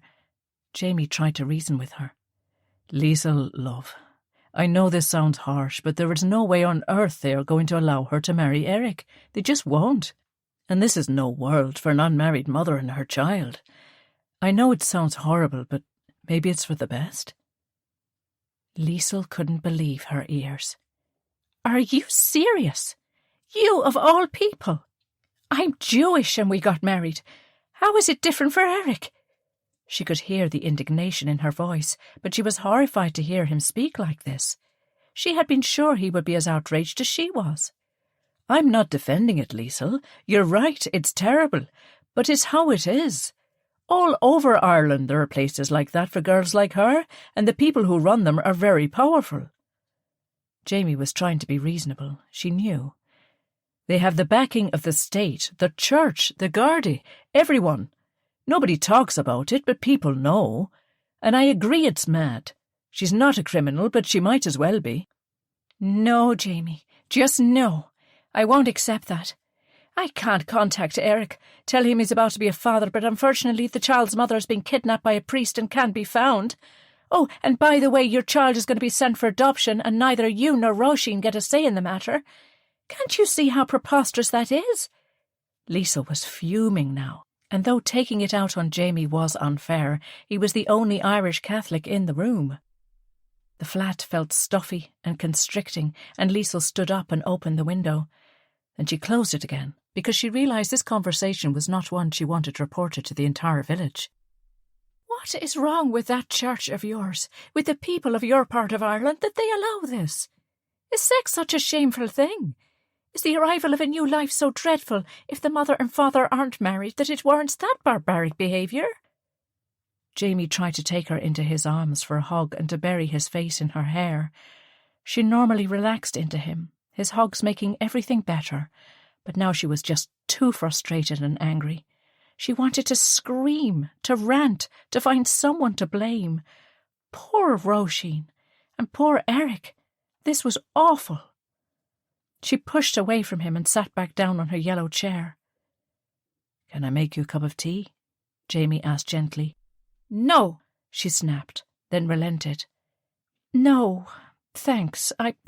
We have to do something, Jamie. What about Father O'Toole? He's nice, and I think it was he who approached Daniel first about employing her brothers. Doesn't he know the family?" "I think he does," Jamie agreed. "Well, will we go up there now? Speak to him and demand that—" Jamie didn't try to touch her again, but he spoke calmly. "Demand what, Liesl?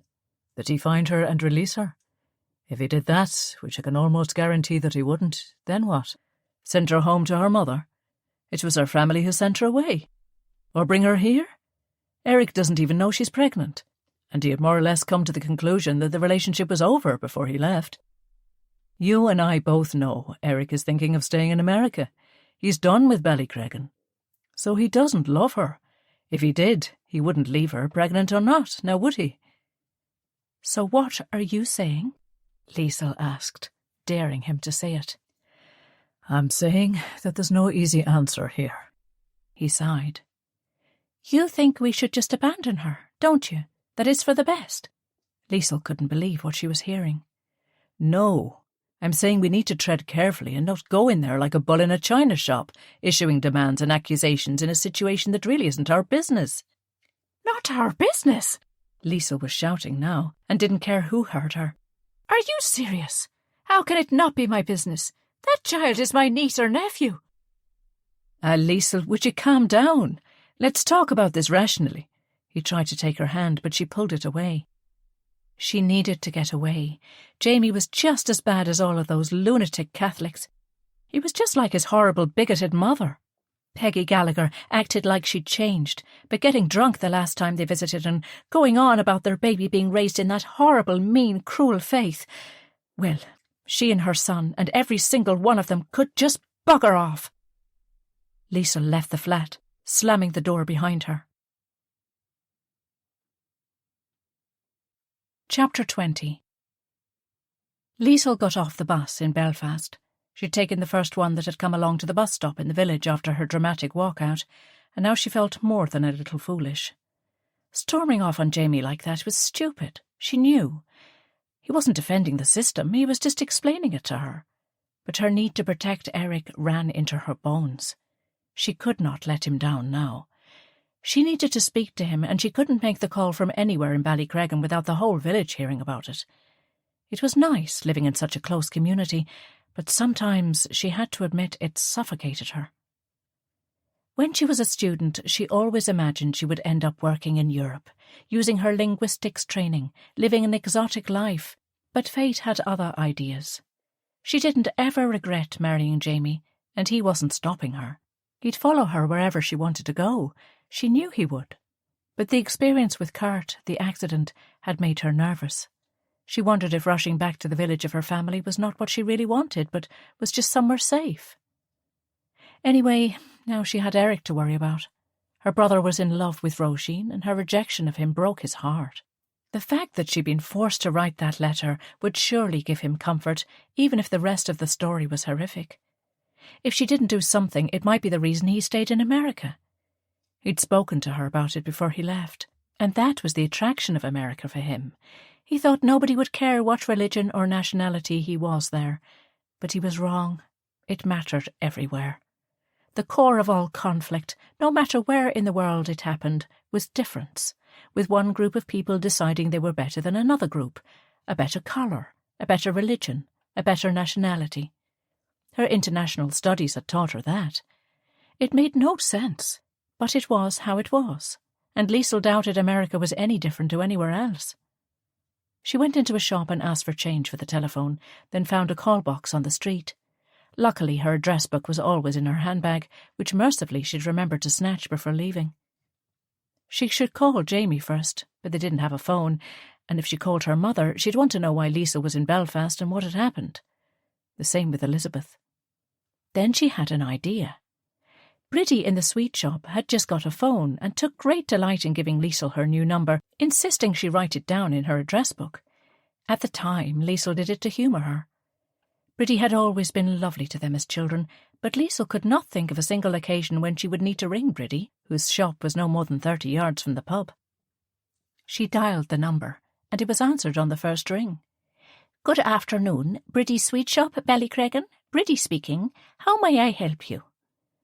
Liesl smiled at Bridie's telephone voice, in which there was no trace of her normally thick northern accent. "Hello, Bridie, it's Liesl." "Oh, Liesl, love, are you all right?" Immediately she was back to herself. Fine, Bridie, thanks. But I came to Belfast to get some material for curtains, and I meant to leave Jamie a note because he was in the bar dealing with something when I left. I just remembered I forgot. So could you just pop over and tell him I'm in Belfast, that I'm fine, and I'll be on the next bus home? You know how men get." "Oh, I do, surely. He'd be up all in a hoop thinking you'd done a flat, so he would." Bridie guffawed at her own joke. "I'll pop over right now. Don't you worry, darling. And be sure you come home soon. A girl in your condition needs to rest, not be traipsing about the streets all day. Do you hear me now?" "I will, Bridie. Thanks very much. Bye now." "Bye-bye, Liesl, love." Bridie hung up. Liesl then rifled through the pages until she came to Bud's address in Biloxi. She dialed the operator. "Can you connect me to Mr. Thomas Smith of 1365 Elmer Street, Biloxi, Mississippi, in America, please?"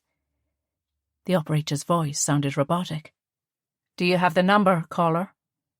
No, I'm sorry." Liesl had never called anyone in America before. She'd rung her friend Millie once or twice in England, and people had called the house from Israel, but this was new territory for her. "I'll look it up. Please hold the line." There were several clicks, and then the voice again. "Putting you through now. Insert coins when the call is answered." Thank you," Liesl stammered, but the woman was gone.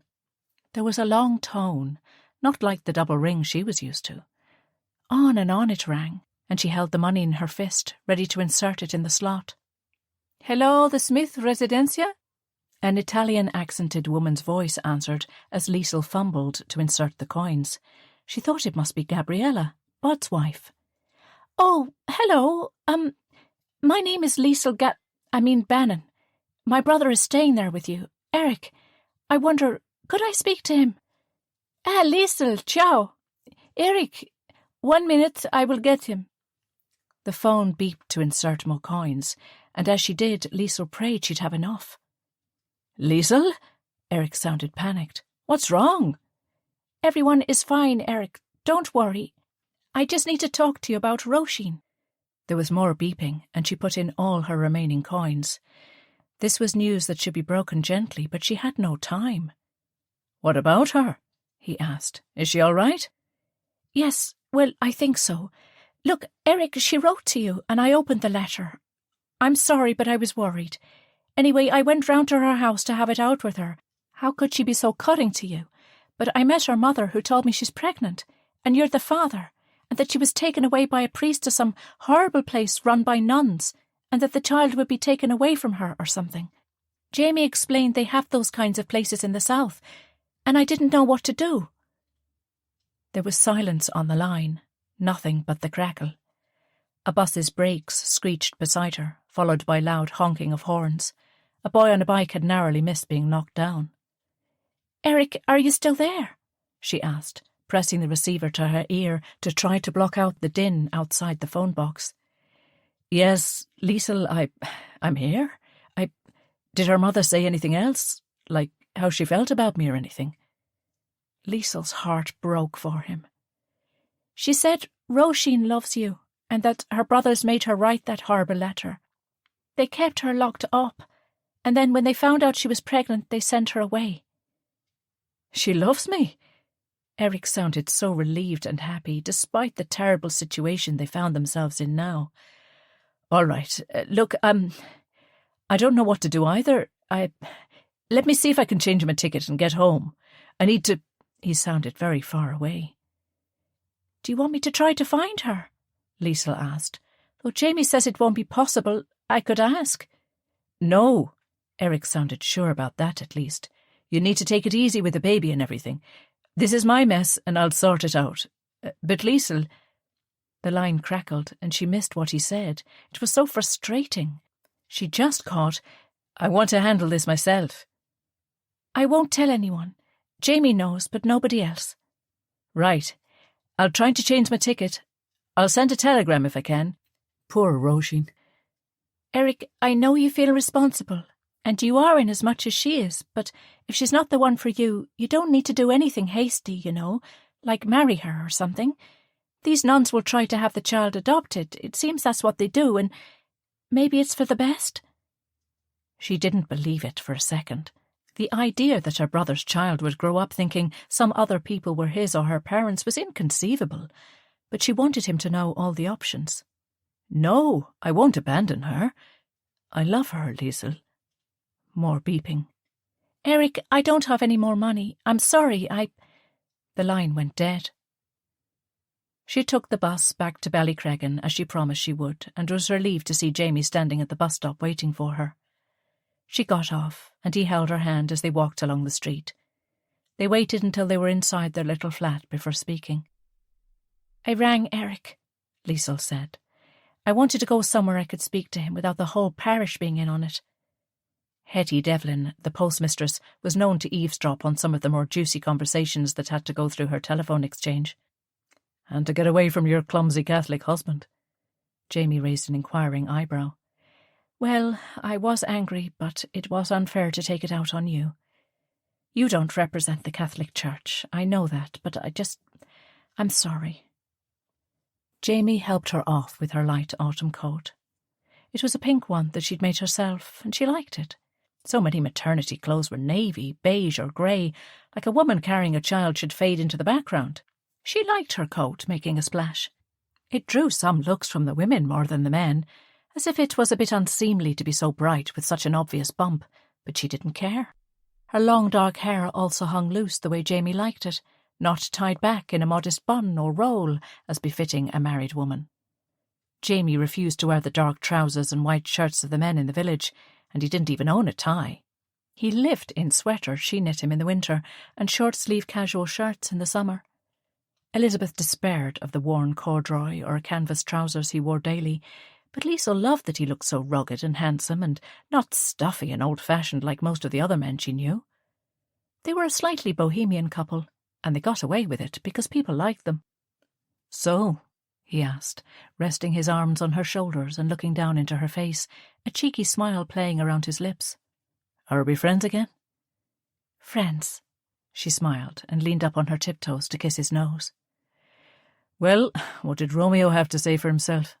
Jamie took a glass and filled it with cold water from the tap, sinking the full pint in a few seconds. "Oh, don't you come over all judgmental on me, Mr. Gallagher. We weren't exactly legal before we were up to all sorts in horrible Hanratty's boarding house, if I recall correctly," she admonished, as she accepted a glass of water from him. "Fair enough," he grinned. "Tea?" "Please, and a slice of Mutti's apple cake from the tin. I'm famished." She eased herself into her yellow chair and looked around their living room while Jamie made tea. Was it only a few hours ago she'd stormed off?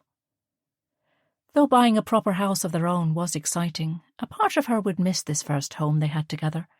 The kitchen was a hodgepodge arrangement of a dresser and a table, a sink up on a makeshift timber frame, and a gas stove that belonged in a museum. Daniel and Willie had offered several times to fix it up better for them, but there really wasn't any point. The sitting room, part of the kitchen really, as it was all one big room, had her lovely yellow chair, an old brown velvet sofa that they both loathed because the springs stuck out and because of the horrid colour, and a huge red and gold Axminster rug Elizabeth insisted they take. Erich had bought them a wireless as a wedding present, a huge bush set with all the important cities of the world listed on the glass front panel. It was cased in real mahogany, and the large dials allowed the listener to dial it to whatever frequency was necessary. Liesl kept up her fluency in French, German, and a little Italian by tuning into the radio each night. Jamie worked until 10 or 11 in the bar, so she found it great company. Jamie placed the cup and slice of cake on the small table beside her, and she took the cup and sipped gratefully. "Right. From the start," he said, sitting opposite her. Chapter 21. Erich packed his bags, having first rearranged his passage home. He was cutting the trip short, but he had to find Róisín. The news that she was being held somewhere against her will was so distressing, and he needed to rectify the situation as soon as possible. Somewhere in the pit of his stomach, though, was a flutter of joy. She loved him. She was about to have his child. That letter wasn't what she meant, and there was nobody else. He would have to tell his family too, once he got back. He would put Daniel and Willie on alert. He owed them so much, his life, in fact, and that of his sister. Daniel and Elizabeth had given them a stable and loving home in a time when the alternative was unimaginably horrific. And as for his Mutti, well, she'd endured privations beyond anything anyone should be expected to, just to be reunited with him and Liesl. He needed to keep them all safe, and if the Macarivis had a grudge against him, which they did, they were in danger as much as he was. He was going to be a father. Over and over he said the words in his mind. He, Erich Bannon, a father. He'd supposed he'd become a parent one day, but it was not something he'd ever spent any time thinking about. He felt like a boy. His father had had Liesl when he was Erich's age, 23, so it wasn't outlandish, but he just couldn't imagine it. Liesl and Jamie having a baby was fine. They were grown up, married, with their own place and everything. But him and Róisín. He'd always felt there was plenty of time for that later, when he was, what? Older? Wiser? Well, as Bud might say, he'd better start wising up, and soon. This was a very grown-up predicament, and he needed to figure it out. His boyhood was behind him. It was time to step up and be a man. The priority now had to be Róisín. She didn't deserve any of this. The thought of her being sent to some horrible place broke his heart. She was so beautiful and lively and full of fun. This wasn't fair at all. He knew neither Liesl nor Jamie would lie to him, but did such places really exist? It was hard to believe. He would leave Biloxi in the morning and take the train journey to Atlanta. All he had to do now was tell Bud. He found Bud chopping wood in the yard with his shirt off. "Hey, Erich." His friend smiled. "Coming to help?" "Afraid not. I need to finish packing. I have to go home, Bud. Tomorrow." Erich delivered the words sadly. "What? Why?" Bud asked, dismayed. "I thought you and me was fixing to go exploring next week. And my mama says we need to take you over there for potluck. She wants to show you off to her ladies. If I don't deliver you, she's going to be madder than a wet hen." "There's been a development," Erich cut across him. "Tell me." Bud led him to the steps and got 2 beers from the fridge he kept on the veranda, a decadent extravagance that never failed to impress Erich. They sat side by side. When Erich finished telling Bud all Liesl had said, he looked at his friend. "So I have to go home, try to find her. And if you find her, and it sounds like that ain't going to be easy, what then?" Bud asked. Erich finished his beer, placed the bottle beside him, and rested his forearms on his knees, his eyes examining the wooden step between his feet. "I've absolutely no idea," he admitted finally. "But do you love this girl?" Bud probed. "I do, very much," he answered truthfully. "And she loves me too, it seems. But even if I didn't, or she didn't, I can't allow her to be locked up like some kind of a criminal and then have her child given to strangers. It can't be allowed to happen." They sat in silence for a while, and eventually Bud spoke again. "I'd go back with you and help you if Tommy wasn't so little. You know that, don't you?" Bud sounded so sad he couldn't be there for his friend. "Of course, and I appreciate it, Bud. But to be truthful with you, I don't even know where to start. I'm hoping if I can go to the priest who took her and explain that I want to take care of her and at least have a conversation." Bud raised one eyebrow skeptically. "Oh, you need to watch your back there, buddy. Those brothers sound like trouble to me." "Maybe they are.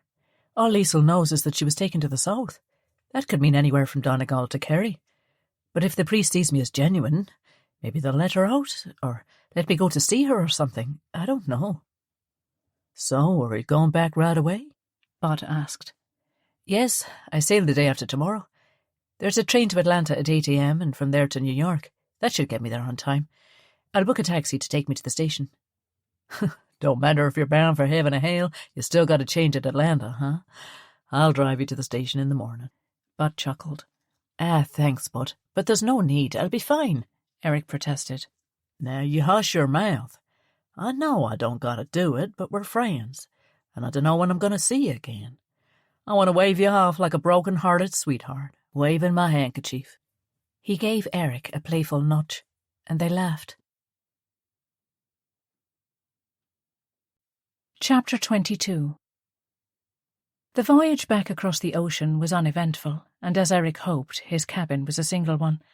He spent most of his time there, reading, or at least trying to, but he was never much of a book lover, and besides, he had too much on his mind. At night he saw her, Róisín, in a prison uniform, her hair limp and dirty, screaming and begging him to rescue her. He'd wake in a bog of sweat. As each nautical mile brought him further away from the magic of America and closer to the reality of the mess they were in at home, he found himself torn. He longed to see Róisín again, but he was worried about the McAreevies, not so much for himself, but for his family. He could not have them in danger. Was he being naive, thinking that his family would be disappointed but supportive? Maybe they would be mortified and furious. He couldn't even try to imagine what the rabbi would say when he found out, if he found out. Maybe he should just handle this alone. Well, with Liesl and Jamie, but without the parents knowing anything? He thought about it and made a plan. He would approach Father O'Toole on the quiet. The priest was a nice man and surely wouldn't stand for this imprisoning of an innocent girl. He must know where she was, and Erich could just go there and explain. He had money, so if that's what it took, he could pay, and once he got her out, they would leave. Maybe go right back to America, away from Colm and Neil and the shadowy Fiach. Yes, and he would have to leave his family, but Róisín and the baby were his new family now. He went to the dining room for meals, sitting alone, and returned to his cabin afterwards. Apart from an occasional walk up on deck for some air, when he nodded in greeting to his fellow passengers, he spoke to nobody. He had an overnight in Liverpool, docking late and sailing for Larne the next afternoon, and despite sleeping on the ship, he was exhausted. It was a dull, misty evening when the ship docked in Liverpool. He dragged his suitcase from the rack over the bed and donned his coat and the neutral hat he'd treated himself to before the trip. The ticket had included a hotel stay, so he'd go straight there. He had very few memories of the first city he and Liesl had lived in with Elizabeth after she came to meet them as they got off the Kinder transport. He recalled a small red-bricked house on a long street of identical houses, and a night in a neighbour's bomb shelter as German bombs rained down on them from overhead. They'd come up the next morning to find their house flattened and all of their possessions gone. That had been the reason they'd moved to Elizabeth's parents' house in Ireland. If the Luftwaffe had chosen a different city, or a different street even, perhaps he'd have grown up Liverpudlian rather than Irish. It was an odd thought. His life had taken so many twists and turns, and none of the outcomes had been predictable, and here he was again, at another perilous juncture. He buttoned his coat against the damp mist and pulled his collar up. As he stepped out of the ship onto the gangway, the sidelong wind, carrying salty spray, whipped at the side of his face. Was he basking in Biloxi sunshine only a week ago? It seemed hard to believe. He gripped the rope on the side of the gangway and made his way down the laths of wood at intervals on the wooden walkway that stopped passengers slipping. In America it would have been glass and metal and something more sophisticated than timber and rope. He felt like he'd stepped back 50 years. He stayed overnight in a hotel and sailed the next day for Belfast. He took the bus to Ballycreggan. Thankfully it was almost empty, and he didn't recognise anyone on it. He looked up and down the village as dusk settled. The air smelled of the familiar turf fumes from the fires. He made his way to the parochial house. Fortune smiled on him, and he watched Mrs. O'Hanlon from behind a belt of trees as she left via the back door for bingo in the community hall. With any luck he would get to speak to the priest alone, and nobody would see him. He crept to the back door and knocked. Within a few minutes he saw the limping figure of Father O'Toole. "Erich!" the priest exclaimed. "The rabbi told me you were in America. What happened? Is everything all right?" "Yes, Father," Erich replied, addressing the priest as he'd always done. "Can I have a word, please?" "Of course. Come in." The priest stood back and beckoned Erich in. "Tea?" he asked. "No, thanks." Erich stood in the priest's kitchen, trying not to recall stealing his strawberries or cutting his grass as punishment when he was a child. He was a man now, and he needed to be seen as one. "I'll get right to the point," he exhaled. "My girlfriend, your cousin Róisín, has been taken away somewhere. She's pregnant, and I want to find her and get her out of there." Father O'Toole seemed to visibly deflate. "Look, Erich, I did hear, and I'm very sorry to learn about it. Róisín is a lovely girl, but I honestly have no idea, so I can't help you. But you must know. It's the Catholic Church are locking her up, and you're a Catholic priest. What do you mean you don't know? Of course you do." "Erich, please, calm yourself," Father O'Toole pleaded. "It wasn't me. It was another man, a month senior, and I had nothing to do with it, so I can't tell you." "Won't you mean?" Erich interjected. He'd been brought up to be respectful to everyone, but this was ridiculous. "It's not like that. I feel terrible about even connecting the Macarivis to your family. I had no idea what kind of people they really were.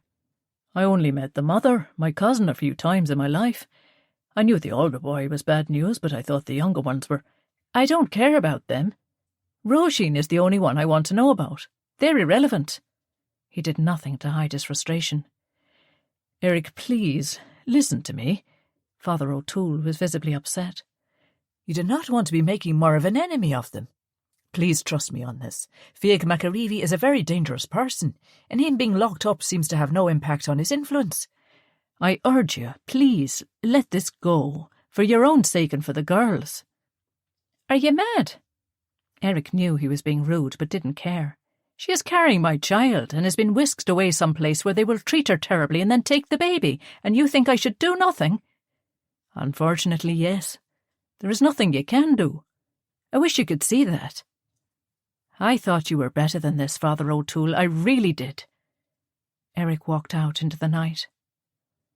The lights were on in Jamie's pub, and he wished he could call to Liesl, but the fewer people who knew he was back, the better, at least for now. He had to go to Plan B. Elizabeth had told him on the phone the incredible news that Rabbi and Frau Braun had somehow got together and were now living in the village. He knew the house, so he put his hat on, pulled his collar up and headed straight there, hoping he didn't bump into anyone. The door to Frau Braun and the rabbis was on the latch. Nobody in Ballycreggan locked their doors, and he simply let himself in. He hoped the rabbi would still be awake, but if not, he would wake him. Luckily, he saw the light on in the little living room. The rabbi was always a night owl. He was alone, and Erich slipped quietly into the room. Another man might have got a fright or been angry at such an intrusion, but not Rabbi Frank. He stood and greeted Erich, embracing him like a long-lost son. "So you came back early?" he asked. "We best be quiet as Catherine is sleeping." Erich nodded and quickly and succinctly as possible told him the story, including his futile attempts to get an address out of Father O'Toole. "Can you speak to him, Rabbi, on my behalf? Get him to tell me where she is. He won't talk to me, but you and he are friends, so he might tell you. I'm sure he knows." Erich was trying to stay calm. "Sit, please, Erich. Let's talk about this." The rabbi gestured to the sofa. Reluctantly, Erich sat. Now that he was there, he wanted to get on the case of finding her as soon as possible. "Now, supposing I could get Father O'Toole to tell me, and if he says he doesn't know, then he is probably telling the truth. You might have to accept that. But just supposing he gives me an answer, what then?" "Then I go there, find a way of getting her out, and we leave. I was thinking America." The rabbi nodded and gently tugged his beard, a gesture Erich remembered him doing all his life when he had something to ponder. "And these brothers of hers, the ones that beat you up before, they are in the IRA, no?" "Yes, they are," Erich confirmed, trying to mask his frustration at the speed of the conversation. "But we'll be gone before anyone here even knows, and—" "Do you think the IRA have no connections in America?" the rabbi asked calmly. "Well, they probably do, but—" Erich didn't care about the brothers. Why could the rabbi not see that? "Erich, they definitely do, not probably. No, America is not the place for you. It would be too dangerous. Let me think." He sat back down in his fireside chair. "Look, I have money. I can—" "Erich, my boy, please, calm down. I understand you are worried. And yes, I will speak to the priest for you, but you must act rationally. You must be clever. Think with this." He pointed a finger to his temple. "Note this." He pointed to his heart. "All right, Rabbi, I'll try," Erich conceded. "What do you think I should do?" The rabbi nodded slowly, his lips pursed in thought. "One step at a time. But if I can get it out of Father O'Toole, and if you can liberate this young woman, I think you should go to the one place on earth I can guarantee there are no IRA members." "Where's that?" Erich asked, intrigued. "The kibbutz." The rabbi smiled slowly. "Here's what we will do, and this is all subject to a lot of ifs. But supposing you are successful in your rescue mission, then you fly to London and contact this man. There's a flight from Shannon Airport every day, I believe. And from London, you'll be brought to Tel Aviv and then to the kibbutz." He scribbled an address on a piece of notepaper, transcribing it from his address book. Erich read it. "Abraham Schultz." "Who is he?" "Mossad," the rabbi said calmly. "Israeli Secret Service? But why would they help me?" Erich was struggling to come to terms with what was happening. The rabbi smiled. "I have friends in all sorts of places, Erich. You should know that by now." "But we won't have any papers, passports and that sort of thing." Of course, he would face the same problem going to America, he realized now. "It's fine. I'll sort it out. You don't need a passport to travel to Britain, and once you get to London, this man will sort out everything you need for Israel. You have my backing, and you are a Jew, Therefore, under the law of return, you have the right to Israeli citizenship. And Róisín. By the time you get there, Mr. Schultz will know the entire story, so don't worry. He will arrange everything for both of you. Now, you will need money. He went to a small wooden box in his desk drawer. No, Rabbi, I have my own money, Erich protested. Best you keep a low profile, Erich. Stay out of sight, and walking into the bank is not how to do that. This is from a former friend of yours. Remember Karl Golitz? He goes by Charlie now, of course. He sends me money for the farm.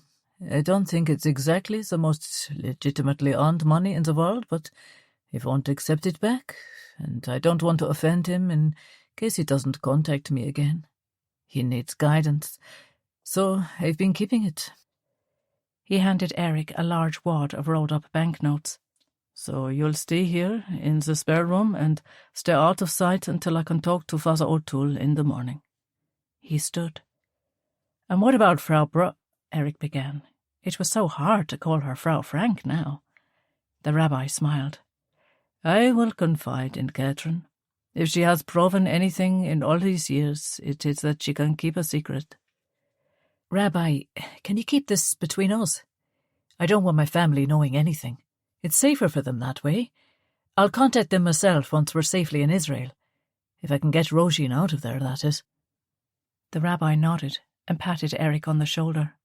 Seid mir gesund stark. Go, sleep, pray. All will be well. Chapter 23. Rabbi Frank walked with a cane now, taking one step at a time, but it was better than the alternative of being immobile and relying on Catherine for everything. He couldn't be much of a husband to her in this decrepit state, but he needed to do as much for himself as he could to make her feel like she wasn't drawing the very last straw. He opened their bedroom door and felt, as he had done every night since they married, the thrill of sheer love to see her there, under the covers. Their marriage had been a small affair, as neither of them wanted a big fuss. They went to Dublin, to Rabbi Frank's friend and brother Rabbi Herschel Samuel's, where the ceremony took place. They stayed that night in a fancy hotel, a gift from the Liebers, and enjoyed a lovely dinner. He had never felt so happy in his life, and told her so. She had dressed in a beautiful ivory cream dress and coat, and wore a cream hat with a little net over her eye. He knew she and Elizabeth had worked on it for a long time, making sure it was perfect. Her hair, normally tied back in a bun, was in soft waves around her face. You are beautiful, he said as the waiter left their plates on the table. Bah, she dismissed the compliment. You don't have to say such things we know are not true. But it is true. To me, Catherine Frank, you are a beautiful woman, and I am the luckiest man alive to have you by my side as my wife. She flushed red and tried to suppress a smile. Well, you scrub up all right too, I suppose, now that we put some flesh on your bones, she'd responded, the smile taking the sting out of her words. Well, I could hardly look any worse than I did a month or so ago, eh? Then he tucked into his fish with relish, his appetite fully restored. Life as a married man was bliss, nothing short of it. He woke each morning to her there beside him, and she was, as nobody suspected, a tender and loving woman. He woke her gently and told her Erich's story. The next morning, Rabbi Frank knocked on the door of the parochial house, knowing Father O'Toole would be back early from Mass by now and finished with breakfast. Woe betide anyone, even a rabbi, who would have the audacity to interrupt the Reverend Father's bacon and eggs. His housekeeper, Mrs. O'Hanlon, was a force to be reckoned with. She guarded the parish priest against the demands of his flock with alacrity, and nobody in Ballycreggan would take her on as an adversary. The rabbi smiled broadly as the woman with iron-coloured hair and ramrod-straight posture opened the door imperiously. Her dislike of foreigners generally, and Jews in particular, was not far beneath the surface, but he was determined to keep relations amicable at least. Good morning, Mrs. O'Hanlon. I'm sorry to disturb you, but I wonder if I could have a quick word with Father O'Toole? She eyed him up suspiciously, as if he might have a hand grenade in his pocket. her beady dark eyes raking his face for a hint of a clue about the purpose of the visit. The priest usually met the rabbi and the vicar in Maisie's tea shop, a practice of which Mrs. O'Hanlon deeply disapproved, so house calls were unusual. "Well, he's only up from breakfast this minute, so I don't know," she began, but the large priest appeared in the hallway behind her. "Rabbi Frank," he called expansively, "how great to see you up and about. And I hear congratulations are in order." The priest made his way to the doorstep, allowing his housekeeper no option but to stand aside and permit the rabbi's entry. The two men shook hands, and the rabbi nodded. "Indeed, Catherine and I got married last week, but it was a quiet ceremony. Neither of us wanted of us." Mrs. O'Hanlon managed to look even more censorious as he slowly made his way down the hall towards the drawing-room. Clearly, ancient foreigners marrying each other was another cause for ire. "Mrs. O'Hanlon, I wonder if you could make us some tea, and perhaps bring in some of those lovely buns you made this morning." Father O'Toole smiled and was polite, and instantly her entire demeanour changed. She beamed like a girl asked up by the town Romeo at a dance, and replied, "Oh, certainly, Father, right away." She left, leaving the drawing-room door ajar, but as soon as both men were inside, Father O'Toole shut the wide oak door firmly. He had not served as a parish priest for over 50 years and not learned something about human body language. His face told the rabbi that he knew the rabbi had something on his mind. Rabbi Frank lowered himself into a brown and gold brocade Queen Anne chair beside the empty fireplace, and the priest took the identical one opposite. The room was full of statues, relics, saints' images, and biographies of various religious people, and though it was a million miles from his own experience, the rabbi felt comfortable there.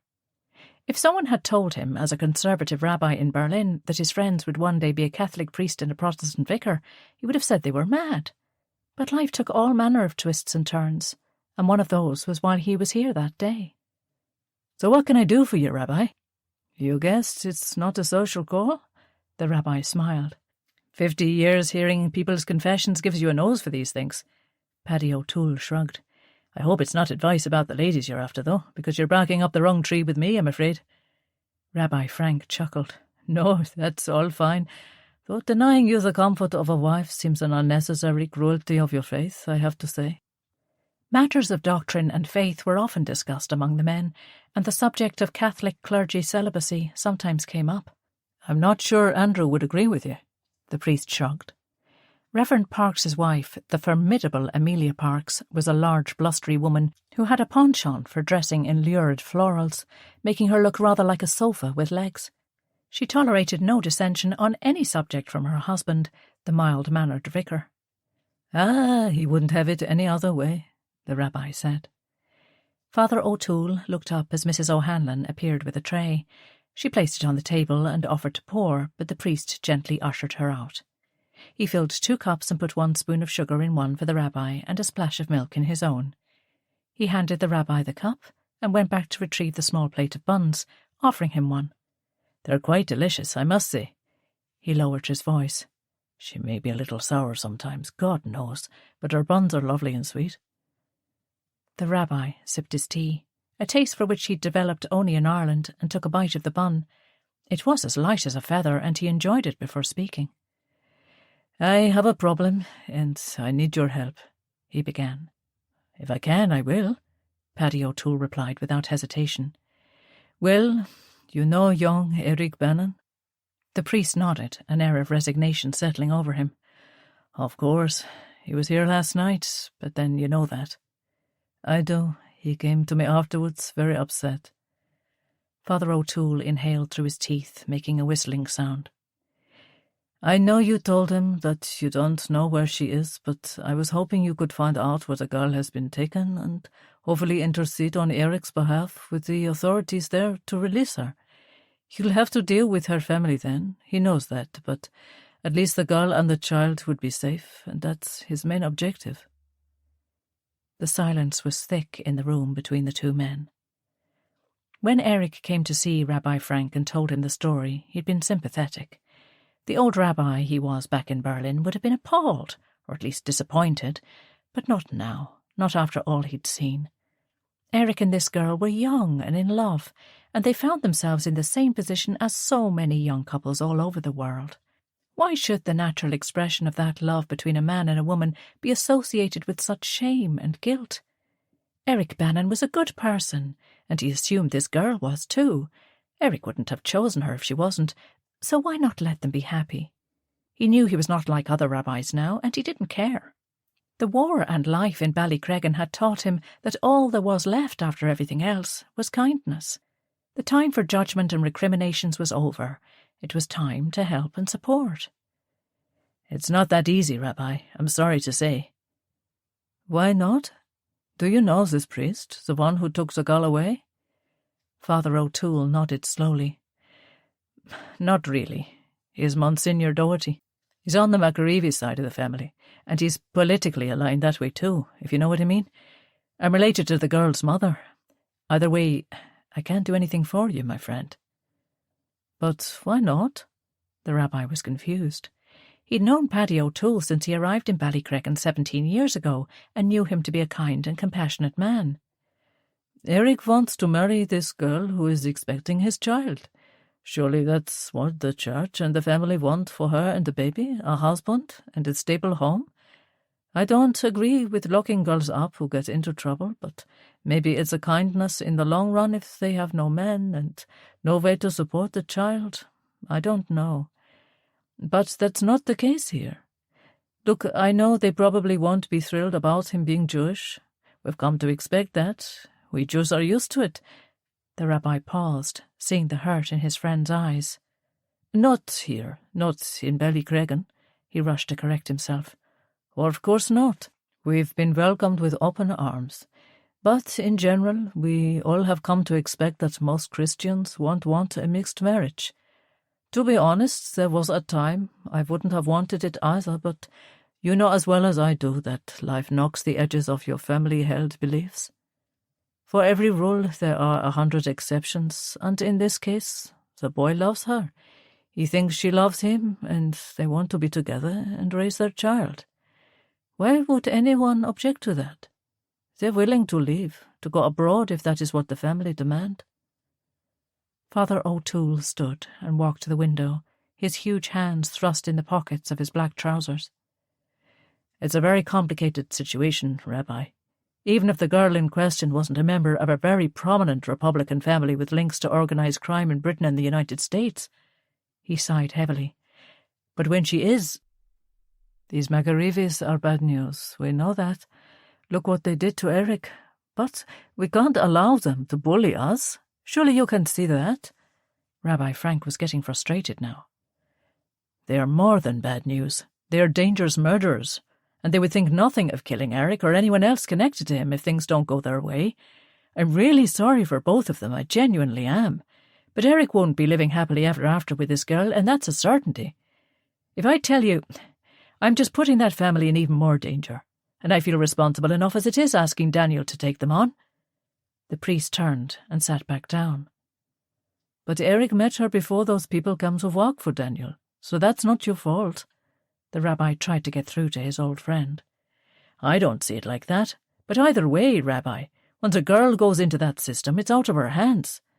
I've had dealings with them myself over the years, with parents insisting their daughters go away and have the child.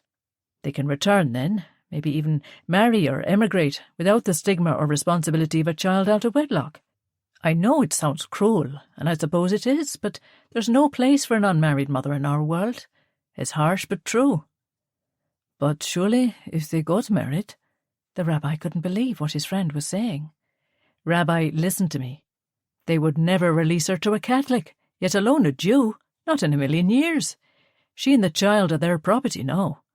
And even if he did get her out, which is, as I say, close to an impossibility, what hope would they have? The McAreevis have tentacles all over the world through the connections, literally everywhere. A man that double-crossed an uncle of this girl's escaped to Australia. Imagine, all the way to Australia, and he was found floating in the Darling River, New South Wales, a month later. Erich and the girl, and even the baby, would be in such peril. I couldn't do it to any of them. But can you tell me where she is? Rabbi Frank wasn't convinced. Yes, but to do so would put all three of them in grave danger. I just couldn't. He began again. Well, the thugs might be able to find them here, or even America or Australia, as you say, but I can put them somewhere where they will be safe. So please, just tell me where she is." The rabbi locked eyes with his old friend. "There is nowhere safe from them. They have contacts everywhere. You're not listening to me. There's no place they could go. Trust me, I know." Rabbi Frank smiled and stood, placing his hand on the priest's shoulder. "You may well know all about your world, but trust me, I know mine. These criminals have influence everywhere, and I believe it, but you have never been on a kibbutz, my friend. And I can stake my life that even the Maccarees don't have people in the Negev desert. I don't know. I know I sound weak and pathetic, but I would have their blood on my hands. Paddy, listen to me." The rabbi needed him to understand. "We, the Jews, are united now. That was our problem before. People saw themselves as German or French or Italian before being Jewish. But if Hitler has taught us anything, it is this. We must stick together, protect each other, pose a united front. Whatever is done to one of us is done to us all. I have contacts too, you know, and I can place Erich and the girl in the care of our people. They will make sure they get to Israel safely, and when they are there, they will watch and keep them safe." "Are you sure?" the priest asked. "Positive. Nobody will get within 100 miles of them." "And what about the labours? Ariella and Willie, you even?" Paddy O'Toole asked. "We'll be all right.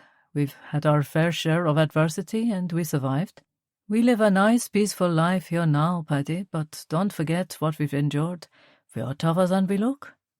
Please, trust us." The birds gathered on the telephone wire outside the parochial house, as in silence the two men watched the familiar scenes of the village going about its business. Eventually, Father O'Toole sighed. "It's St. Gerard's in Leitrim, run by the Bon Secours order." Each word was dropped like a stone. "You are sure?" He nodded. "Quite sure. Her mother asked me to help. I tried to buy the girl some time. She could have gone to England to another cousin of ours, but Fiach wanted her gone and the Monsignor stepped in. That's where he sends them all." Though the rabbi had such time for his friend, he had to say what was in his heart. "It's a cruel system, and one your church will live to regret, but not, I fear, before it's too late for so many. You're a good man, but as I know all too well, all it takes is for good men to stand by and say nothing in the face of wrongdoing to enable unspeakable horrors." The priest stood and shook the rabbi's hand. "I know, David, I know." He sighed, and the rabbi could see the pain there. Chapter 24. Róisín Maccareevy had grown so used to answering the name they'd given her that she'd started to think of herself as Mary. The body she once had seemed no longer her own. Her back ached, and every muscle cried out from overuse. At least the nausea had subsided a little, thankfully. That was dreadful, and the nuns showed not the slightest shred of sympathy. One of the other girls said it usually wore off after the first 3 months. Vomiting was met with derision and fury on the part of the nuns because of the time it took out of her working day. They often didn't even allow her to change her stained smock, a grey shapeless thing all the so-called penitents wore, making her work all day with the smell of vomit. Her blonde hair had been cut tight into her head by Sister Patrick. Apparently she was too vain and should focus on repenting her sins rather than on her reflection. She teared up the first time she saw herself in the window of the refectory, but she didn't let them see. Stoic subservience was the key to survival. Other girls were more resistant than she, but it got them nowhere except harder work and more abuse. Kathleen, a girl she'd become friendly with, had advised her to keep her head down, do as she was told, and just get it all over with. Girls who didn't do that often were transferred to the county psychiatric home after their babies were born, branded insane or unmanageable, and so ended up much worse off. Her baby. Except it wasn't. The nuns repeatedly told them that they were sinners, morally corrupt women who could not be trusted with the care of a child. Their babies, when born, would be adopted by good Catholic families and given a proper life despite their less than ideal start. Their mothers had no choices. It wasn't up for discussion. Some of the girls had their little boys and girls taken while they were at work, the distraught women returning to the dormitories with eyes swollen from crying, but the crying did no good. Part of her hoped they'd take her little one right away. She couldn't bear to be one of the girls who nursed their child for weeks, even months, only to go to the nursery one day and find them gone, never again to see them. She tried not to think about the future, focusing on the present only as she removed the last weeds from the ground. The crop of vegetables was exhausted, so the earth was to be hoed and prepared for reseeding. She tried to keep going. She longed to fall into bed and rest, just to fall into a dreamless sleep. The work in the vegetable garden was arduous and relentless. The autumn was well and truly gone, and the bitter winter wind gave her chilblains on her fingers. Her knuckles were red and raw from pulling weeds, and her knees had developed a thick layer of tough skin from constant kneeling on the gravel paths between the vegetable rows. Sister Marie stood a few feet away on the porch of the potting shed, out of the wind and the rain, watching, always watching. Her long black habit reached all the way to the floor, and a large beaded rosary hung from a belt at her waist. She wasn't the worst of them. She allowed the girls to stand in the shed if the rain got too heavy, and sometimes even lit the paraffin heater there. If Sister Patrick or Mother Agnes, worse still, found them inside, there would be trouble, but Sister Marie often took the risk. She was younger than the other nuns, and had a kind face. Nobody knew each other's story. It was forbidden to discuss their lives prior to coming to St. Gerard's, so all anyone knew was a false name and the fact that they were all in the same boat, pregnant and unmarried. "Are you all right, sister?" Róisín dared ask. The nun seemed to be wincing in pain. "Yes, I'm fine. Carry on with your work," Sister Marie responded, not unkindly. Róisín returned to her weeding, but moments later the nun seemed in further distress. Being the nearest to her, Róisín was the one who could see what was going on. "Are you sure, sister? Should I call someone?" As Róisín walked towards her, the nun turned and threw up in a flower bed. She straightened up and wiped her mouth with her handkerchief. "I'm fine. I get sudden violent headaches and they make me nauseous, but I'm all right." Róisín led her into the potting shed, where rows of terracotta pots stood bearing plants in various phases of germination. She went to the tap and filled a glass with water. The nun accepted it gratefully, swallowing the cold liquid. "Do you still have the headache?" Róisín asked. "I could go and get you something from the sick bay." She knew Mother Agnes was beyond stingy with any pain relief for the penitents, but surely she would allow her sister nun something to ease her suffering. Sister Marie shook her head. "No, it's fine." She caught Róisín's eye. "Thank you, but I'll just offer it up." That was Mother Agnes's response to everything. Offer up your pain in compensation for all the wrongdoing in your life. Róisín thought she must treat the nuns under her command the same way. Róisín led the sister to the only stool in the room, put there for the supervising nun in the event of the girls working in the shed, and took her hand. "Let me try something," she said. Nervously she squeezed the fleshy part of the nun's hand between her thumb and first finger. Within seconds she could see the lines of pain disappear from the young woman's face. She increased the pressure, and the nun sighed in relief.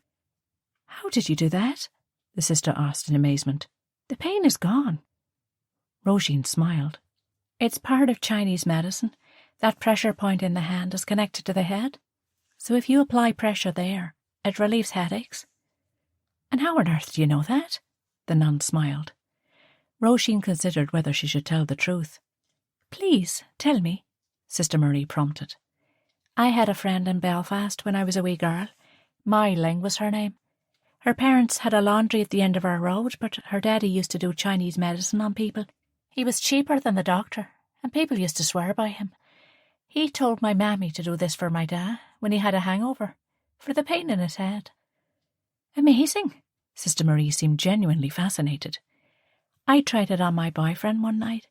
I'd been working with a compressor all day and his head was pounding from the noise, so I did it on him, and it worked too." What was your boyfriend's name? Sister Marie asked. Róisín was shocked. There was to be no mention ever of anyone before life in St. Gerard's. It was as if the woman there fell from the sky, with no past or future. Erich? Róisín tried not to cry. She'd not said his name aloud for months. And is he the baby's father? The nun nodded at Róisín's abdomen. Yes, but he doesn't know about the baby. My brothers made me write to him and break off our romance. They made me tell him I had someone else. She continued the pressure on the nun's hand. If he did know, how would he react, do you think? Suddenly they were just two young women having a conversation, not jailer and prisoner. I think he wouldn't want me in here, but it's complicated. My family, he's Jewish, you see, would never accept him. I love him, though. She heard the catch in her voice. And does he love you, do you think? The nun probed gently. Róisín could only nod. She had to believe he did, but she didn't trust herself to speak about him any more. She'd surely cry if she did. We'd better get back, but you can squeeze like this whenever it gets bad and it will relieve the pain. Róisín showed her and released her hand. Oh, thank you, Mary. It's such a relief. The nun smiled and her face transformed. Róisín realised she was much younger even than she'd first thought. The habit made it hard to judge. It's Róisín, and my boyfriend is Erich Bannon. She slipped back to her spot at the vegetable patch just moments before Sister Patrick came on her rounds. Chapter 25. Erich sat glumly in the dining room of the Bush Hotel in Carrick-on-Shannon. It had been a completely pointless journey. Jamie was right. He couldn't even get past the gates of the convent. The entire place was inside a wall, smoothly plastered, so unclimbable. He tried visiting the parochial house and was met by a dour housekeeper who claimed to know nothing of the mother and baby home. The priest was unavailable, and her look suggested he had displayed the utmost audacity in even asking. Do you have to have a face like a bag of hatchets to be a priest's housekeeper? He wondered. Mrs. O'Hanlon is the same, like a Rottweiler guard dog. The waitress placed a pint of beer in front of him and removed the almost untouched plates of food that was now cold. Erich smiled his thanks at the young waitress and then became lost in thought again. He'd asked around. A few farmhouses were within a few miles of the desolate convent, though all around was just bogland, but nobody seemed able to help. The convent itself was barely visible through the high black wrought iron gates, a red brick, solid 3-storey building at the end of a tree-lined avenue. There was no sign of any human life whatsoever. There was at least a 12-foot wall around the perimeter, under which grew thick briars and brambles, making even getting within 6 feet of the wall close to impossible. And even if he could break in, what then? Pull a pregnant woman out over that wall into the briars? Can I get you any dessert, sir? The waitress asked as she approached the table. She looked around 20, and Erich thought it might be worth a shot. He had nothing to lose. No, thanks, but I wonder if you could help me. He smiled. The girl blushed. If I can. My girlfriend is being held in St. Gerard's. Do you know it? A convent near Leitrim village. The girl nodded slowly. I do know it. I need to get her out of there, but I went there today and there was no way of getting in, even past the gates. The girl looked anxiously around the almost empty dining room and then spoke, her voice low and furtive. Even if you could get up to the door, they'd not give her to you. A few years ago a lad came in here to the hotel in the same predicament. He managed somehow to get in past the gates, and he got up to the door and knocked and knocked. When he came back here hours later, his knuckles were cut from knocking and banging on the door for ages. He said some men eventually came, I don't know who they were, caretakers or something, I suppose, and dragged him out and threw him outside the gates again. Nobody comes out of there, sir, not until she's put out by the nuns. But that's ridiculous. She hasn't committed a crime. Erich instantly regretted the force of his words. The girl had recoiled, and it wasn't her fault. Oh, I'm sorry, I didn't mean to startle you. It's nothing to do with you, of course, but it's just so insane. They can't just lock people up. It's not right. What if I went to the police? He suggested. The girl shook her head. It would do no good, sir. If anyone does escape from there, the guards bring them back. How come you know so much about it? Erich asked on a hunch. Something about the girl suggested she knew more. A barman who'd been chatting around the other end of the bar suddenly took an interest in their conversation. Erich spotted it immediately and interjected, "So do you have cream or ice cream with the apple pie?" The girl looked relieved. "You can have either, sir, or both if you like." She began to scribble something in her notebook. "Right, 1 apple pie with ice cream, please." "Certainly, sir," the girl replied as the barman drifted back to his customers. She tore off the page of her notebook, folded it quickly and tucked it under Erich's saucer. Then she was gone. He opened the note. Christy Costello, photographer, Key Road. He slipped the paper in his pocket and accepted his dessert from someone else who was serving. Everyone said that the South was different to the North. The Catholic Church ruled supreme there. Everyone who knew and who he trusted said the same thing. Those places did what they did with the full backing of both the church and the state. Seeing the startled look on the young waitress's face when he'd even asked about it confirmed it. He didn't want the dessert, but took a few bites before retiring for the night. Erich stood outside the small business that seemed to be housed in an extension to a sizable house. The only thing to identify it as a commercial entity was a small brass plaque on the pillar that read, C. Costello Photography. He lifted the latch on the gate and walked up the gravel driveway. Either side of the path, well-pruned shrubs and manicured lawns thrived. He went to the side where he presumed the photography business was and knocked. A voice from inside called, "1 minute, I'll be with you." Shortly afterwards, the door opened and a short, slight man wearing a floor-length apron and gloves opened the door. He was bald on top, but around the back of his head was a band of grey curls. He had twinkling blue eyes that seemed full of merriment. "Sorry, I'm up to my elbows in the darkroom. How can I help?" Erich began, unsure of how to start. "I'm not sure if you can or not. My name is Erich Bannon. I was given your name by someone, and she seemed to think you could help." "Intriguing," the man smiled. "Do you want some photographs taken?" "No, not that. I was making inquiries about St. Gerard's. My girlfriend is in there. Well, she might be. I'm not sure. I think she is, but I can't get in, and I need to get her out." An unreadable look shadowed the man's face, and momentarily he stood aside. "You'd better come in," he said, and ushered Erich into the studio. There was a velvet sofa and an armchair, what looked like huge white umbrellas, and several lights on tripods. "Have a seat," the man offered. He went into another room and returned moments later without the apron and gloves. He wore a bright turquoise shirt with a yellow and turquoise tie and dark trousers. "So, who are you again?" he asked, sitting opposite Erich. "My name is Erich Bannon." Erich noted the slight furrow to the man's brow. The photographer nodded. "And why are you here?" "As I mentioned, I think my girlfriend is in that convent, St. Gerard's, and I need to get her out of there." "And why come to me?" Mr. Costello's demeanour had changed. He seemed less jovial and more troubled. "A waitress in the Bush Hotel." Erich caught the man's eye, hoping he was doing the right thing. "When I asked her about the convent, I was there yesterday, and to say it's impenetrable is to understate the situation. She said there was no way of getting anyone in or out, but then she scribbled your name on a piece of paper, and here I am." Mr. Costello exhaled through his nose and clearly wasn't happy. "That was Joanne, my niece. Look, I can't help. She's right. Those nuns run that place like a prison, I know. But the girl I want isn't a criminal, and it's not right that she's being kept against her will."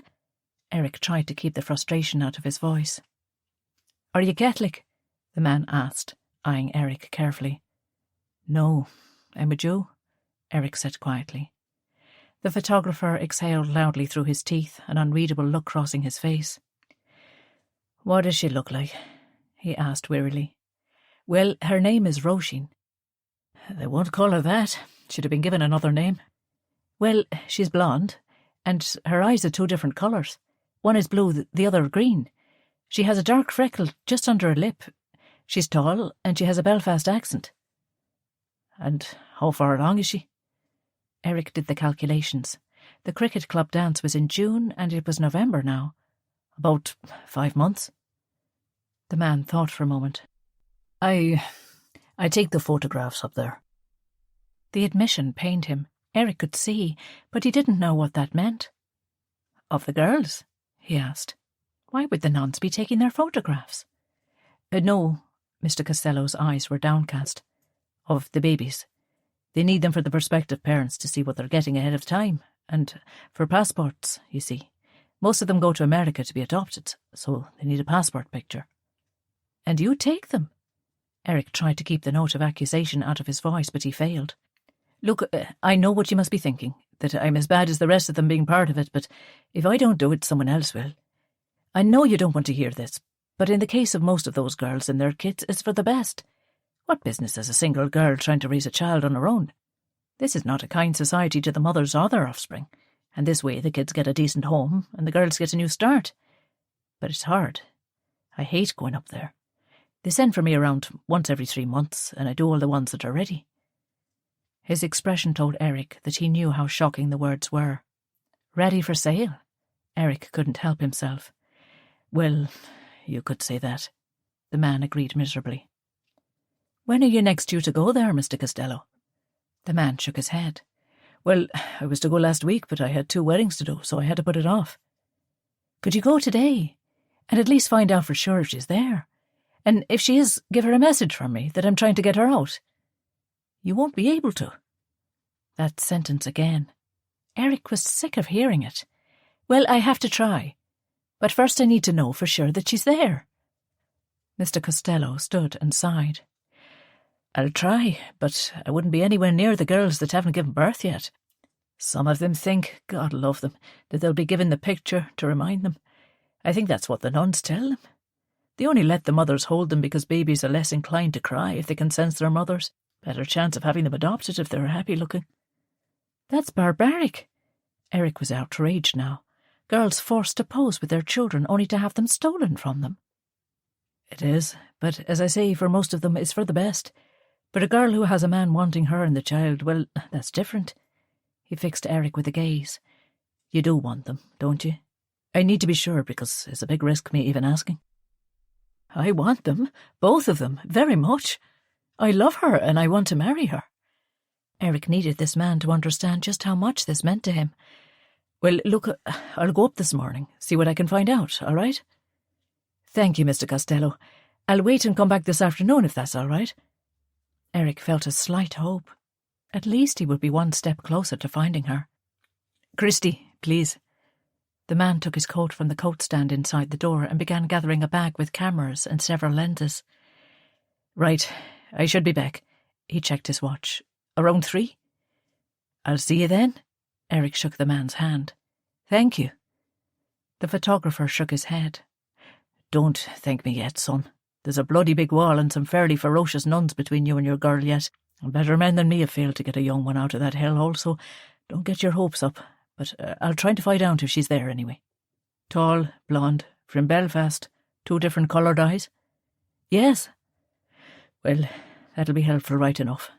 He gave a smile. I'll see you later, and best come round the back. We don't want the local tongues wagging. Starved for a wee bit of gossip, so they are. Something struck Erich.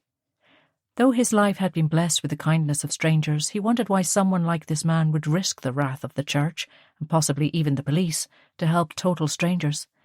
Though it felt rude to ask, he had to. Why are you helping me?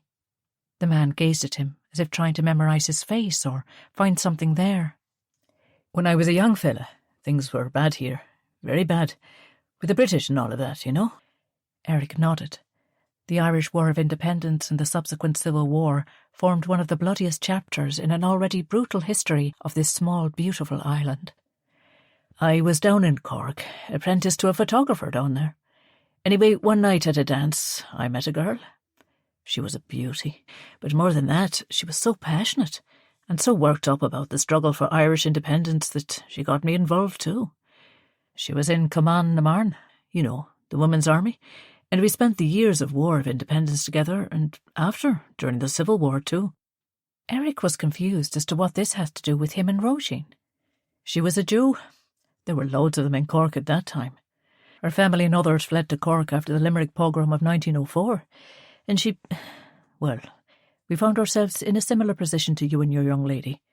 He looked abashed. But she was terrified to tell her family.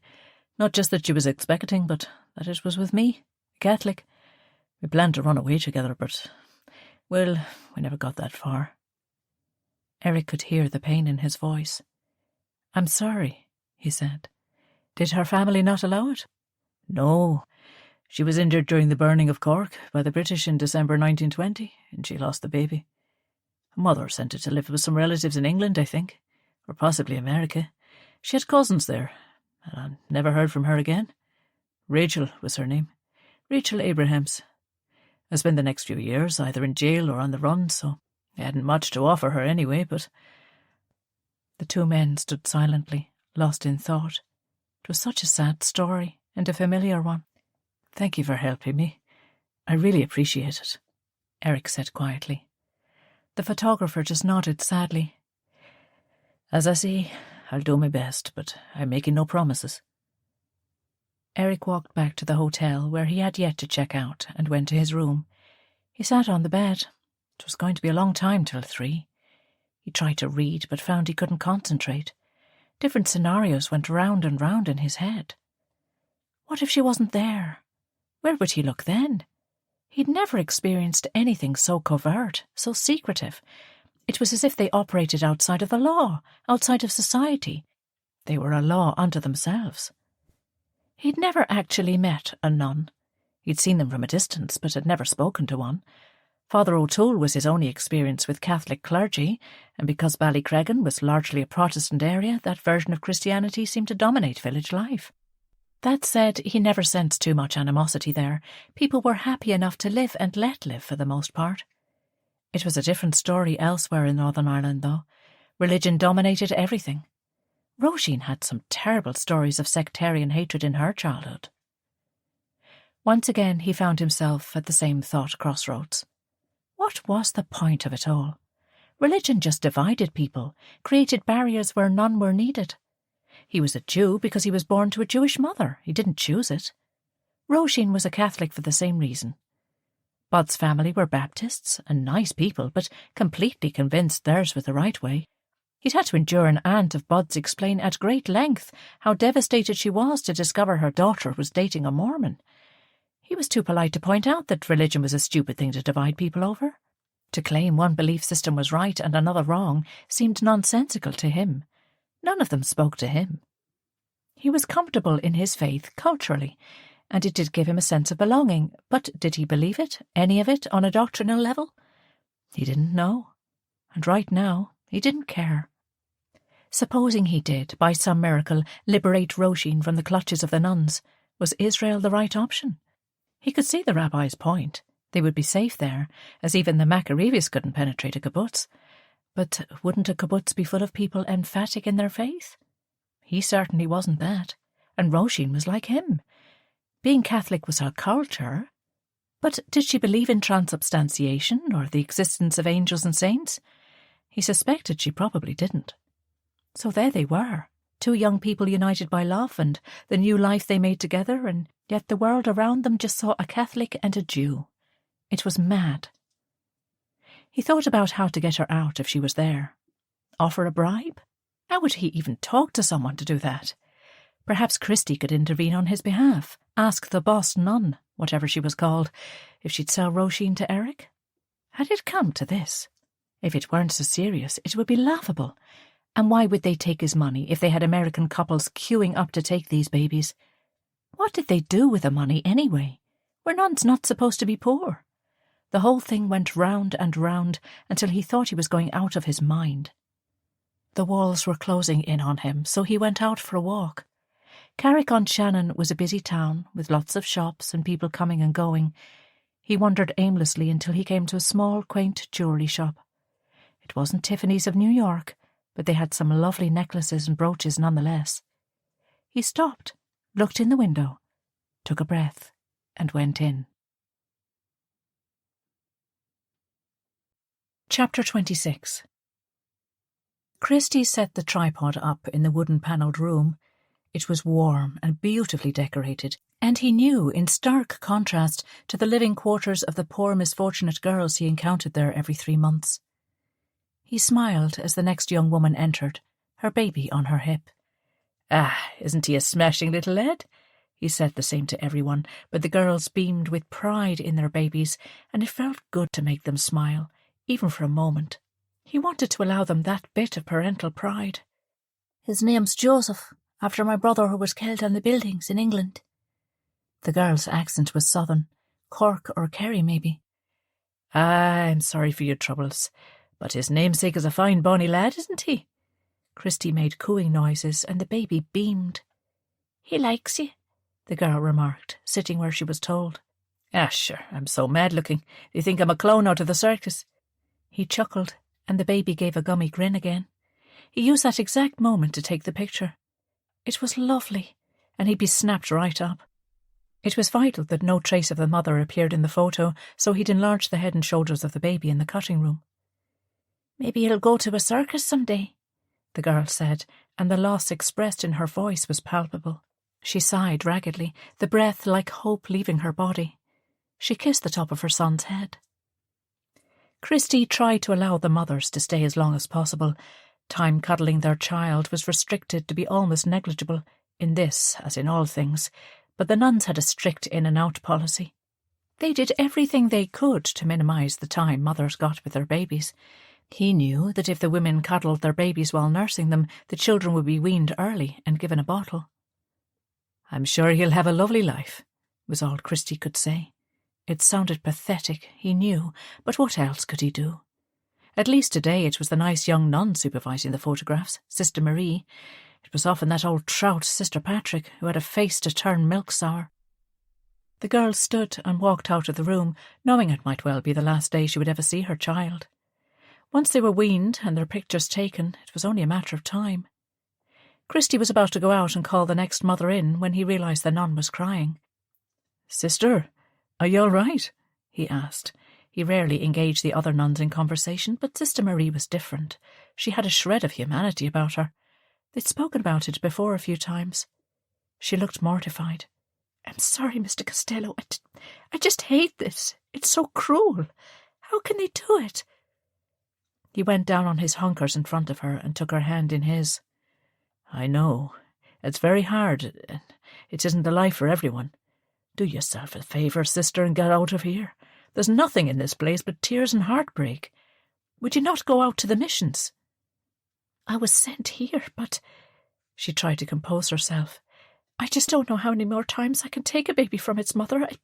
It's so hard." Christy hated to use her like this. He believed she was genuine, but he might only get one chance. "Is there a girl here, tall, from Belfast, with 2 different coloured eyes?" Sister Marie nodded. "There is. Mary she's called here, but her real name is Róisín. Do you know her?" "I have her boyfriend at my house. He's going to try to get her out," Christy murmured, terrified one of the other nuns would walk in. Though I told him it would be impossible. I promised him I'd try to find out about her. "If I can get her to your car, can you take her now?" The nun's eyes lit up. "What?" Christy fought panic. "I didn't mean... I suppose I could try, but how would you—" "Don't you worry about that. Could you run out a film or something? Say you need to go back now.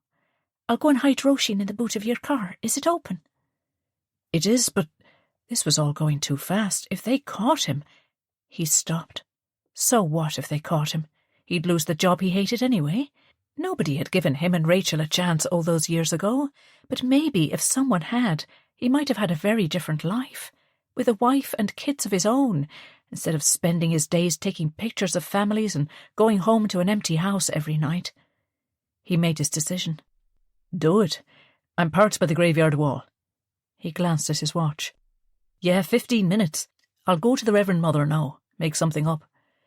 Sister Marie disappeared, and he went in search of Mother Agnes, who was in her beautifully decorated warm office.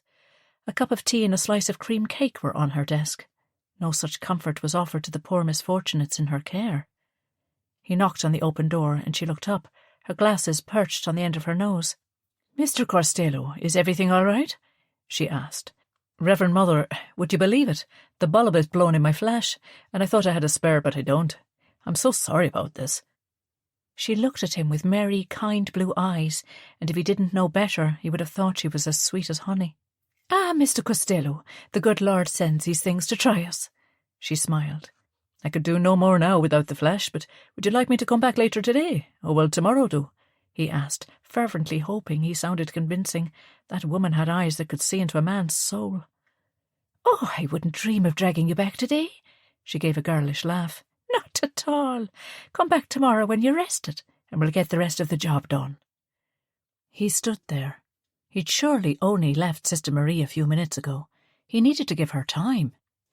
That's very kind of you, Mother. I actually came straight here and I had no time for lunch, so I'll be glad to get my dinner early. He hoped she'd take the hint. Oh, dear Lord, we can't have that. She clapped her hands and rang a bell. A woman in her 60s, possibly, and wearing the same drab smock of the others, appeared. Assumpta, fetch Mr. Costello a cup of tea and some cake. The woman nodded and retreated from the room. The Reverend Mother had offered no please or thank you. Christy remembered the woman. Her real name was Molly O'Riordan, and he'd played football with her brothers years ago. They had all grown up together, and he remembered she was a great horsewoman. She'd been one of the girls in trouble. They'd said the parish priest was the father, and she was kept after her child was born and never left. He wondered if she recognised him. He'd not seen her in 30 years. He made idle chit-chat about the weather and the resignation of Winston Churchill earlier in the year, and soon Assumpta was back with the tea and cake on a tray. She placed it down, and as she did, Christy met her eye. The Reverend Mother was peering down the corridor, looking for someone to berate, no doubt, and Christy took his chance. "How are you, Molly?" he asked quietly. "Hello, Christy," she smiled. Several of her teeth were missing, and what were left were rotten and retreated. Róisín hauled the heavy wheelbarrow full of weeds and pebbles across the garden. The tire on the barrow needed air, but the caretaker refused to do it. It was as if they wanted to make a hard life even harder on every single level imaginable. Sister Carmel was on duty that day. That was something. She was blind as a bat and around 90 years old, so she didn't drive them on like cattle.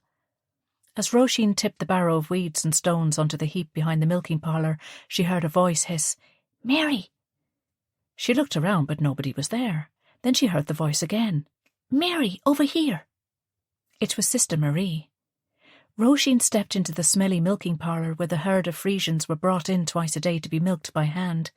At least she'd not been assigned to that job. The smell turned her stomach.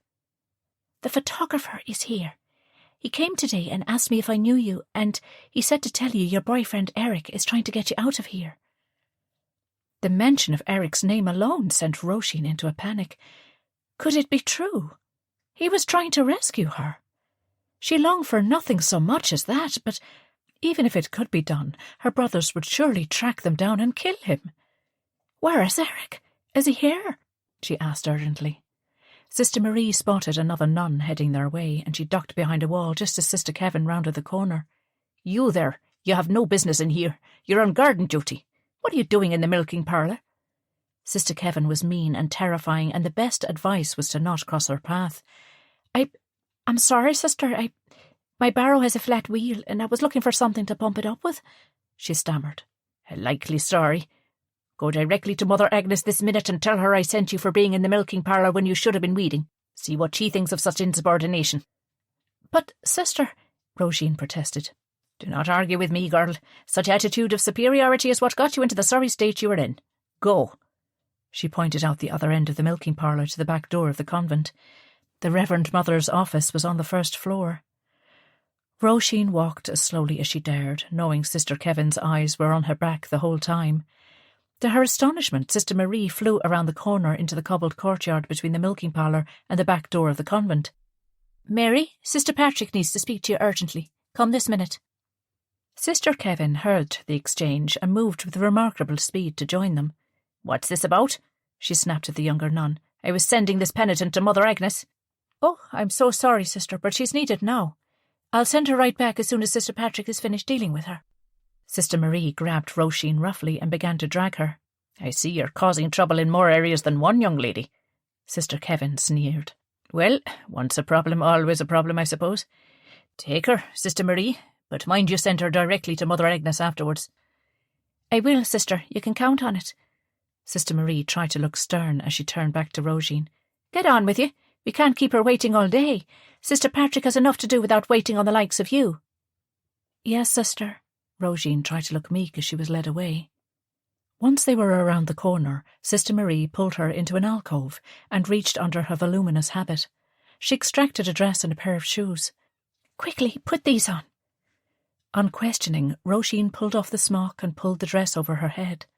It was too short and didn't zip all the way up as her breasts were larger now, but she didn't care.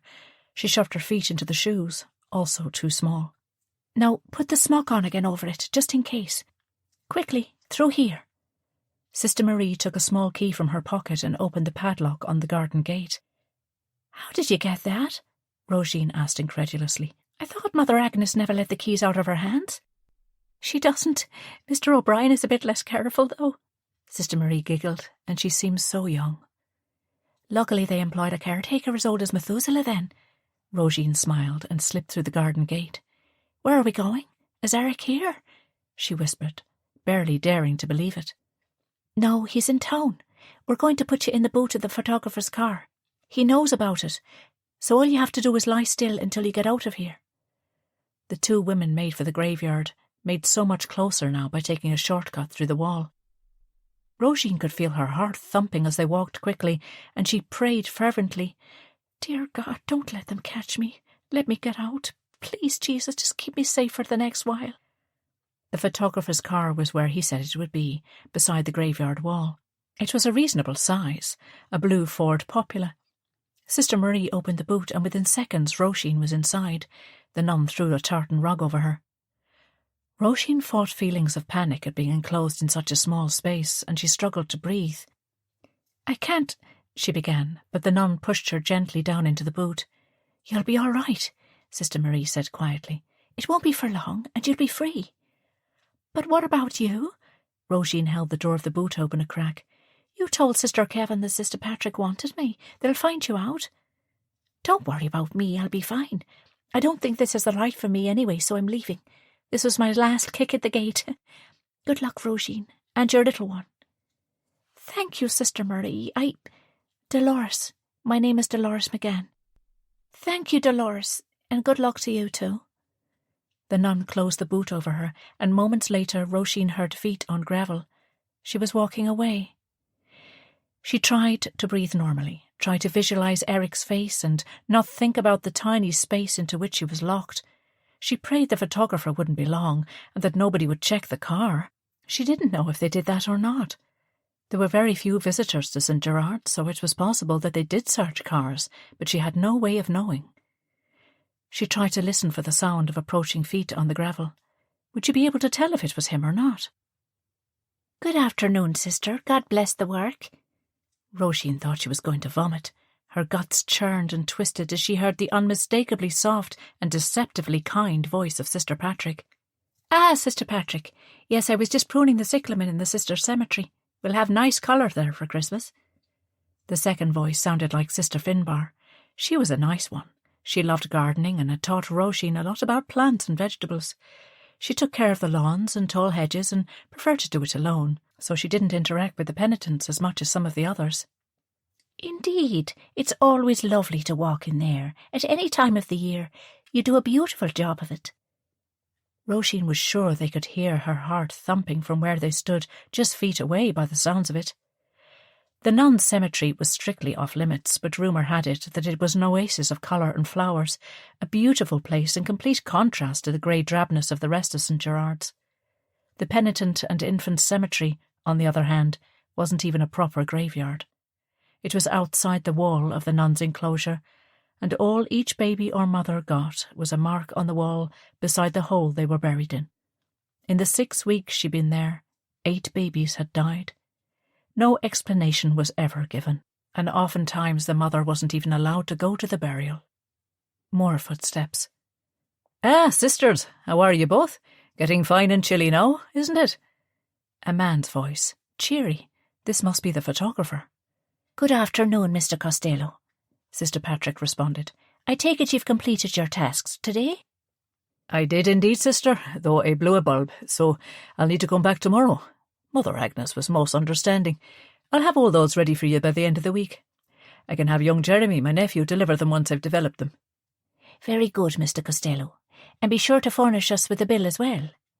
Sister Patrick sounded positively charming. Róisín wouldn't have believed her capable. "All in good time, sister. There's no rush," the man said, opening the car door. She heard him place what she assumed were his bag and cameras on the back seat. "Would your delicate equipment not rattle about on the seat there, Mr. Costello?" Sister Finbar asked. "I could find you a box if you like, and you could put them in the boot for safety." A slight pause. Róisín willed the man on, urged him with the power of her mind to remain calm. Not at all, sister. I put them on the floor there. And sure, with the potholes, I drive slowly all the way. How about a box of vegetables? We have some lovely sprouts and winter cabbage." "Dear God, no," Róisín pleaded. A box of vegetables would surely have to go in the boot. "Well, that's so kind of you, sister, but I'll tell you my sister does all the cooking for me, being a bachelor, and my brother-in-law has a huge garden himself, so trying to get through it all we are. And I eat at the hotel a lot. My niece works there, so it would only be a waste." Even from inside the stuffy boot of the car, she felt the awkwardness of the conversation. Neither nun responded to his rejection of their vegetables. "Right, so, thanks again. Now I best be off and get these in the dark room. God bless you, sisters." She felt the weight of another person in the car, and then, mercifully, the engine started up. She didn't risk moving, but tried to pull the rug over herself even more. It wouldn't pull. A terrible thought struck her. It was caught in the door of the boot. What if a corner was sticking out? Would the nun stop him to tell him as the car went past where they stood? Again she fought the urge to vomit. She tried pulling the rug once more, but it was definitely stuck in the door of the boot. The car rolled slowly down the gravel path, and she felt him turn the car onto the driveway. She exhaled. They must not have noticed. This road was smoother, and the wheels didn't crunch so much. Were they out of the nun's sight? They had to get through the gates first. Mr. O'Brien was probably down at the gates, ready with the key to open them momentarily and then lock them up again immediately. The car rolled on, and then slowed. How are you, Bill?"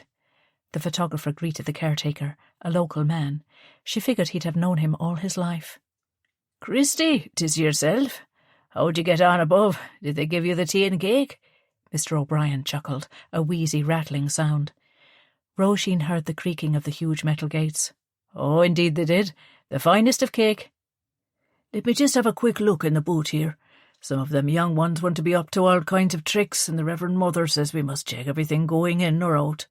Jeez, Bill, I'm under savage pressure altogether. I'll have to go. My sister has an appointment at Castlereagh, and I'm late to drive her. It won't take a second, Christy, and sure she'd skin me alive if anyone got out." "Yeah, well, they'd have no chance, Bill. I put my stuff in there not 10 minutes ago, and there was nothing in there, only all the newspapers and stuff. Listen, I'll get you a pint in Mac's on Sunday after Mass, but I'll have to go now. Good luck." The engine revved, and they were on their way out without waiting for Mr. O'Brien to answer. Róisín allowed herself to exhale. The car picked up speed, and she felt the right-hand turn onto the main road. She had been so distraught on the way there, with that creepy Monsignor, that she barely noticed where they were going, and now she wished she'd been more observant. The drive seemed interminable. Then they slowed down, and the car went over some uneven ground before coming to a stop. The photographer got out and opened the boot. "Right, so you nearly got me murdered, so better be worth a great love story." A short grey-haired man grinned, and his eyes were kind. He helped her out of the boot and quickly ushered her into the house.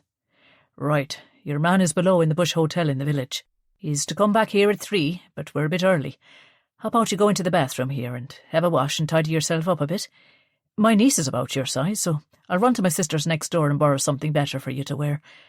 And then you two better get as far away from here as humanly possible, because once them nuns work out how you escaped, all hell will break loose, I can assure you." Chapter 27. As Erich returned to the hotel from a long walk by the river to kill some time, he almost collided with a girl who had served him at dinner the evening before. "Oh, there you are," she smiled. "My Uncle Christy is looking for you. You're to go right there." She was puffed out and had clearly been running to find him. "And bring everything," he said. "Why?" he asked her. "What's happened?" "I don't know. I'm just to give you the message." Erich went to his room, bundled his things into his small suitcase and paid his bill, then rushed to the other end of the town to the photographer's house. Christie opened the door and gestured that he should enter. There, in front of him, stood a thinner version of the girl he remembered. Apart from a noticeable bump and hair cut so short there was hardly any of it left. But it was definitely her. "I'll leave the star-crossed lovers to it, I think. I need a pint." Christie smiled. "No, there'll be a car here in a few minutes, so be ready to go. And the best of luck to you." "Christie, Thank you." Erich took Christie's hand in both of his. "I can never repay—" "My pleasure, lad. Now look after her. Do you hear me?" "I will," Erich assured him, and he was gone. He and Róisín stood, facing each other for a long second, neither knowing what to do. Erich opened his arms and she walked slowly towards him, then rested her head on his chest. He closed his arms around her. She looked so thin, so fragile. "Oh, Róisín, I was sure I'd lost you," he murmured into her shorn head. "Erich, He stood back slightly from her, towering over her, and with his thumbs he wiped the tears from her face. "It's all right, darling. Everything is going to be all right. You're here now with me, and I promise nothing bad is going to happen. I'm going to take care of you and this little one." He tentatively placed his hand on her swollen belly.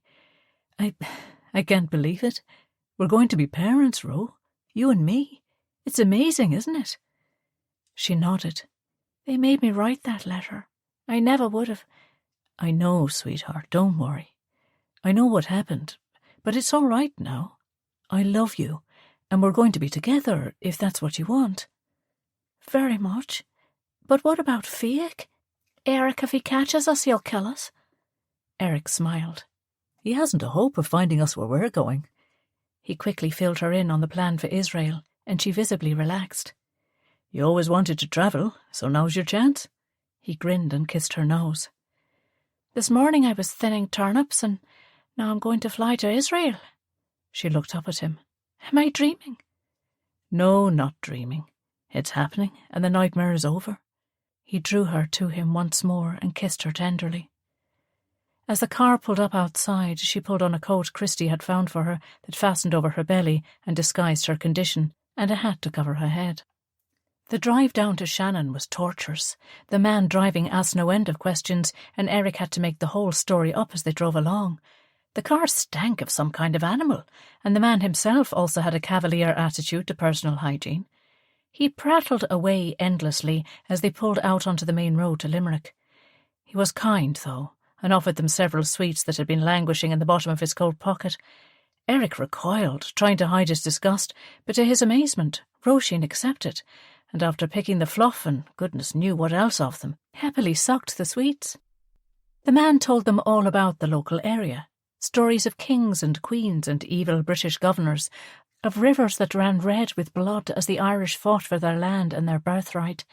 He regaled them with tales of sightings of pukas and ghosts and fairies, and odd happenings going back to his great-grandfather's time. Needing a break from tour guiding, he then began the questioning of his passengers. The jabbering that needed no response had allowed Erich to formulate a plausible story.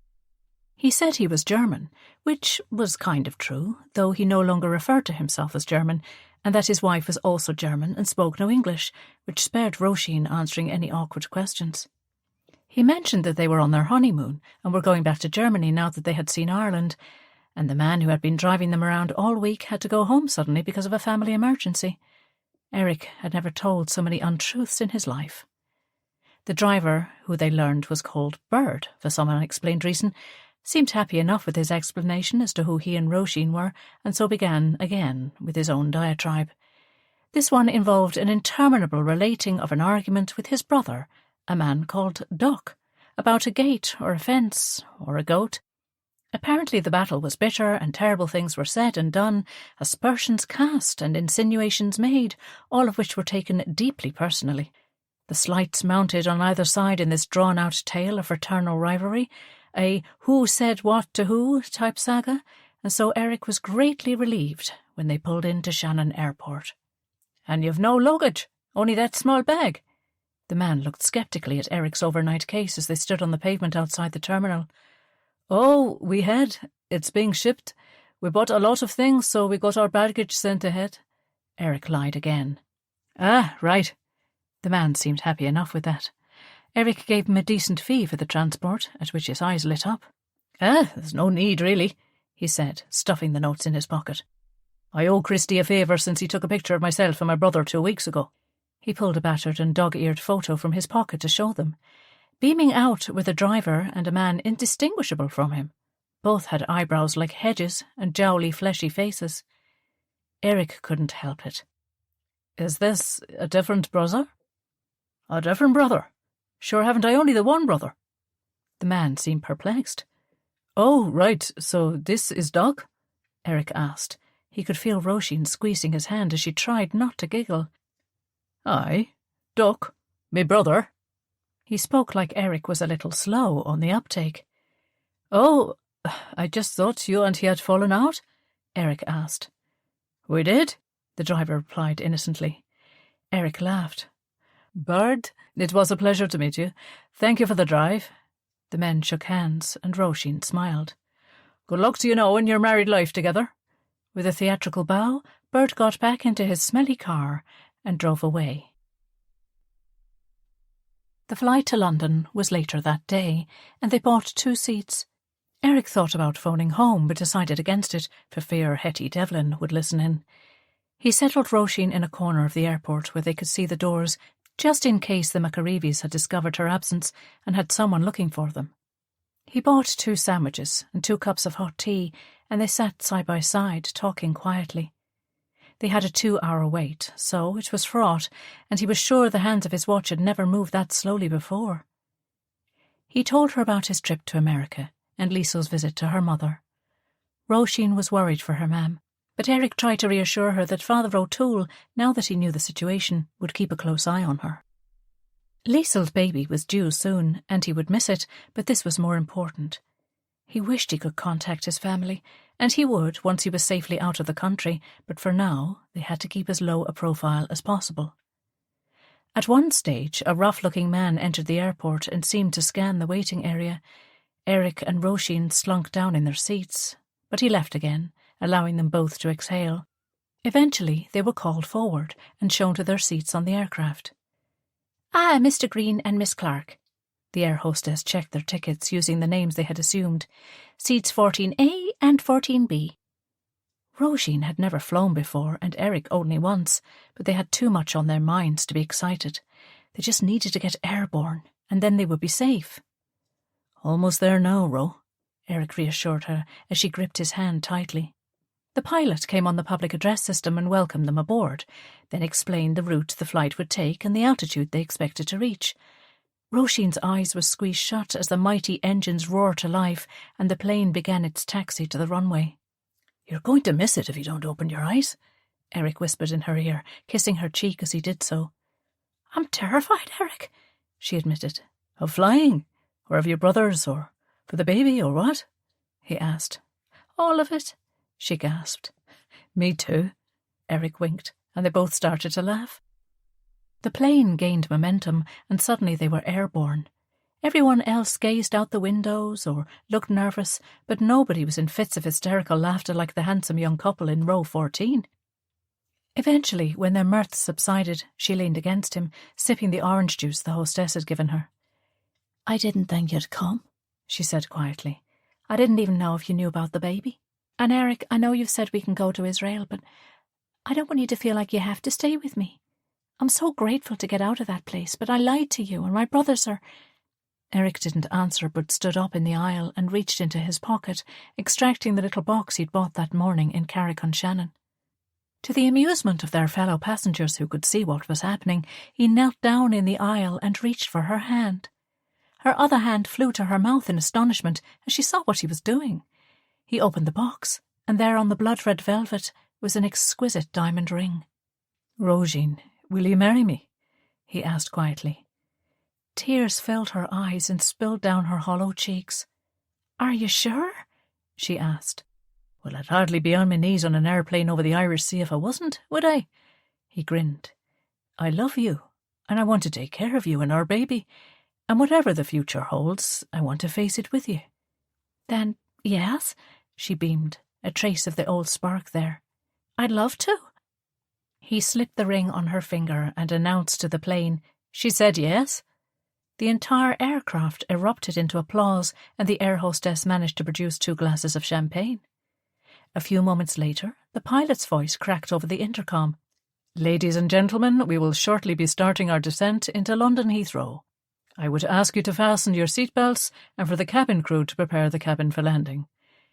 In addition, I would like to extend my and my crew's congratulations to Mr. Green and Miss Clark travelling with us today, who got engaged in the last few minutes."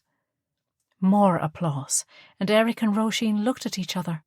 Luckily no passports had been needed, so they'd made up names to travel under just in case. Erich leaned over and kissed her.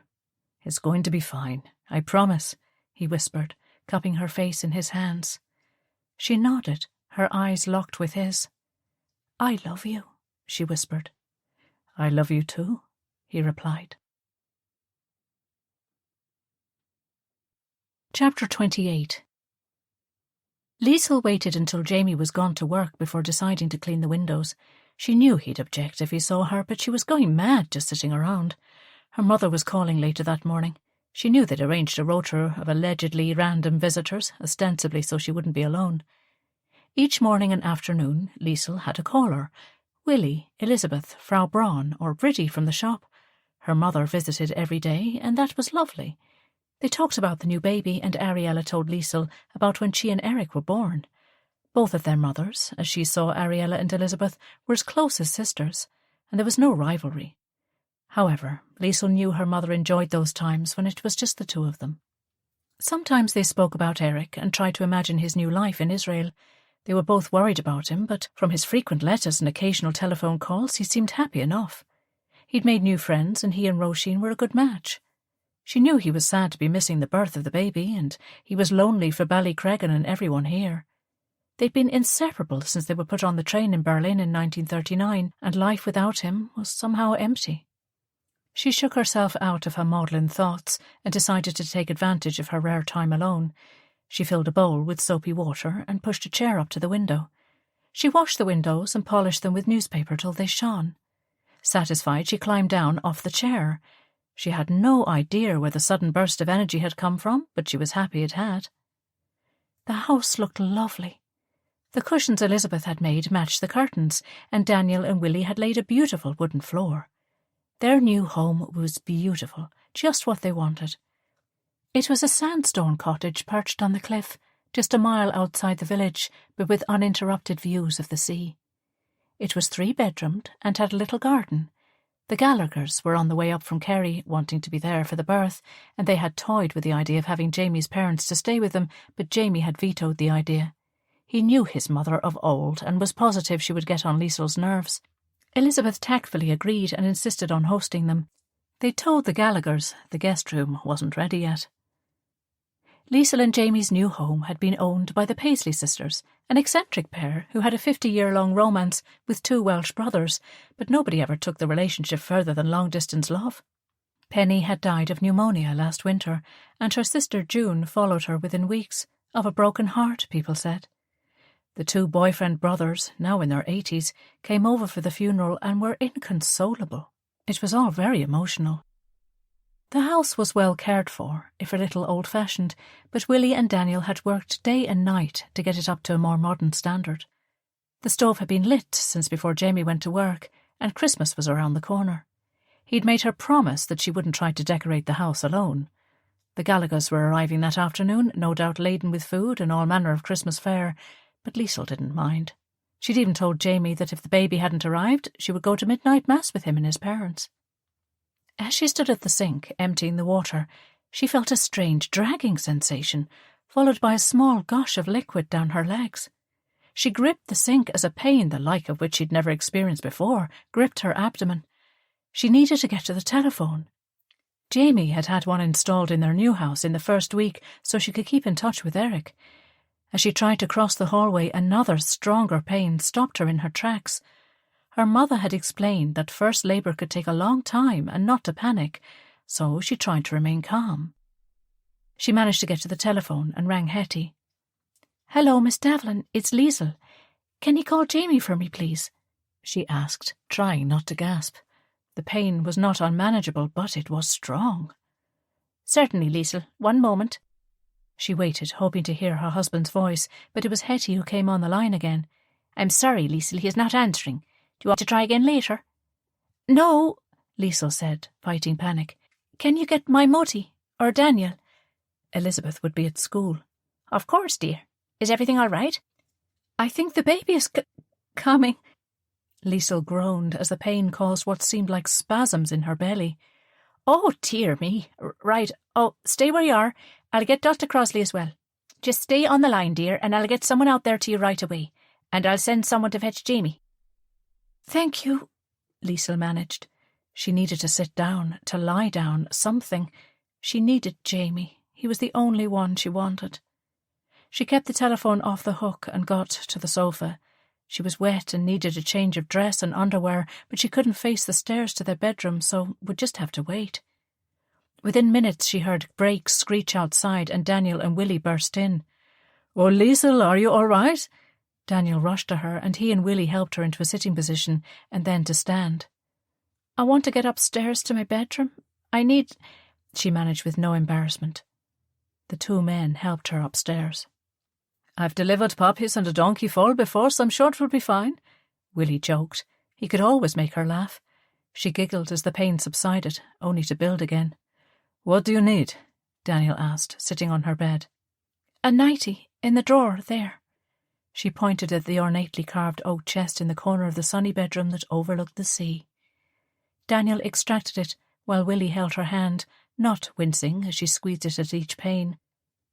"These pains are coming quickly for a first-timer," Willie said gently. "I think you might be closer to meeting your baby than we think." He shot a look at Daniel. "All right, darling. Dr. Crossley is with someone out on the peninsula and they don't have a telephone, so he might be a while. But your mother is on the way. Jamie went to Belfast to pick his parents up from the train." Daniel tried to keep his voice as low and as calm as possible.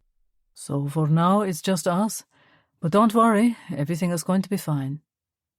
Liesl tried not to cry out as the pain now seemed to seize her entire body.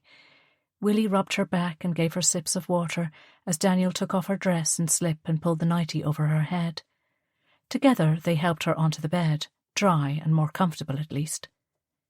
The minutes ticked by, and she found sometimes standing was easier. As each wave came, she placed her arms on either Daniel or Willie's shoulders, leaning on them as the contractions crashed over her. She groaned and sometimes screamed with the sheer intensity of it. Willie kept up an encouraging flow of conversation, even making her smile with his jokes, and Daniel's quiet strength calmed her. To everyone's relief, eventually they heard Ariella's voice on the stairs. Seconds later she burst into the room, Frau Braun on her heels. "All right, men, out you go. This is women's business." Frau Braun ushered them out, but not before they each planted a kiss on her cheek. "Oh, darling, are you all right?" Ariella asked. "It hurts, Mutti," Liesl gasped. "I want Jamie." "I know, Liebling. He's on his way, I promise, but it won't be long now, I think." Frau Braun went to the end of the bed and checked between Liesl's legs. "I can see the head," she said triumphantly. "I want to push," Liesl managed as another ferocious wave crashed over her. "You do that, darling.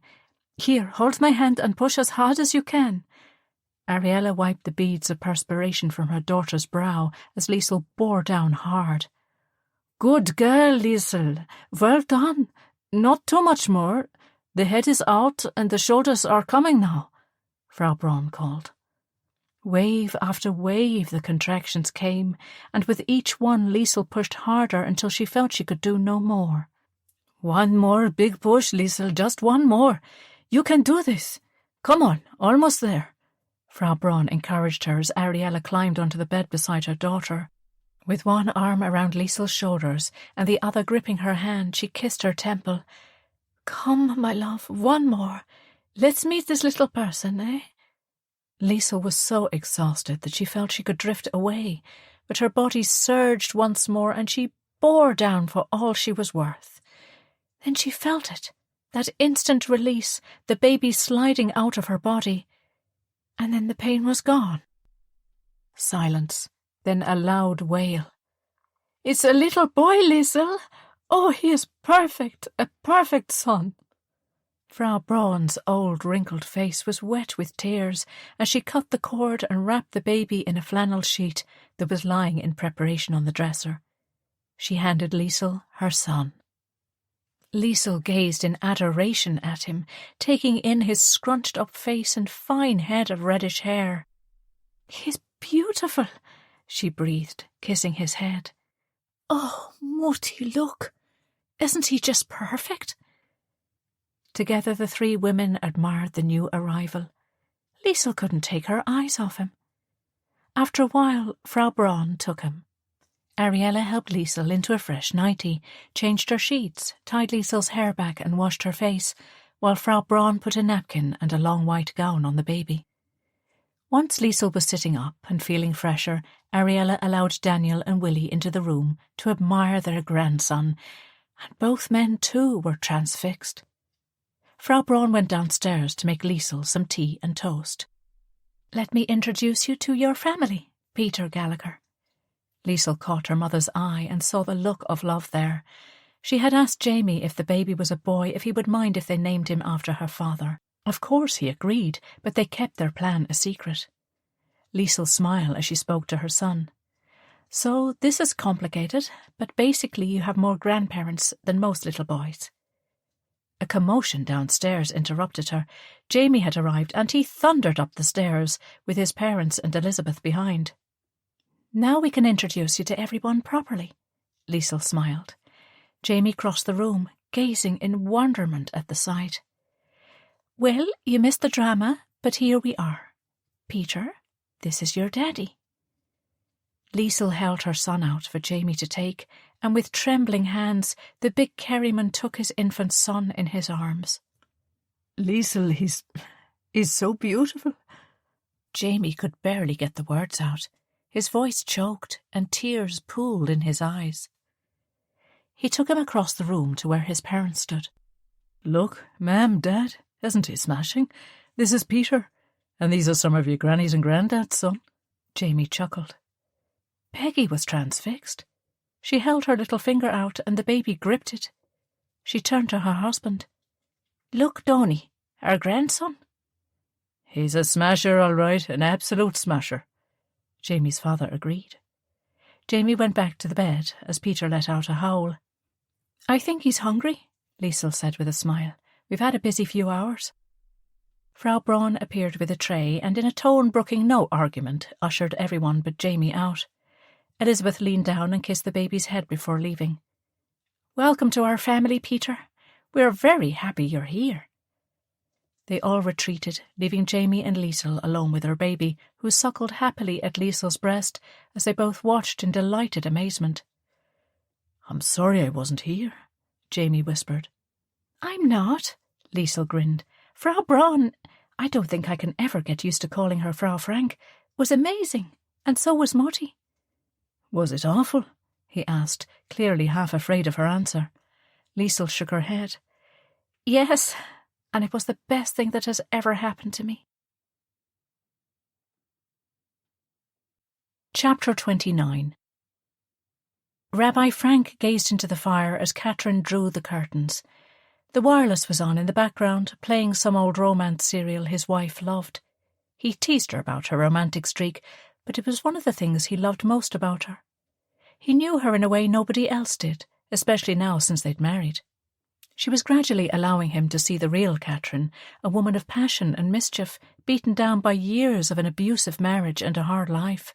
Seeing her smile, watching her learn to accept a compliment without some sharp quip to counteract it, feeling that rush as she reached for his hand or brushed a crumb off his beard, gave him joy he never thought possible. He longed to live in a way he hadn't before, just to be with her. He was grateful for each day. He felt that he'd been given a reprieve by God, here at the last hour. That day Daniel found him would surely have been his last had his dear friend not intervened. He owed his life to Daniel, and more than that, he owed him for this magical time, this precious relationship. He was determined to make Catherine feel like the most loved woman in the world for whatever time remained for them.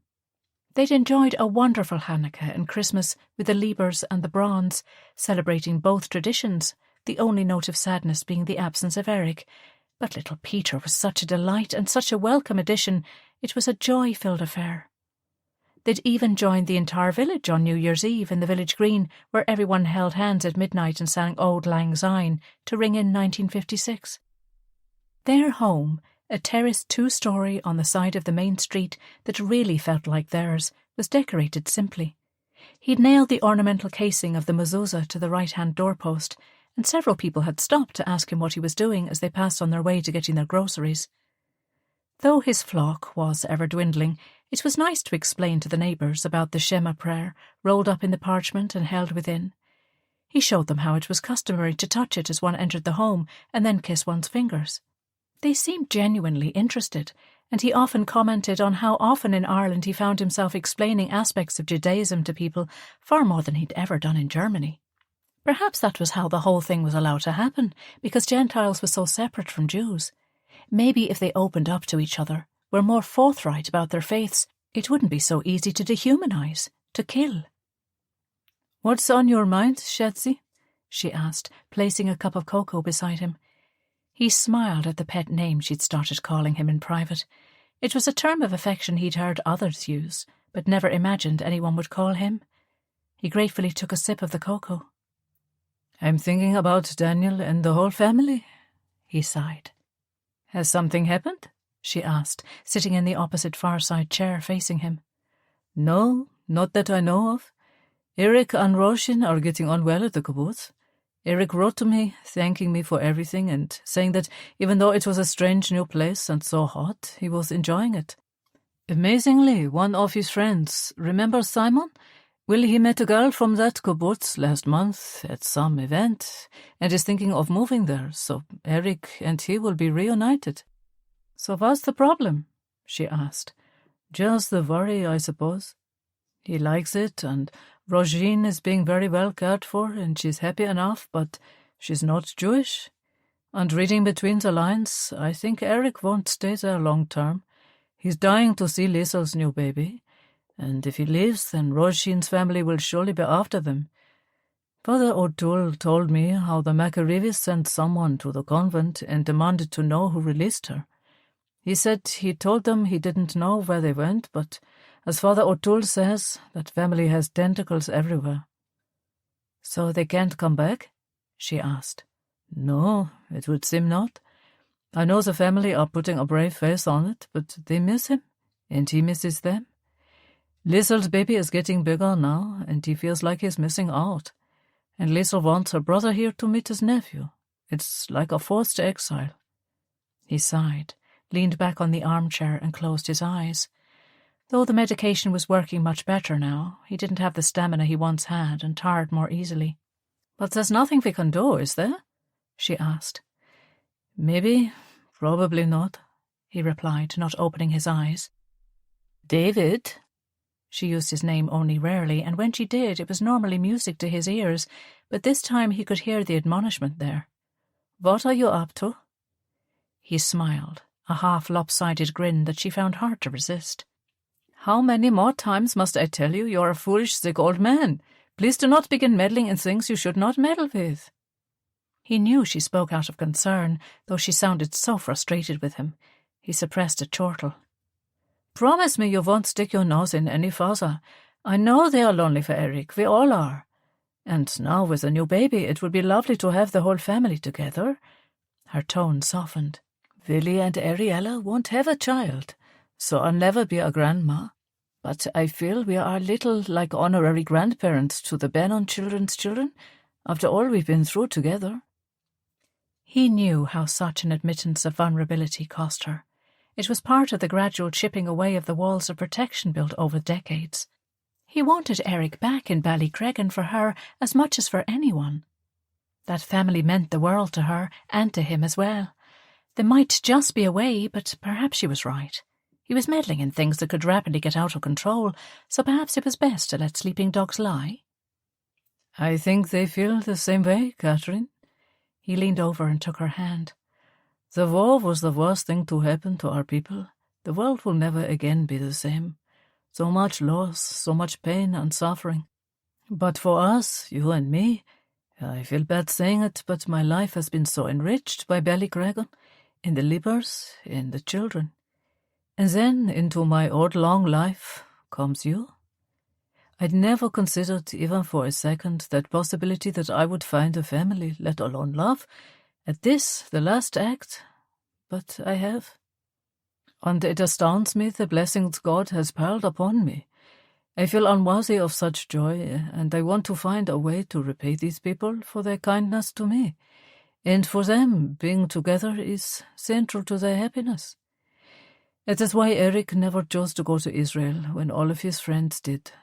He thought it was a crisis of his faith, but I never thought that. Erich didn't want to go to Israel because he wanted to stay with his family. He lost his father, that is true. But what that family, the cobbled-together group of strangers who became an unshakable unit, endured, created a bond of love so unbreakable that they hate to be apart. The Jewish people need the Promised Land to feel part of something, to feel safe, to feel that they belong somewhere that will never turn on them, to try to repair the deep fractures in their families and in their hearts, to be surrounded by people who understand and who can help to make them complete again. But he is different. And so he won't ever truly be happy in the Promised Land, or America either, for that matter. And for as long as he is gone, the family here in Ballycreggan will always feel like a part of themselves is missing. And it will remain so, a gaping hole of loss, until he returns. He's a Jew, but for Erich, Israel is not home. Ireland is. So, what's your plan? She asked, and he was relieved to hear the resignation in her voice. If he was going to succeed, he would need her help. Well, he stroked his beard, I've been thinking. What do you need when the bully has a big stick? His wife looked confused. I don't know. What do you mean? You need a bigger stick? He smiled and explained his plan. Chapter 30. Fiach McAreevy stepped out of the small door cut in the much larger one of Walton Jail to see the handsome, well-dressed man he'd been told to expect leaning against a beautiful burgundy-coloured Bentley with chrome trim. The man was younger than he'd envisaged for someone with such a reputation. "All right, Fiach?" the man asked. His accent was pure Cockney, from London's East End, but this, like everything else about him, was not as it seemed. He beamed, as if he and Fiach were old friends. He took Fiach's bag and placed it in the boot. Fiach had never seen this man before, but he didn't need to. His reputation as the head of one of the largest organised crime families in England was enough. Fiach nodded and got into the car. The man slid in beside him and tapped the screen to indicate to the driver that he should pull away. "So how you been, mate?" the man asked. "Did His Majesty treat you all right this time?" Fiach wasn't fooled by the friendly demeanour. "Fine." He hated this, but it had to be done. "Now then, I know you got things to do in that, don't we all, mate? So I'll get right to the point." Fiach looked down at his fingers, broken in several places now. He doubted they would ever look normal again. The prison doctor was neither competent nor caring. "Firstly, right," the man rubbed his chin. "Sorry about that." He nodded in the direction of Fiach's smashed-up hand.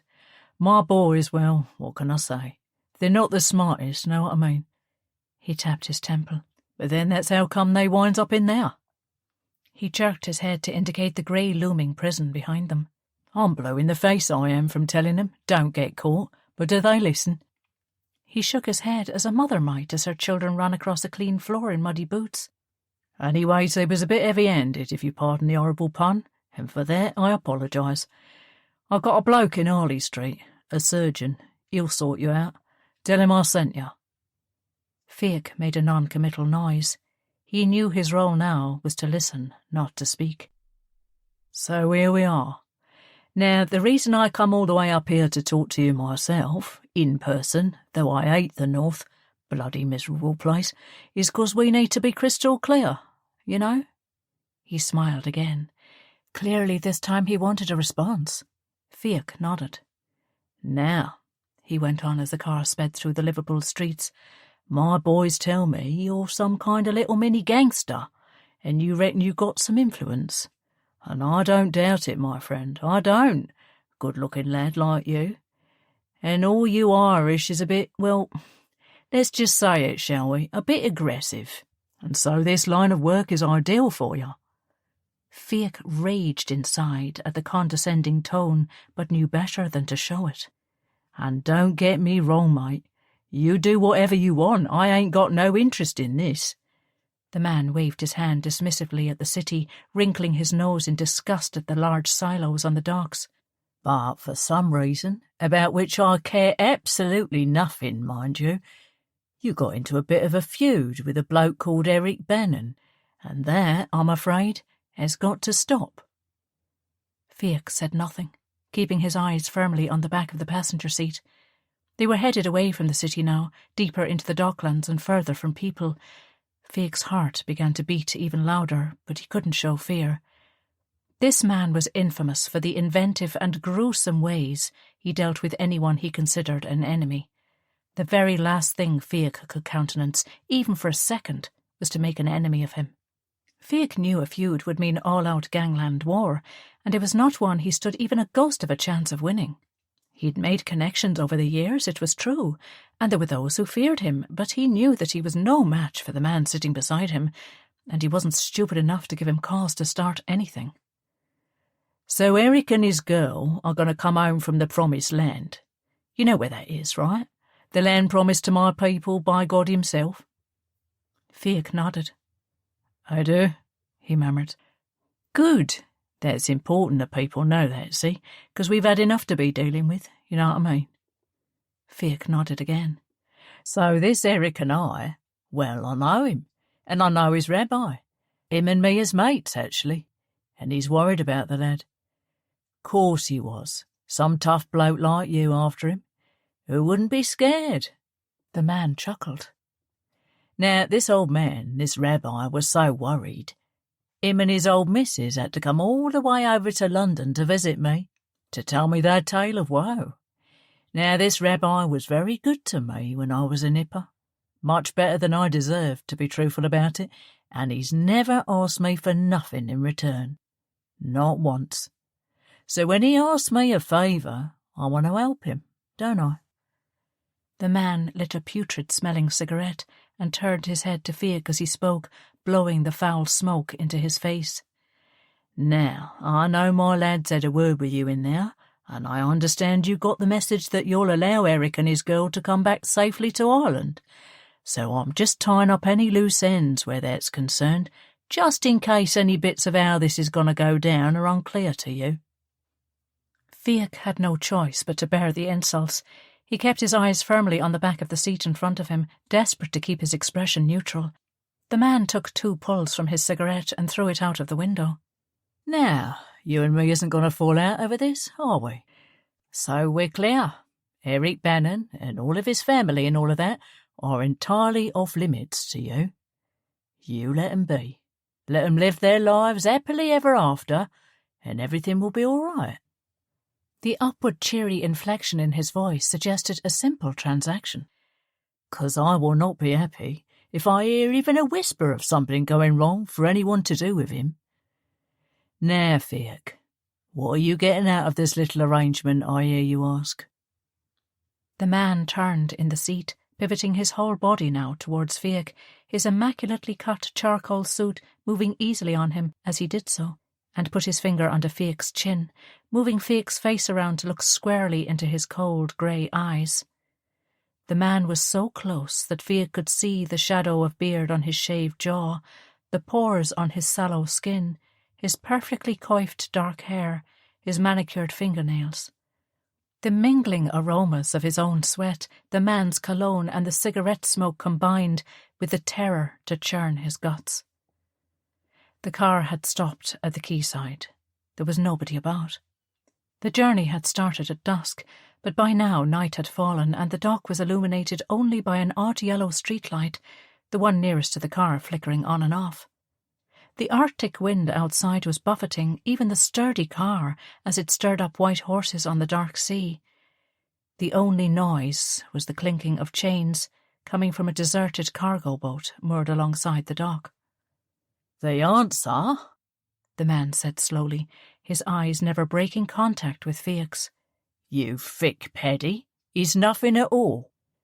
He reached over and grabbed Fiach's mangled hand and squeezed hard.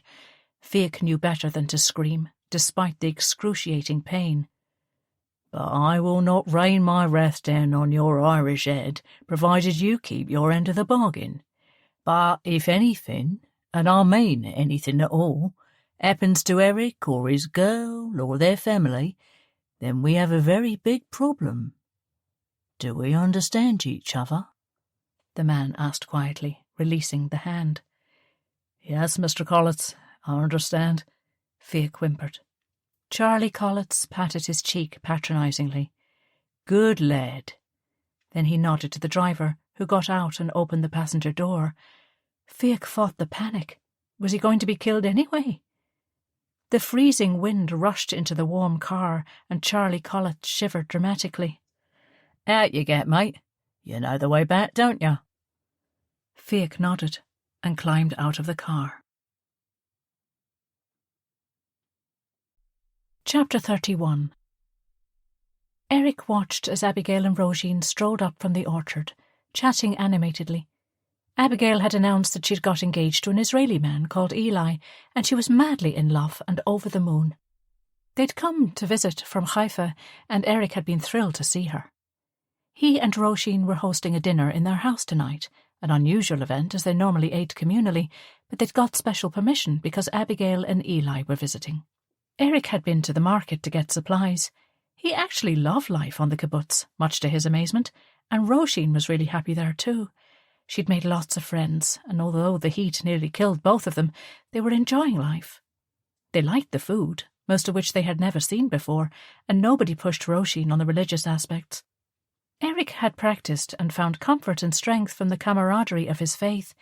He and Róisín had married in London at the Israeli embassy to ensure her right to go to Israel, and so she had never set foot inside a synagogue, nor had she any desire to. There was an energy at the kibbutz, a sense of being on the ground floor, of creating something for future generations that he couldn't help but embrace. The work was hard, but satisfying, and his building skills were much in demand. But neither he nor Róisín wanted to commit to the life permanently. It wasn't just homesickness, though that was a huge factor, and now that Liesl had had the baby, he desperately wanted to get back. But neither of them agreed with the way children were raised communally on the kibbutz, and the concept of ownership of anything was not allowed, even clothes or shoes. Everything was shared, and everyone had access to it all. While Erich could see the benefits, he didn't want to live like that. He stood on the veranda overlooking the valley, shielding his eyes from the relentless sun. Date palms to the right, wheat in the middle covering the valley floor, olive trees growing up the other side. Every spare inch had been cultivated, clawed back from the voracious desert, made profitable. Animals were raised for milk, meat and cheese, and there were chickens and fowl of all sorts. Everyone and everything on the kibbutz had a purpose, and it all worked in harmony most of the time. Simon was there, and they worked together. He was courting a girl whose entire family was gassed in Dachau. Seeing people with numbers tattooed on their arms every day and hearing the stories firsthand brought what had happened to his people home to Erich in a way he could never have experienced in Ireland. As Erich chopped the tomatoes and cheese for the salad, one of the children came to the door. "A letter for you," the child grinned and ran off. Erich tore open the envelope, sat down at the scrubbed wooden table and read. "My dear Erich, thank you for your last letter. Yes, we're all doing well here, though the temperatures are a little lower here, I should imagine. Liesl and little Peter are doing very well, and every time I see him, I am reminded of the words from the Talmud. With each new child, the world begins anew. You too soon will welcome new life. Ah, how precious that is.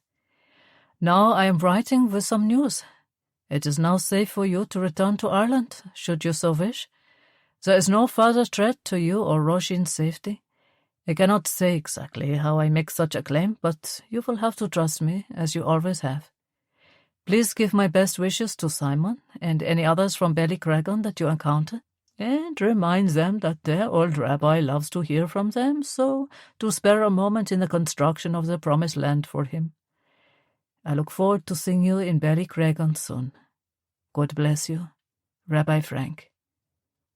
Erich could hardly believe it. They could go home. Liesl could barely hear the words her brother was saying on the telephone. Erich, slow down and speak really slowly. The line is terrible. Jamie's parents had decided to visit, again, much to her horror. They'd arrived as a surprise, and she and Jamie had to feign excitement when both knew the reality. If they'd asked if they could come, he would have put them off. The time when his mother had got so drunk and demanded her grandchild be raised as a Catholic had not been forgotten. Liesl knew Peggy Gallagher was mortified. Jamie's father had written to Jamie explaining how she was racked with guilt and embarrassment, and when they visited when Peter was born, it had not been mentioned. But the fact was that they were the baby's grandparents, like it or not, so they were currently installed once again with Elizabeth and Daniel. They were mad about the baby, to be fair, and wanted to spend as much time with him as they could. Peter was sleeping peacefully in the cradle that Erich had made for him, and Liesl was loving the time in their new home with their son. The weather was bitterly cold, even for late January, and everyone was predicting snow next week. Her brother spoke again, this time slowly, and she caught most of it. Rabbi, letter, mother, fiach, message to come. She tried to make sense of it. You got a letter from the rabbi, is that it? She asked. Yes, with a message. More crackling. She exhaled in frustration. Erich... She was about to try again when the line went dead. She called Miss Devlin in the exchange. Can you try to connect me, please? She asked politely. I'll try, Liesl, but the fault is at Erich's end. One moment. Liesl heard a few clicks on the line. Hello, Erich. Are you there? Liesl? He was back. She sighed, switching to German. She said, You know there are other ears listening in, so tell me in German. Erich normally didn't use his German at all, except when speaking to their old family friends, the Richters, on their rare visits to Ireland, so she was pleased to hear a fluency in his speech that had been lost. He chuckled. Sicher, Róisín says I speak German and Yiddish to keep her in the dark. He laughed again, and she was relieved to hear it. She thought he'd telephoned with bad news. The line was better this time, and though he did sound like he was down a well, at least she got every word. Liesl, I was ringing to tell you that we're coming home. I got a letter from the rabbi, and Róisín's had a letter from her mother. Fiach said to tell us that he holds no grudge and that he's happy for us and will be leaving us alone. She hardly dared believe it.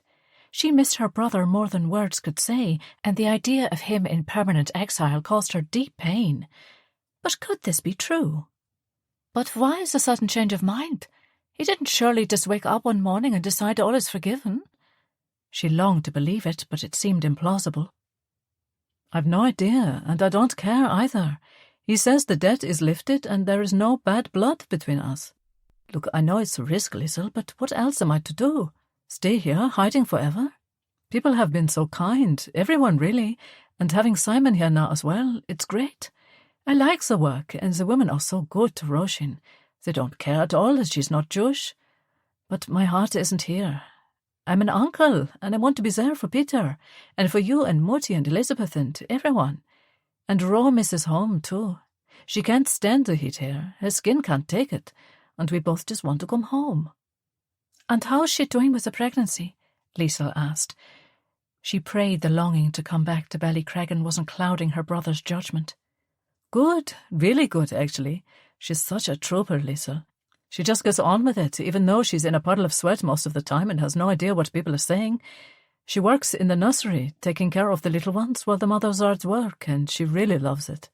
She's a natural with babies. When we get home, she'll be such a great help to you with Peter. And when our baby arrives...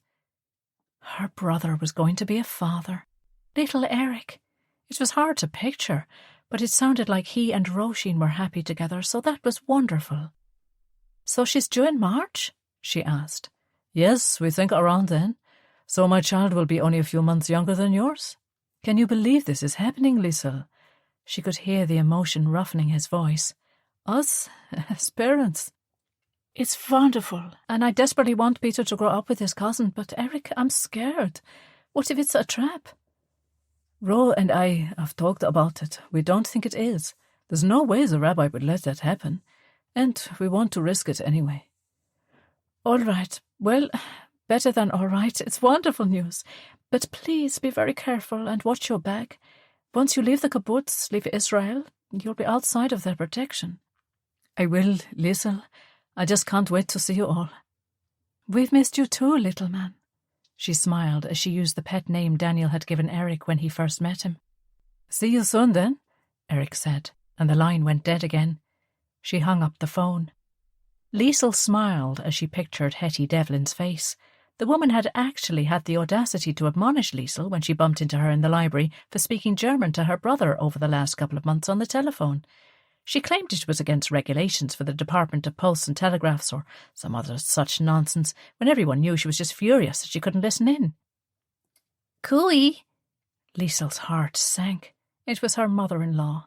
Normally when she had to meet Peggy, Jamie was there, but now he was in the bar and she was alone. Hello, Mrs. Gallagher. Liesl tried to look pleased to see her. Jamie's mother had never invited her to call her Peggy, so to her face Liesl addressed her as Mrs. Gallagher. Liesl, there you are, looking radiant. God bless you. And how's my little pride and joy? Her loud voice woke Peter, and he started crying. Liesl gritted her teeth as she lifted him, but he was instantly snatched away by Peggy. She'd let herself in. The half door was on the latch anyway.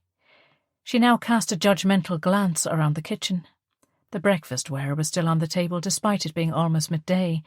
Jamie and Liesl both slept late. Him because he didn't get back from the pub until after 1 a.m. most nights, and she because she waited up for him to have a cup of cocoa before bed. Peter was trying to turn night into day, sleeping during waking hours and wide awake at night, and they were both exhausted. The older woman sat down, cooing over the baby, who was at least content now that he was up in arms. Liesl ran the tap and added some dish soap to the water, her hackles up. The very sight of her mother-in-law set her nerves on edge. Where on earth was Jamie? She wished Peggy hadn't called. She wanted to think about Erich's news. So, I came here this morning, Liesl, to have a little chat with you, woman to woman. Something about the wheedling nature of her tone made Liesl put up her guard. What did she want? And she'd deliberately come when she knew Jamie would be at work, so something was definitely afoot. Oh, yes? Liesl asked, her back to Peggy as she washed the dishes. In general, Liesl avoided any alone time with her mother-in-law, feeling safer if Donnie or Jamie was about. Yes, and firstly, can I say again how very sorry I am about how I acted at the dinner with your family? I do not drink, as you know, never touched it, but it didn't agree with me, and I think I said some regrettable things. To be honest, I don't remember. You don't remember? Liesl thought to herself. You remember perfectly well.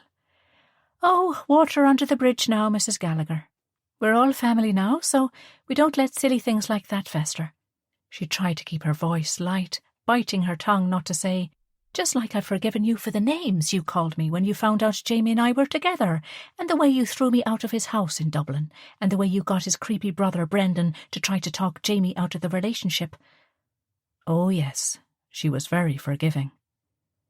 Elizabeth had counselled her to hold her tongue, to just endure Peggy once or twice a year for Jamie's sake, and she would do it, no matter what. Her husband was so good to her, he really was. She could do this for him. Though she was waiting for the day they announced they were going home to Kerry, once that happened, she could breathe again. Well, exactly. Family. And this little pet is part of my family too, and so I was hoping we could discuss, calmly this time of course, the christening. Liesl felt the vein throb in her temple. The nerve of the woman. Jamie had been crystal clear that Peter was Jewish by virtue of having a Jewish mother, and yet here Peggy was, sticking her halfpence worth in again. She took a deep breath. Mrs. Gallagher, as Jamie has said already, Peter is Jewish, as I am, as my family is, so that's all there is to it. She wanted to sound confident, assertive, but she feared it came out as petulant. Ah, but look at him, Liesl. He's such a little dot, and only half a Jew. The other half is Catholic, and surely that counts for something. Here's what I was thinking, and I'm sure you'll agree it's reasonable. Peter will be raised up here, surrounded by Jews, and so we'll have lots of time to see that's religion. But if he were baptised a Catholic, then he could have the option to decide once he is older. I mean, I think it's a fair compromise, isn't it? And Father Brendan, he is such a wonderful son and such a devout and pious priest, has even agreed to travel all the way up here to baptise him. So that's just marvellous, isn't it? Her smile never reached her small piggy eyes, and Liesl had to use every ounce of her willpower not to lose her temper. She turned and crossed the floor, taking Peter from her mother-in-law. He let out a squawk of protest at being removed from his grandmother's ample bosom. Mrs. Gallagher, she kept her voice even, my son is Jewish, 100%. There is no such thing as a half-Jew. Jamie is Peter's father, and he accepts that willingly, and he is happy for our son to be raised as part of this community. It is something that means a lot to me. It is the reason Erich and I ended up here, and it is fundamental to who we are. And so joining my child in any other faith is not something I would ever do. I'm sorry if it disappoints you, but it is how it is. I hope you can accept it and not make a fuss, because I can assure you that neither Jamie nor I will change our minds on this matter.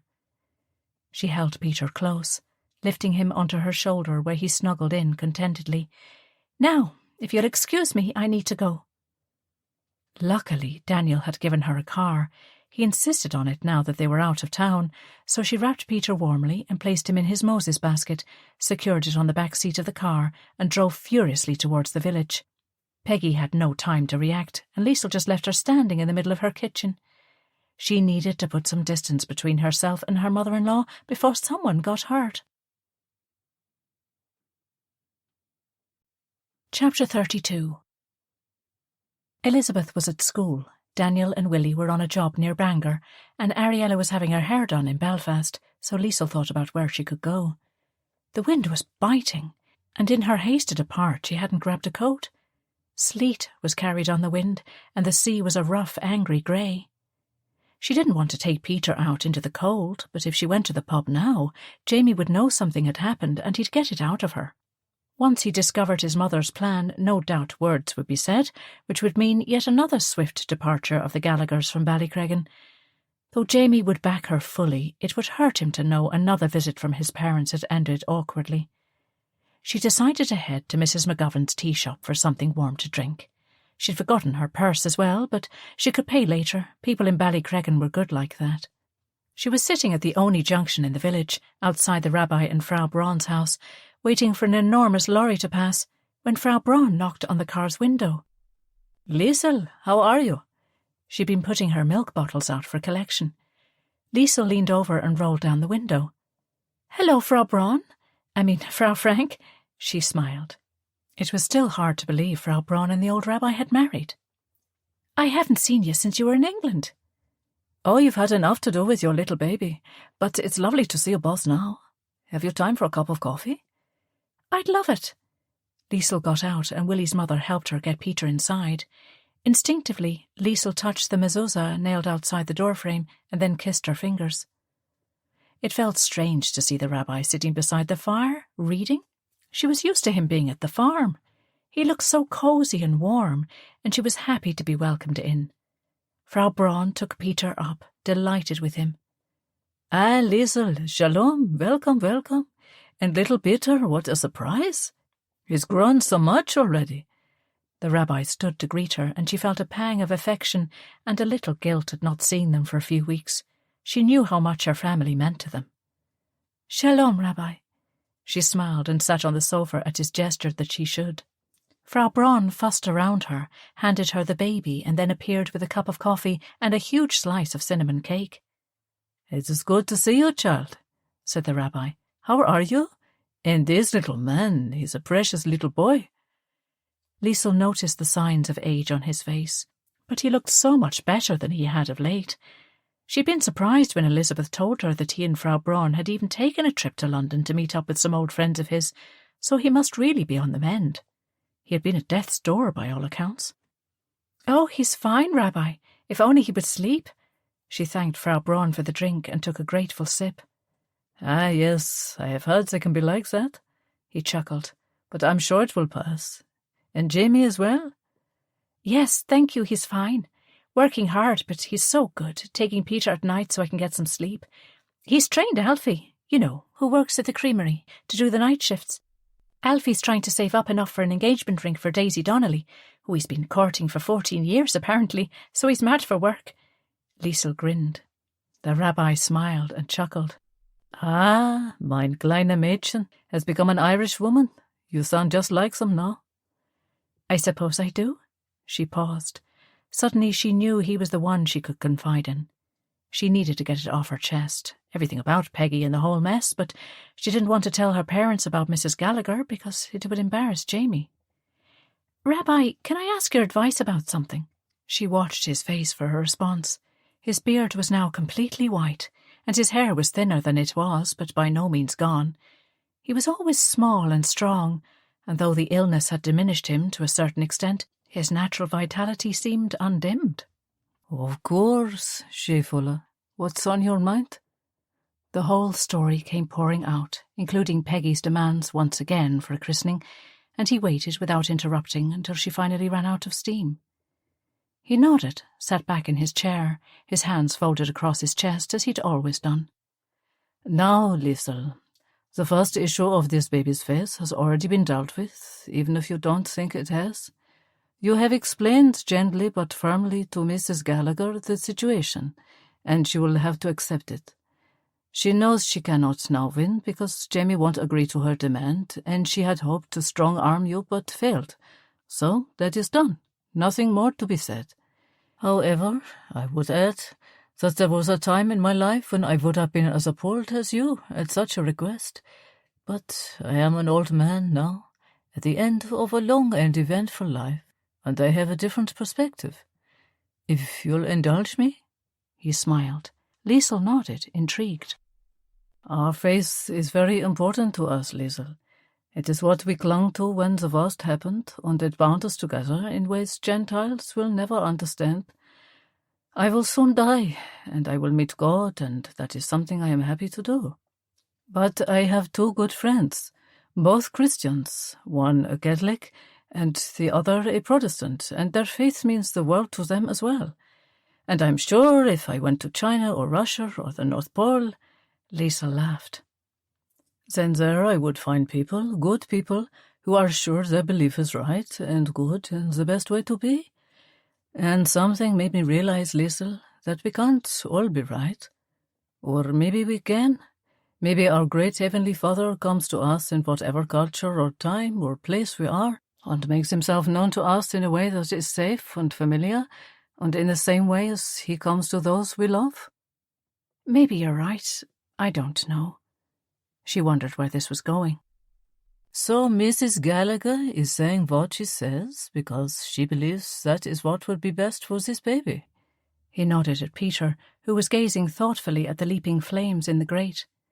And we can become angry or frustrated, and I understand that, or we can take it as something good. She loves this child. She wants what's best for him, and to her a Catholic baptism is what is best. And you know better than most, things that are done from a place of love can never really be wrong. Liesel nodded, knowing he was right. And as I told your brother, the Talmud tells us that with each new baby, the world begins anew. He reached over and took her hand. And so, perhaps Jimmy's mother needs reassurance that she will be part of this child's life. Perhaps she could have a special role, not just as Baba, but as the person who, for example, keeps Christmas for him, or Easter. We don't celebrate those in our faith, as you know, but we have Hanukkah and Passover. Christmas and Easter are important to Christians, and we love them, so then it becomes important to us. Father O'Toole told me about how, back centuries ago, the Christians came to Ireland. They knew that the pagans who lived here would not be happy about giving up their festivals, worshipping the sun and the moon and the various phases of the year, so they didn't ask them to.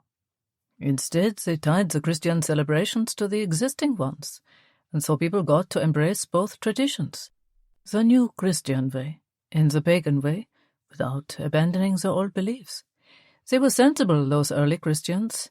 And did you know, the Celtic cross, the one you see in graveyards, you know, the cross with the circle in the top? Liesl nodded.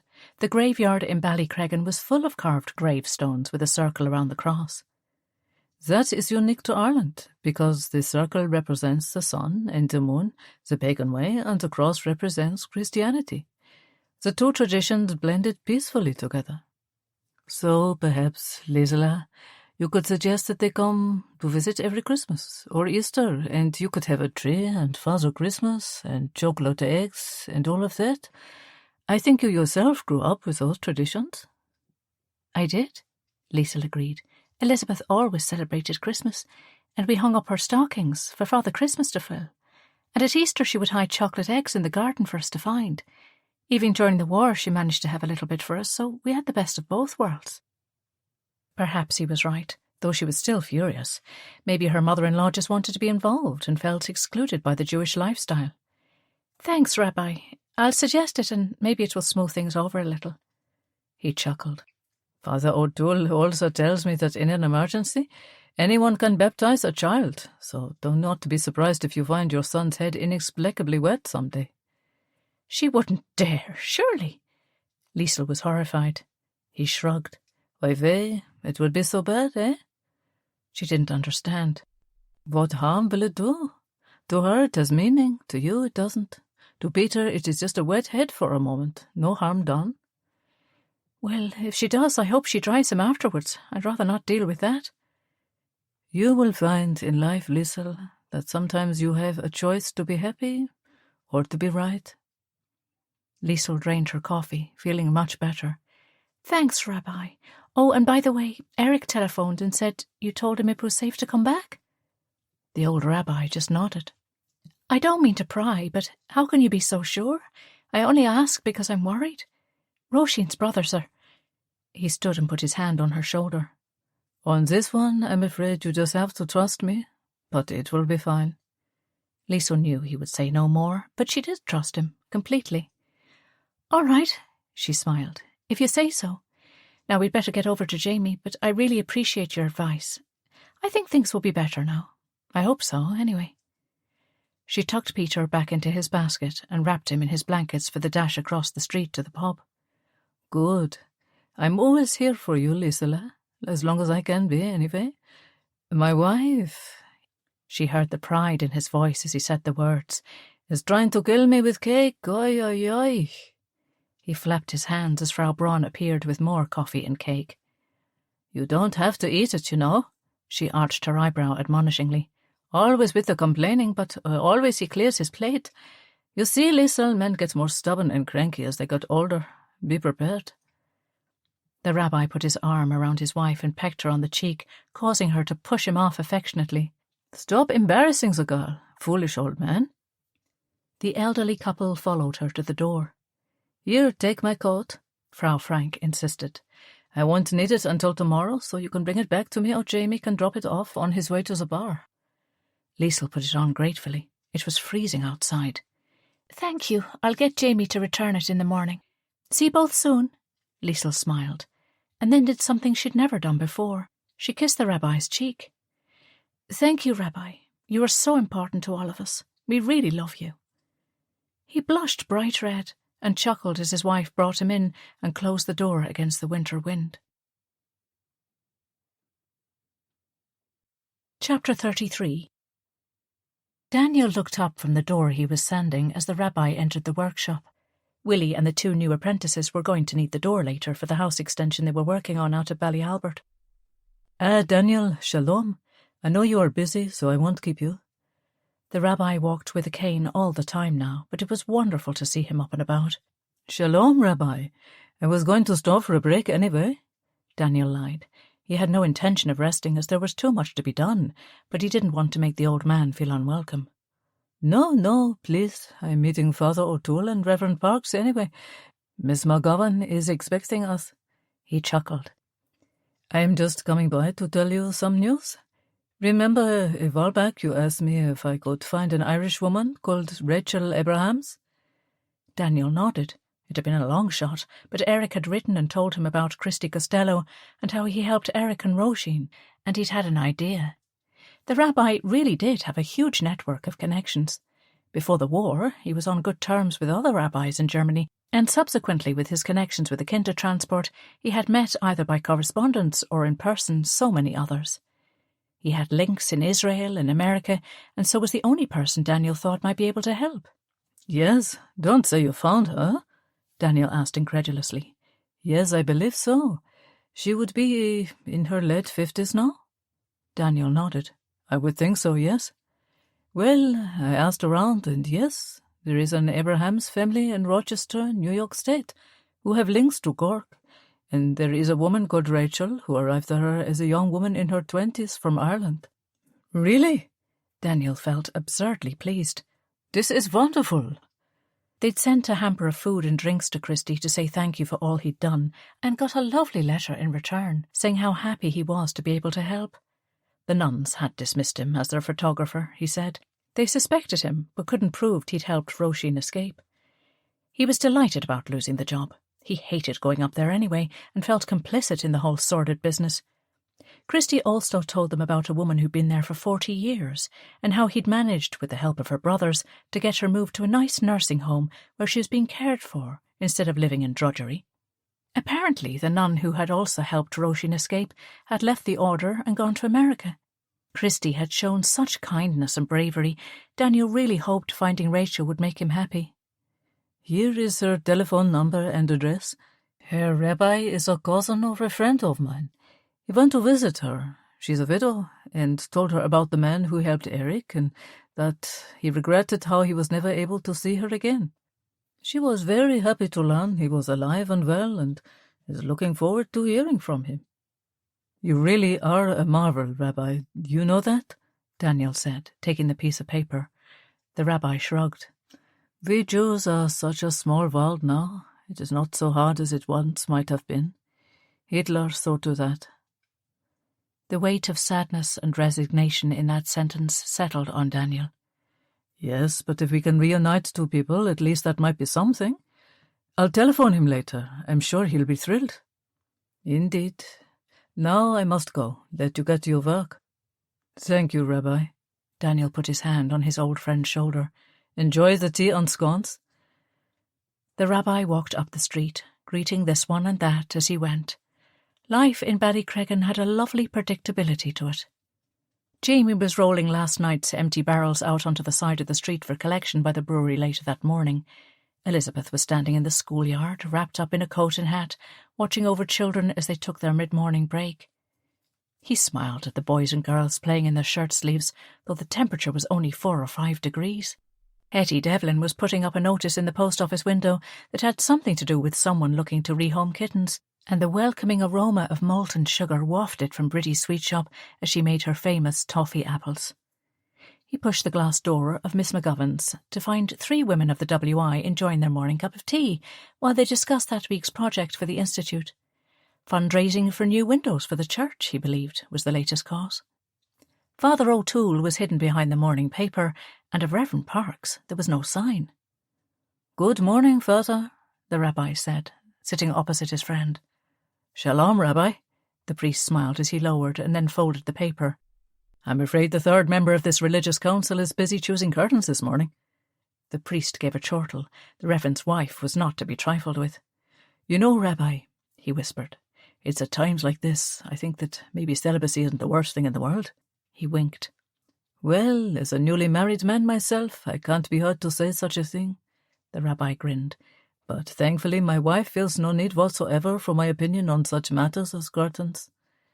"I'm sure Reverend Parks wishes the same," Father O'Toole replied. The rabbi settled himself and prepared.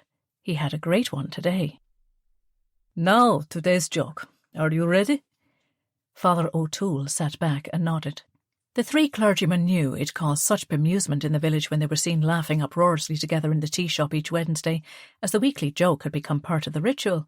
It was the rabbi's turn this week. "Go ahead, I could do with a laugh." Father O'Toole folded his arms across his chest. A priest, a vicar, and a rabbi have a bet on who will be the first to convert a bear to their faith, the rabbi began. The priest smiled. A few heads of fellow diners turned. So, the rabbi went on, they set out to complete the task and reconvened in their favourite cafe a week later. The vicar had his arm in a sling and said, "Well, at first the bear wanted nothing to do with me or the word of God, and in fact he attacked me, and we wrestled and rolled into a stream, but there, in the water, I acted quickly, baptized him, and now he's as gentle as a lamb.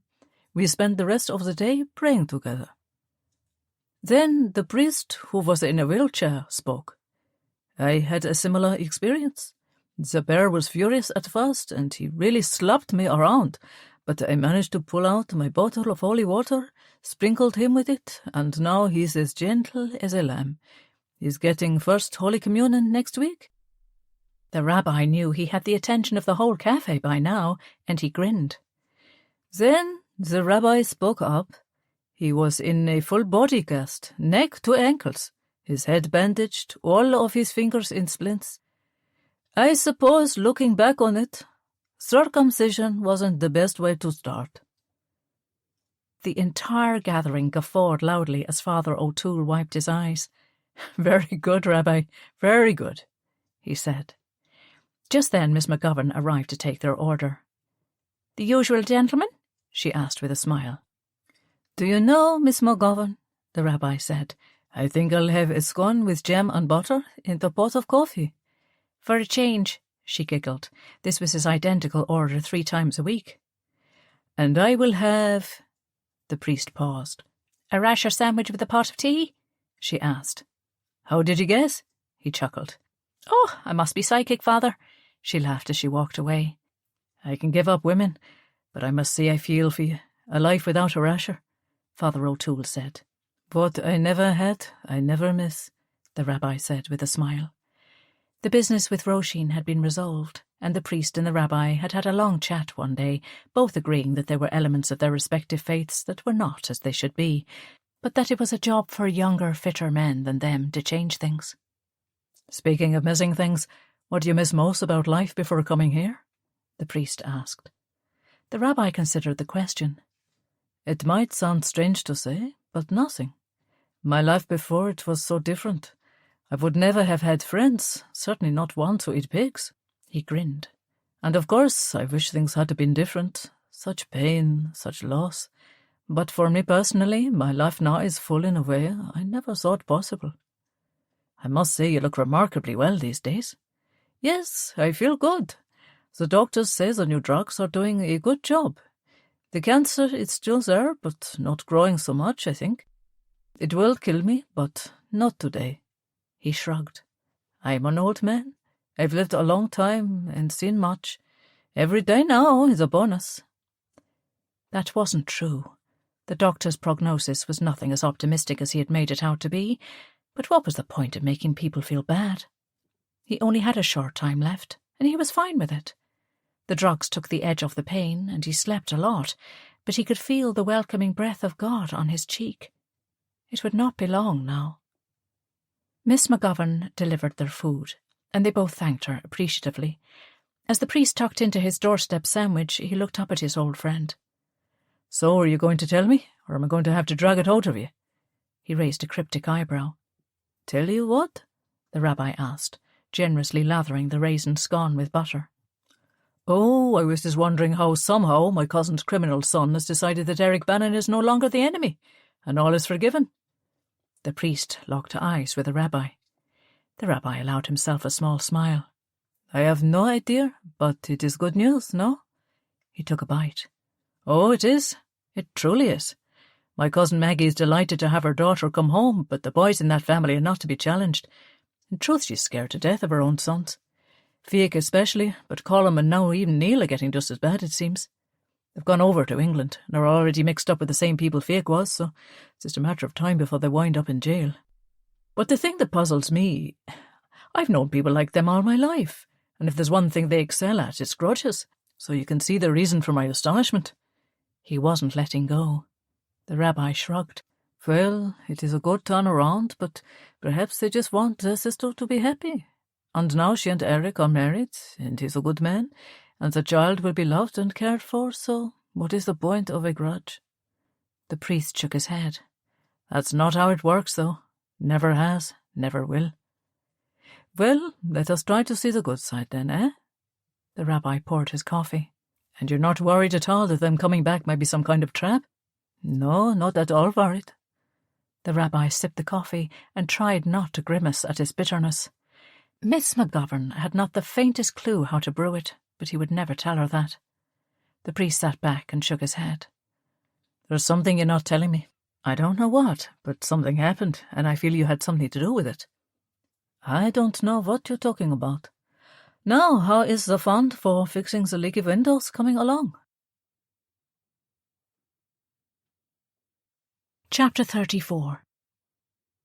Later that evening, Catherine let herself in, calling as she went upstairs. Rabbi, I'm home. He laughed when she called him Rabbi and not David, but she was so used to it, and it was easier.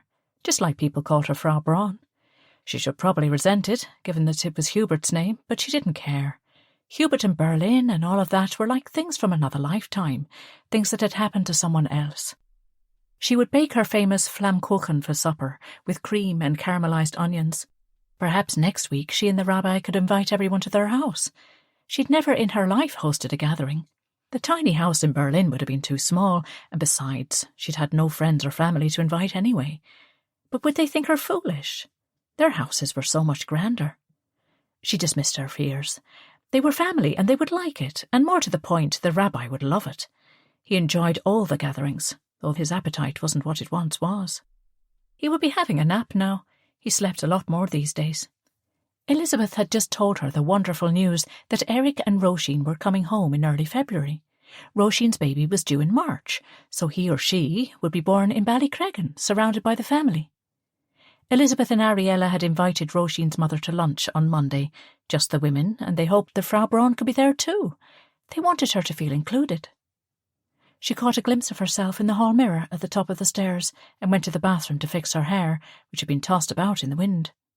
She carefully removed the pins and went to pin it back up again, but stopped. She took the brush and brushed her hair over her shoulders. Nobody but the rabbi had ever seen her hair down, and the first time she'd been embarrassed, but he told her he loved it. It was mostly silver now, though some streaks of brown remained. She washed her face and on a whim applied a little cologne. She was sure no one would call on such a cold night, so she would leave her hair down for him. It was too early to go to bed, so she would wake him and they would have supper together and sit by the fire. They might listen to the wireless or read. She was going to start knitting a matinee jacket and booties for Erich's baby. She crossed the small landing, not wanting to wake him suddenly. Sometimes he woke with a start, so she liked to shake him gently. Usually her opening the door was enough. He was a light sleeper. "David, are you awake?" she said quietly. The words died on her lips as she saw him, relaxed on their bed, fully dressed, his prayer book in his hands resting on his chest. His eyes were closed, and there was a serenity to his features that he lacked even in sleep. The fire in their bedroom smouldered in the grate. "David!" She rushed to him, knowing as she did that it was too late. He was gone. Slowly she took his siddur, opened to his favourite passage, Yigdal, a poetic adaptation of Maimonides' Principle of Faith, and closed it, replacing it on the shelf where he always kept it. The air in the room was warm. She went to the window. A flurry of snow banked in the corner of the sill as she drew the curtains. The small bedside light cast a yellow glow, and she threw another log on the fire, seeing it first smoulder and then crackle as the fire caught on the splintered edge of the timber. Then she turned and looked at the body of the only man she'd ever loved. The whole village, as well as countless people all over the world, would be so saddened to hear the death of Rabbi David Frank. He was much loved and respected, but for tonight he was just her husband. She lifted the patchwork quilt from the blanket box at the end of their bed. She'd made it as she sat by his bedside in the hospital day after day, wondering if he would pull through. He did, and they'd only had a short time together, but it was worth living her long life to have known a love like this. She lay beside him, pulling the quilt over them both, and lay her head on his shoulder. She allowed her tears to fall. "Goodbye, Schatzi," she whispered. "Sleep well. Thank you for everything, for your love, for this second chance." Epilogue. Liesl handed a struggling Peter to his father. At 9 months he was just too heavy and wriggly for her to carry for long, while Róisín held the sleeping David in her arms. "Enjoy that face," Liesl said with a rueful smile. "Before long he'll be wriggling and determined to escape, enough to give you permanent backache. Aye, he's a wee dote now, but you should have heard him at 3 o'clock this morning, yelling the house down. And this one says he never heard a thing." Róisín playfully punched Erich on the shoulder. They gazed up at the gleaming white cruise ship. They could make out the passengers waving goodbye from the upper deck, but it was impossible to tell who was who. The warm autumn sunshine gave the entire port of Belfast a carnival atmosphere. The cruise liner dominated the skyline and could be seen for miles around. "I thought Frau Frank was going to balk at the end there," Jamie said as he threw his son into the air, much to the baby's excited delight. "Jamie," Liesl admonished, "be careful, you could drop him." She rolled her eyes at Róisín. It was a running theme how Jamie loved playing with Peter, and although sometimes it was a bit too rough according to Liesl, the baby loved it. Jamie threw his arm around his wife's shoulder. "Have I ever dropped him yet?" he asked, kissing the top of her head. "No, but there's always a first time," Liesl said with a warning smile. She turned to her sister-in-law. "Would you like to be going with them?" They'd come to wave Daniel, Elizabeth, Willie, Ariella and Frau Frank off on their trip to Israel. They would be gone for 2 months. Erich was managing the business with the help of the 2 apprentices and some freelance contractors. He and Róisín were living with Elizabeth and Daniel, for the moment, and would have the house to themselves. They waved, hoping their parents could see them, even if they couldn't make any one of the 5 of them out so high up. "Oh, no," she was adamant. "I love the kibbutz and everything, and after the convent they were so kind to me and all of that. But no, I can't stick the heat, so I can't." Róisín shifted her son onto her shoulder. "Nice Irish rain is just grand for me." None of Liesl's fears were realised, as she and Róisín hit it off from the day she and Erich arrived. She was open and honest and, as Erich had told her, very funny. True to his word, there had been a gift of a silver spoon with his name engraved on it for the baby, delivered from Fiach Macarivi, and no further contact. Róisín's mother visited often and was a great help with the new baby. Liesl was so happy that their sons would grow up together. "Did you hear?" Erich asked. "I got a letter from Christy Costello 2 days ago, the photographer I told you about who smuggled Ro out of the convent. Well, the rabbi managed to find his old girlfriend, and she's alive and living well in New York.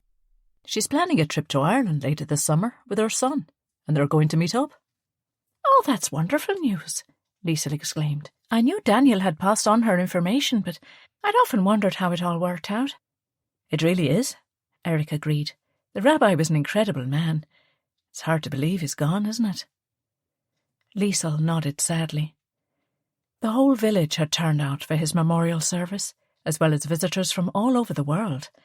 In keeping with the Jewish tradition, he'd been buried quickly, but because his life had touched so many, the family had arranged a ceremony to remember him and invited his many friends and contacts. It had been the biggest gathering Ballycreggan had ever seen. Several of the children from the farm had returned from Israel, some from America, more from England. Carl Collitz was inconsolable, tears rolling down his handsome face. Though the occasion had been sad, it was so lovely to be reunited with everyone again. Liesl knew that Erich wished he'd made it home in time to thank the rabbi for all he'd done, but everyone assured him that the rabbi was in no doubt as to how Erich felt about him. His and Róisín's decision to call the baby after Rabbi David Frank was one that was welcomed by everyone in Ballycreggan. "He told me once," Erich said, "that with each new baby the world begins anew. And here we are, all beginning new lives, so I don't think he's very far away." "He told me the same thing." Liesl blinked back a tear. The last time she ever saw him, she'd kissed him, and told him that he was loved. She thanked God that he had prompted her to do that. Erich smiled, his eyes shining brightly too. Remember when he and Elizabeth told us about the death camps when we were at school? Liesl nodded. It was a day nobody who was there would ever forget. Jamie and Róisín moved slightly closer to the man and woman they loved. They knew they could never truly know what they experienced, but they were united in their protection and loyalty to Liesl and Erich. Remember how the rabbi explained that a leaf grows from the tree, and then falls into the soil and nourishes it, and more plants and trees spring up? That's how life is. Those who live and are kind and righteous, they nurture the lives of others. He said that we nourish the future through the influence we have on those that come after us. Well, he certainly influenced lots of people for the better, Jamie added. Poor Father O'Toole and Reverend Parks miss him so much. We all do, Liesl said. He was a very special man, and we were so lucky to have him. The horn sounded, and the brass band engaged for the send-off struck up a lively tune. Children dressed in their Sunday best played chase on the quayside, and those staying at home waved enthusiastically at the passengers high above, who were leaning over the railings.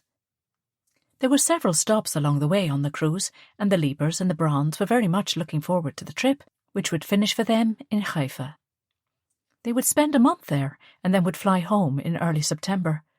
They had plans to meet up with several of the children who had once called Ballycreggan home, and a ceremony honouring Rabbi Frank had been arranged in Jerusalem for those that couldn't get to Ireland, at which his wife would be the guest of honour. As the ropes were released and the ship slowly pulled away, sounding its horn amid cheering and tears, the 4 new parents waved and cuddled their children while their parents embarked on the trip of a lifetime to see the Promised Land. The end.